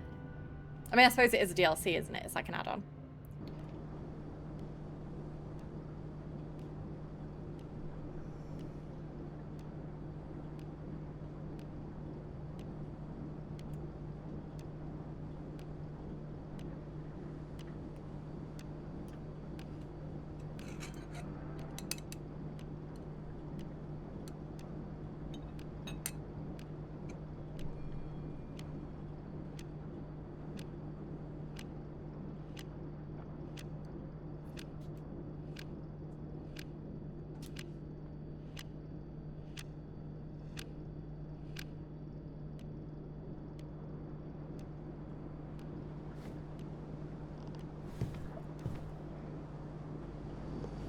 It's time, Sophie. Time for what?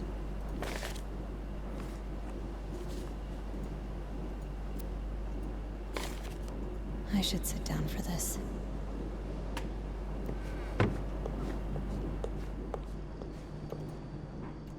What do you mean? I'm scared. When the time is right.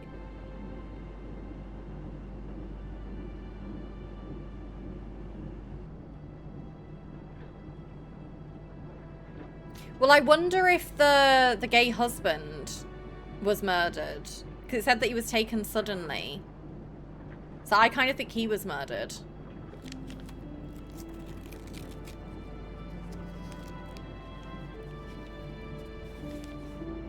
Potentially.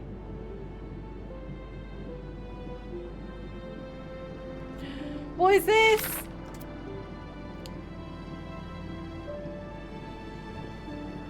Wait, who is this going to be from? Could it be from her mum? Sophie, Mashari. Believe it or not, I woke up before dawn today. It's been so long since I've sat out on the balcony in the quiet morning, alone, unbothered, before even that creepy Mr. Ballinger is awake. Tant mieux. I can relax without him staring at me from the other balcony. I know you insist that he's harmless, but why would a man living alone hang out so many clothes to dry? They can't all be his. Anyway, I refilled the bird feeder and a few curious robins joined me as I had my morning tea. I'd forgotten how calm the mind gets when you watch the sunrise. I feel like... Oh, anyway, I believe. I'm well aware of... Wait, I feel like myself again. But I'm well aware that these moments go as quickly as they come. With my heart in the condition it's in, I don't want to take any chances. So I'm writing this out now before the cloud returns. Wait, does she maybe have, like, dementia? I feel like myself again, but I'm aware these moments go as quickly as they come. I hope that if you're reading this, it provides you with comfort in the wake of my passing. Or perhaps you got your hands on it beforehand. You've always been so good at finding my hiding spots. It's a letter from 3 years prior. How many Decembers did I spend moving your Christmas presents from one closet to the next, trying in vain to keep them out of your grasp? I know that I've been spending more and more of my days in a haze, and I know that I've often pretended that wasn't the case. But what mother wants to admit that she's become dependent on her one and only daughter? This is really sad. I can still hear your grandma man's voice as she told your Aunt Giselle and me, I'm so lucky to have daughters who will care for me when I'm old and grey. Oh, how I loathe the thought of such a life. I swore I'd never ever put that on my own children. However, life had other plans. So it goes. I confess shamefully that I now understand Grandma Man's perspective. I can't help but feel incredibly lucky to have been in your care. That said, please know that I see the way you rub your eyes after a long work day, humouring me with sweetness and patience. I hear you try to hide your disappointment as you find excuses to stay with me instead of going out. I notice how you keep things from me, borrowing the newspaper or turning down the radio whenever there's talk of war. It's sweet the way you go out of your way to protect me, but you must be so tired, Sophie. I can only hope that by this point you haven't lost too much time. My world has, regrettably, shrunk down to the walls of our apartment. Promise me you won't let yours shrink too, that you'll allow yourself to enjoy all that this life has to offer. A parent should never be what keeps their child from following their dreams. I'm afraid the guilt of having been that for you for so long will surely follow me into my next life. I'm deeply sorry, ma belle. Thank you for bringing Beth around the apartment, and I apologize for anything untoward that I may have said in her presence. I'm glad you have such a good friend in her. I've noticed how she makes you laugh. Haven't heard that kind of laughter out of you since you were too petite. Friends like that become harder and harder to find as you grow older. Hold on to her. Keep laughing together. Friend. Try and visit whenever you can. I've arranged it so that I'll be buried next to Grandma Man's, not far from that beautiful red oak if they haven't cut it down by then. I'll surely need updates on the goings-on of Orson and Camilla and the rest of the Wild Orchard crew. I doubt I'll be getting Channel 3 where I'm going. Je t'aime, mon ange. Josephine Roy, my man. Oh.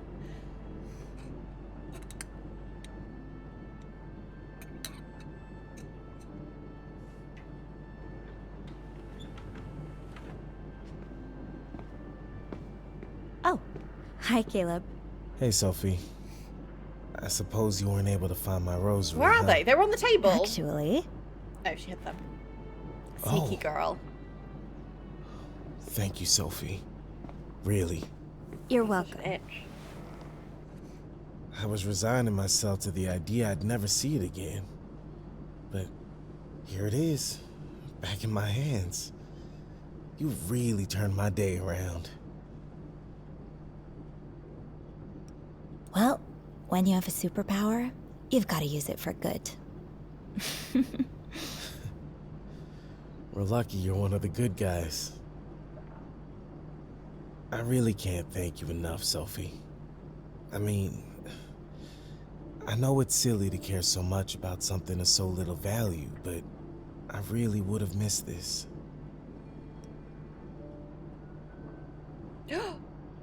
What is the brooch? I don't think it's silly. My mom died recently, and she left me this. She had it for so long, I can't remember her not wearing it. It's probably only worth a few dollars, but losing it would feel like losing a part of her, you know? You said the rosary was a gift from your mom. Did she pass away too? Oh, no. She's still very much alive. It's, It's cutting onions. Believe it or not, being a cruise ship musician wasn't exactly my career plan. I had other dreams, but I thought my things didn't nose work was out. running. And I was so lost, so angry for years. Then my mom gave me this. It used to belong to my granddad. It reminded me, still reminds me every day, of the kind of man he was and the kind of man I aspired to be. It helped me find my faith again. My faith in God, sure, but more importantly in myself and in others. There are some pretty horrible people out there. Now I choose to focus on the good ones. Such as yourself, Sophie Roy.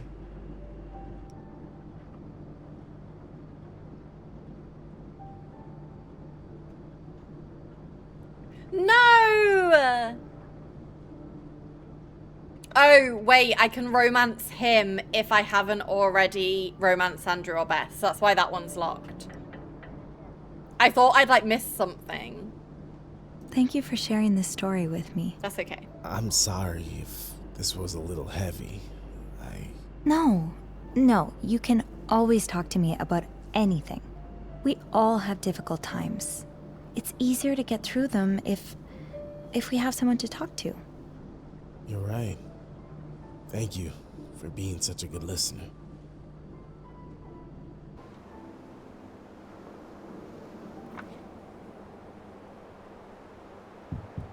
Ah, Sophie, come in.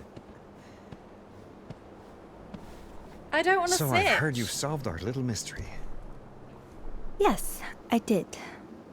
Well, tell me, who's the thief? If you don't mind, I'd rather keep that information to myself. What? Why? I don't want the thief to get in trouble. They didn't have any bad intentions. And they told me they'd make sure it doesn't happen again.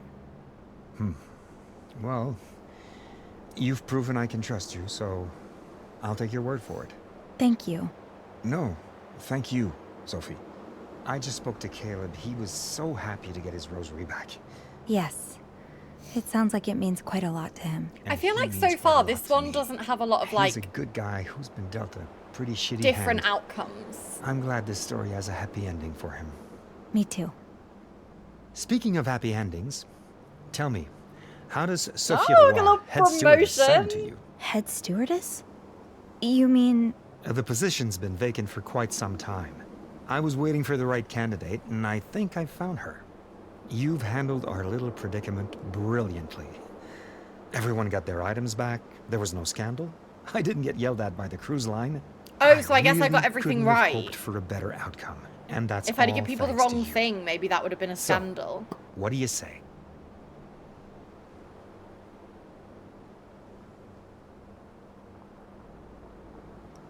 I would be away from my partner. This would be more of a long-term position, right? That's the idea, yes. That would be a long time away from my partner. From Beth. Ah, well, yes. One of the drawbacks of our glamorous sea-bound profession, I'm afraid. It's not impossible to navigate, though. Between cruises, you'll still have plenty of time to spend at home. That's true. It's just, we've both been so busy. It's been hard to find time to be together at all lately. In that case, maybe he'll want to come aboard for a little holiday sometime. I'm sure we can work out a discounted price. Yeah. Yeah, that would be nice. So, can I count on you? Well, I'm not sure I'm qualified. I mean, I've never managed people before. I just want to go through all the options. I know how you feel. I was pretty terrified the first time I had people looking up to me, waiting for me to guide them. I thought, how the hell can I tell them what to do when I don't even know what I'm doing? But the trick is to do it anyway, you know? And after a while, you realize you do actually know what you're doing. Yeah.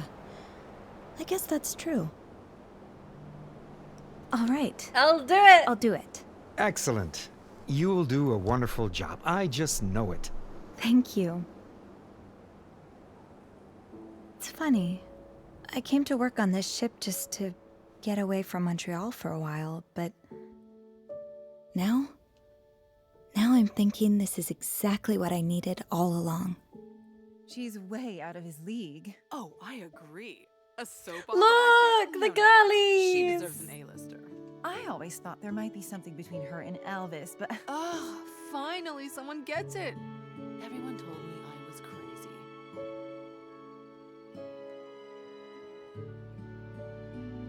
Oh god, this feels like so much more of a happy ending than the last one. Yes. Most of us Rest of us, embarked on this journey without really knowing where it would lead us. But I guess there's something about the ocean air that just makes everything clearer. Yeah, there is.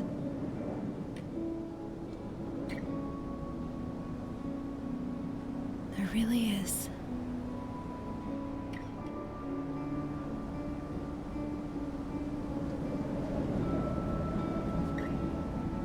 Just under 2 hours for a DLC is pretty good, actually.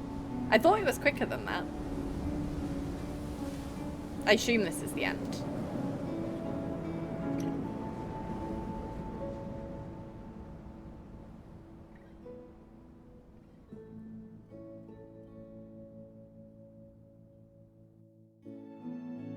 I thought that was really cute. I could have honestly played double the amount of time though. I think I just love this like setup of these games. You completed the game. I wonder how many of the achievements. You left no trace of your snooping. Gary promoted you. Your actions allowed a new friendship to blossom. Did I get all of them?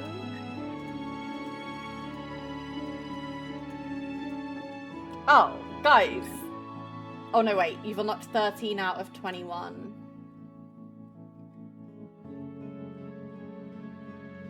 Oh, apparently I didn't deliver all the drinks. Oh, and I couldn't flirt with the piano teacher because I was already in a relationship. Okay, I got quite a lot though. I got 13 out of 21. But obviously some of them are like dependent on like which story you followed. I see you've worked. I thought that was really good. That the DLC's on sale as well for like $5, which I think is very fair.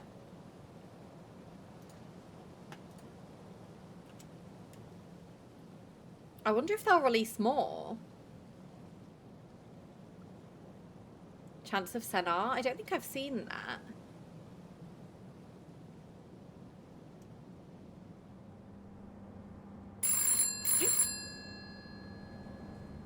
I'm listening. I'm listening.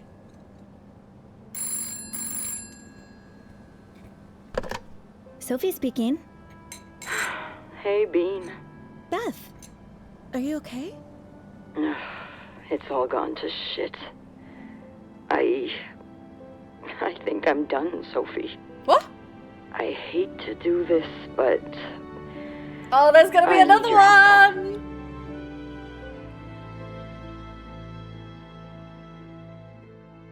Perfect.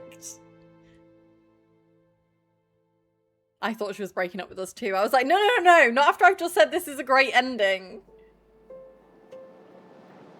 So they're definitely gonna make another one then. Oh, I really, really enjoyed that. Yes, people have recommended What Remains of Edith Finch to me as well. Because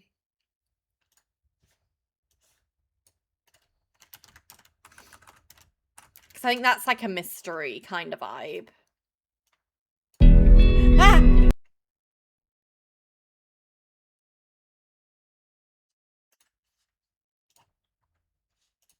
If we lived forever, maybe we'd have time to understand things. But as it is, I think the best we can do is try to open our eyes. And appreciate how strange and brief all of this is. That any of us ever had a chance to be here at all. This is where your story begins.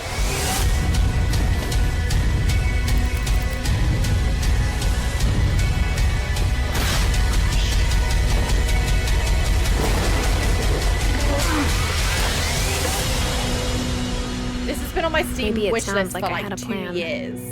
I have it trust already, so I assume Sam has played it, yeah. It's in my Steam library. But thank you, Queen. But yeah, so that is What Remains of Edith Finch is a collection of strange tales about a family in Washington state. As Edith, you'll explore the colossal Finch house, searching for stories as she explores her family history and tries to figure out why she's the last one in her family left alive. Hi, Mac. Welcome in. You guys said Nancy Drew as well, right? Oh, there's loads of them. Rated E10 for ages 10 and up.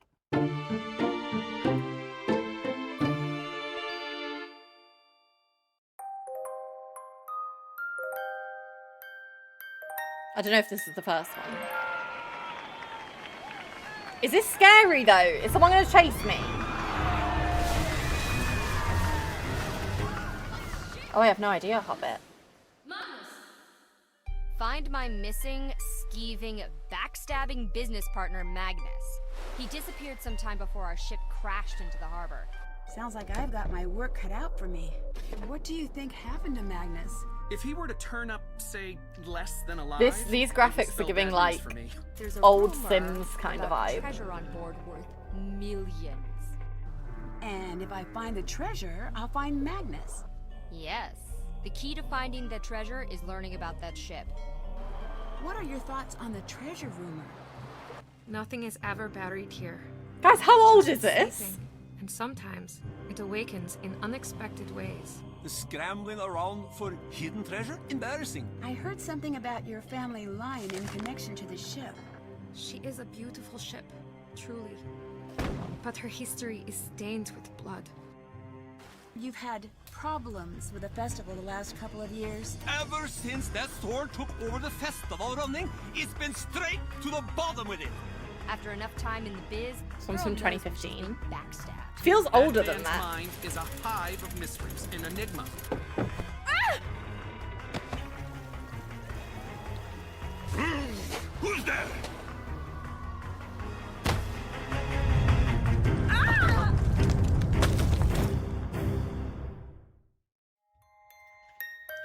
So dramatic.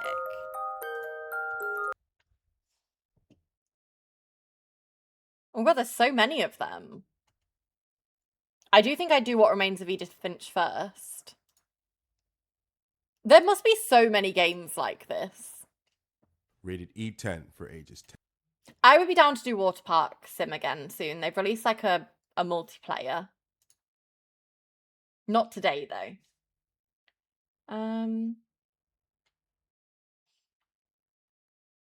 I want to see if there's anything... Can you search for, like, categories?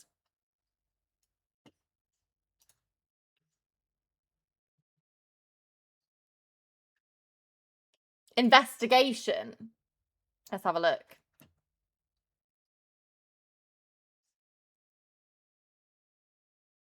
There's Indiana Jones, but is that going to be too hard for me, chat? I feel like that would be too hard for me.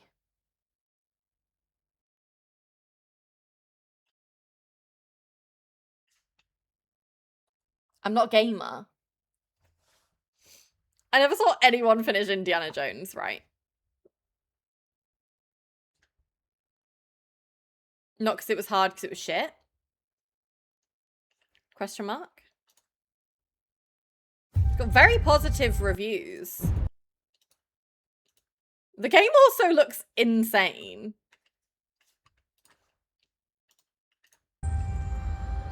This seems like a newish one. 2024. It's true in one way or another. And I know one you haven't heard of. It's 35 Great British pounds, though. Dr. Jones. So what I'd like to do is put the guns down. Go ahead. I'll knock your teeth out. But it is like, you can tell the production of this is quite intense compared to like some other games. I'm looking for someone. So I can see why it's more expensive. He stole something from me and I mean to find out why. Right now I'm looking into the disappearance of my sister. And I believe Emmerich Voss is responsible. So this great circle, they think it's a conduit of some kind Is of there power, fighting? correct? I'm not very good at fighting, guys. Boss certainly does. He believes it'll secure his place in history. There's fighting, yeah. I feel like it'd be too much for me. A circle. I wouldn't get must past be the fights. complete I'd be to- stuck there forever. to what? There's always a trigger.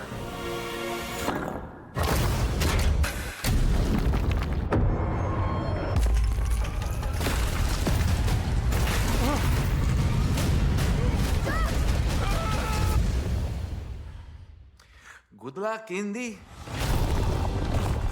I wonder if the Paynes Creek Killings people ever made more games. Basically, the kinds of games I like are the ones like this and the ones like, as in like This Bed We Made, Paynes Creek, where like you walk around and like you solve a mystery and like do you know what I mean? Like,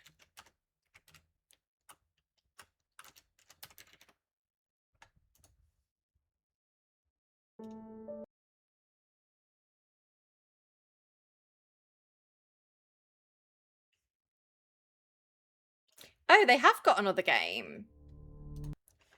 Oh, wait, I think I remember Teresa telling us about this. Scene Investigators. It's like true crime cases.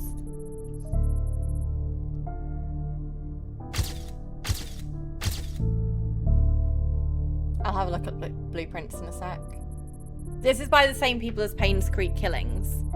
Presented with a set of reconstructed crime scenes, your goal is to solve them.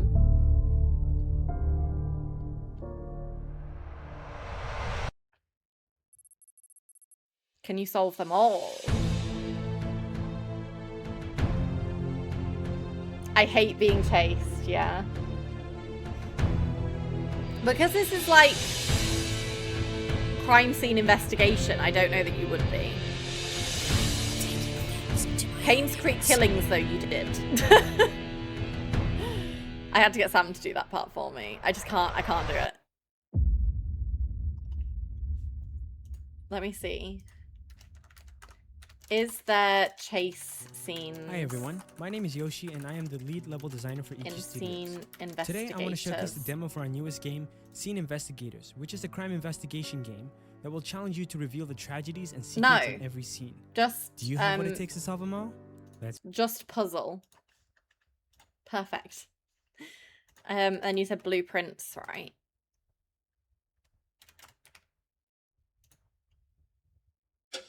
An empty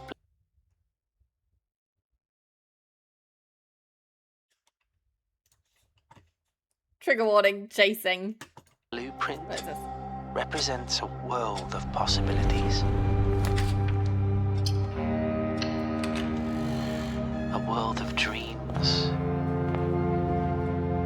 and doorways. Oh, so it's like more puzzly.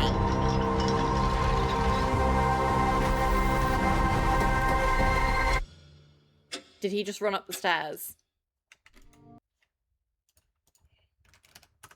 Do you get chased in blueprints? No, thank fuck. Guys, I just can't deal with being chased.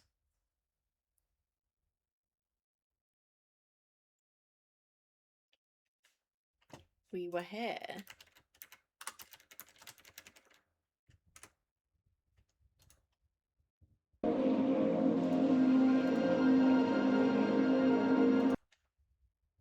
This looks fucking terrifying. Horror? You know what my next question is, isn't there? Is there chasing in We Were Here?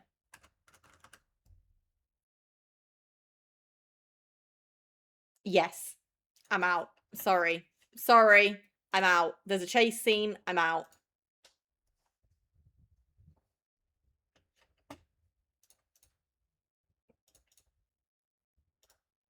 I cannot be chased.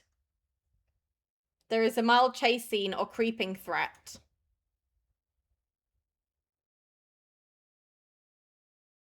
Oh wait, it's co-op. We Were Here is a co-op game.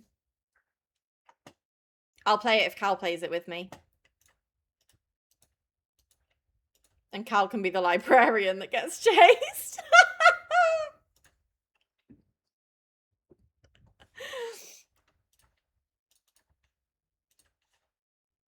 A librarian mention. It's only one of the roles, Han, so maybe you just played the other one. Guys, I just can't do being chased. It scares me senseless. I just can't bloody do it. It's only Marge to do it with your eyes closed. No, like, I don't think you understand. I had to get Sam to do the chase scene in Payne's Creek Killings. You don't understand. I physically couldn't do it. I don't even think anything necessarily would have happened if he caught me in Payne's Creek Killings, but...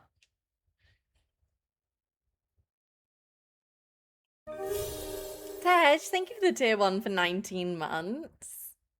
Well, yeah, I think I'm going to call it there for stream, guys, because I need to make some dinner. And we've obviously finished both the games that I wanted to play today, which is a slay. It's been really nice because it feels like I've only been live for like an hour. I was so locked into those games. Yeah, I couldn't even walk past... I knew where the killer was because I'd obviously figured out the, like, puzzle. And I couldn't go near there. I knew he was in the church and I couldn't go there. But yeah, I really like these, like, mystery games, guys. So if you want me to try and find more of them, I'm absolutely down to do that. I'm also really down to play What Remains of Edith Finch. Obviously, we are still doing, like, our Animal Crossing island and stuff. But if you guys have liked the slightly different content, then I'm down to do more of these. What Remains of Edith Finch, Chloe? I've heard really good things about it. Big Walk is Monday and Thursday. Oh, my back is aching. But yeah, I like the, like, mystery, puzzly, like, murder mystery kind of games. And I've been meaning to play This Bed We Made for literal months, since I saw it on Freya's stream, like, months ago. I kind of, like, benched it in my mind and then forgot about it. And I need to keep an eye out on when like the next one will get released. I assume maybe it's not got a release date yet.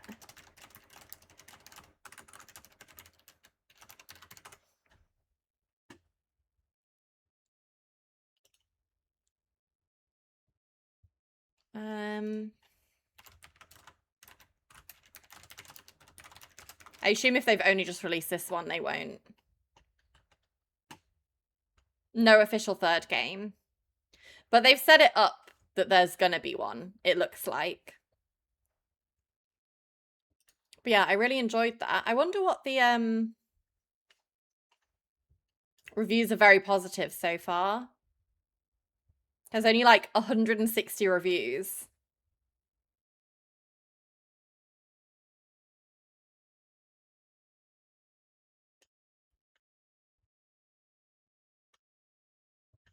Yeah, I enjoyed that. I do think there was a lot of benefit to playing the games back to back.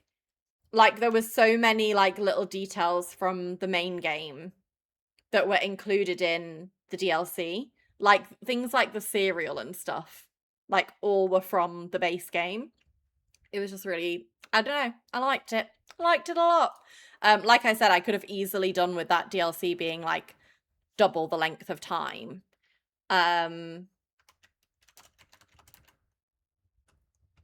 Because I just love it. Let's go have a look for someone to raid, shall we? I assume there's not anyone. Let's see if there's anyone playing. Why is it not letting me open the category? Excuse me.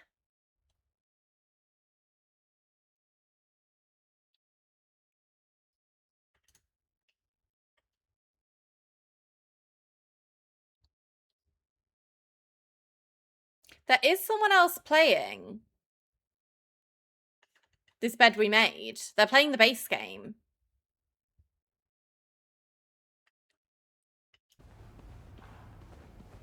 Yeah, I'll take a pillow with me for self-defense.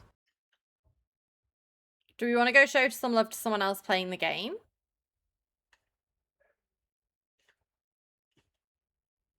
I feel like we haven't done like a category raid in a little while.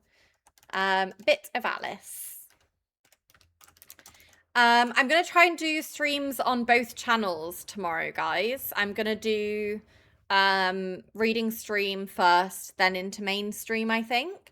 I've been reading the memoir that Camel recommended to me. It's Dolly Alderton's memoir, and it's basically like about her like experience like with love and dating and stuff, and it's actually really like nostalgic and like feel good. And it's, other than Sociopath, it's the first memoir I've read. So it's nice to read something a little bit different as well. Struggling with Onyx Storm. No, Han, you have to bear with it. You have to bear with Onyx Storm. I still think about Onyx Storm to this day. Thank you so much for hanging out, especially with us doing something new. I know we're normally very like cozy gamer only, but it's been quite fun to play something a little bit different as well. But yeah, enjoy the rest of your Saturdays, and I shall see you guys tomorrow. I'm gonna go make some dinner now, and then maybe play a little bit of Valorant later. But enjoy the rest of your evenings, and I'll see you guys tomorrow. Goodbye, and go show some love to Alice as well.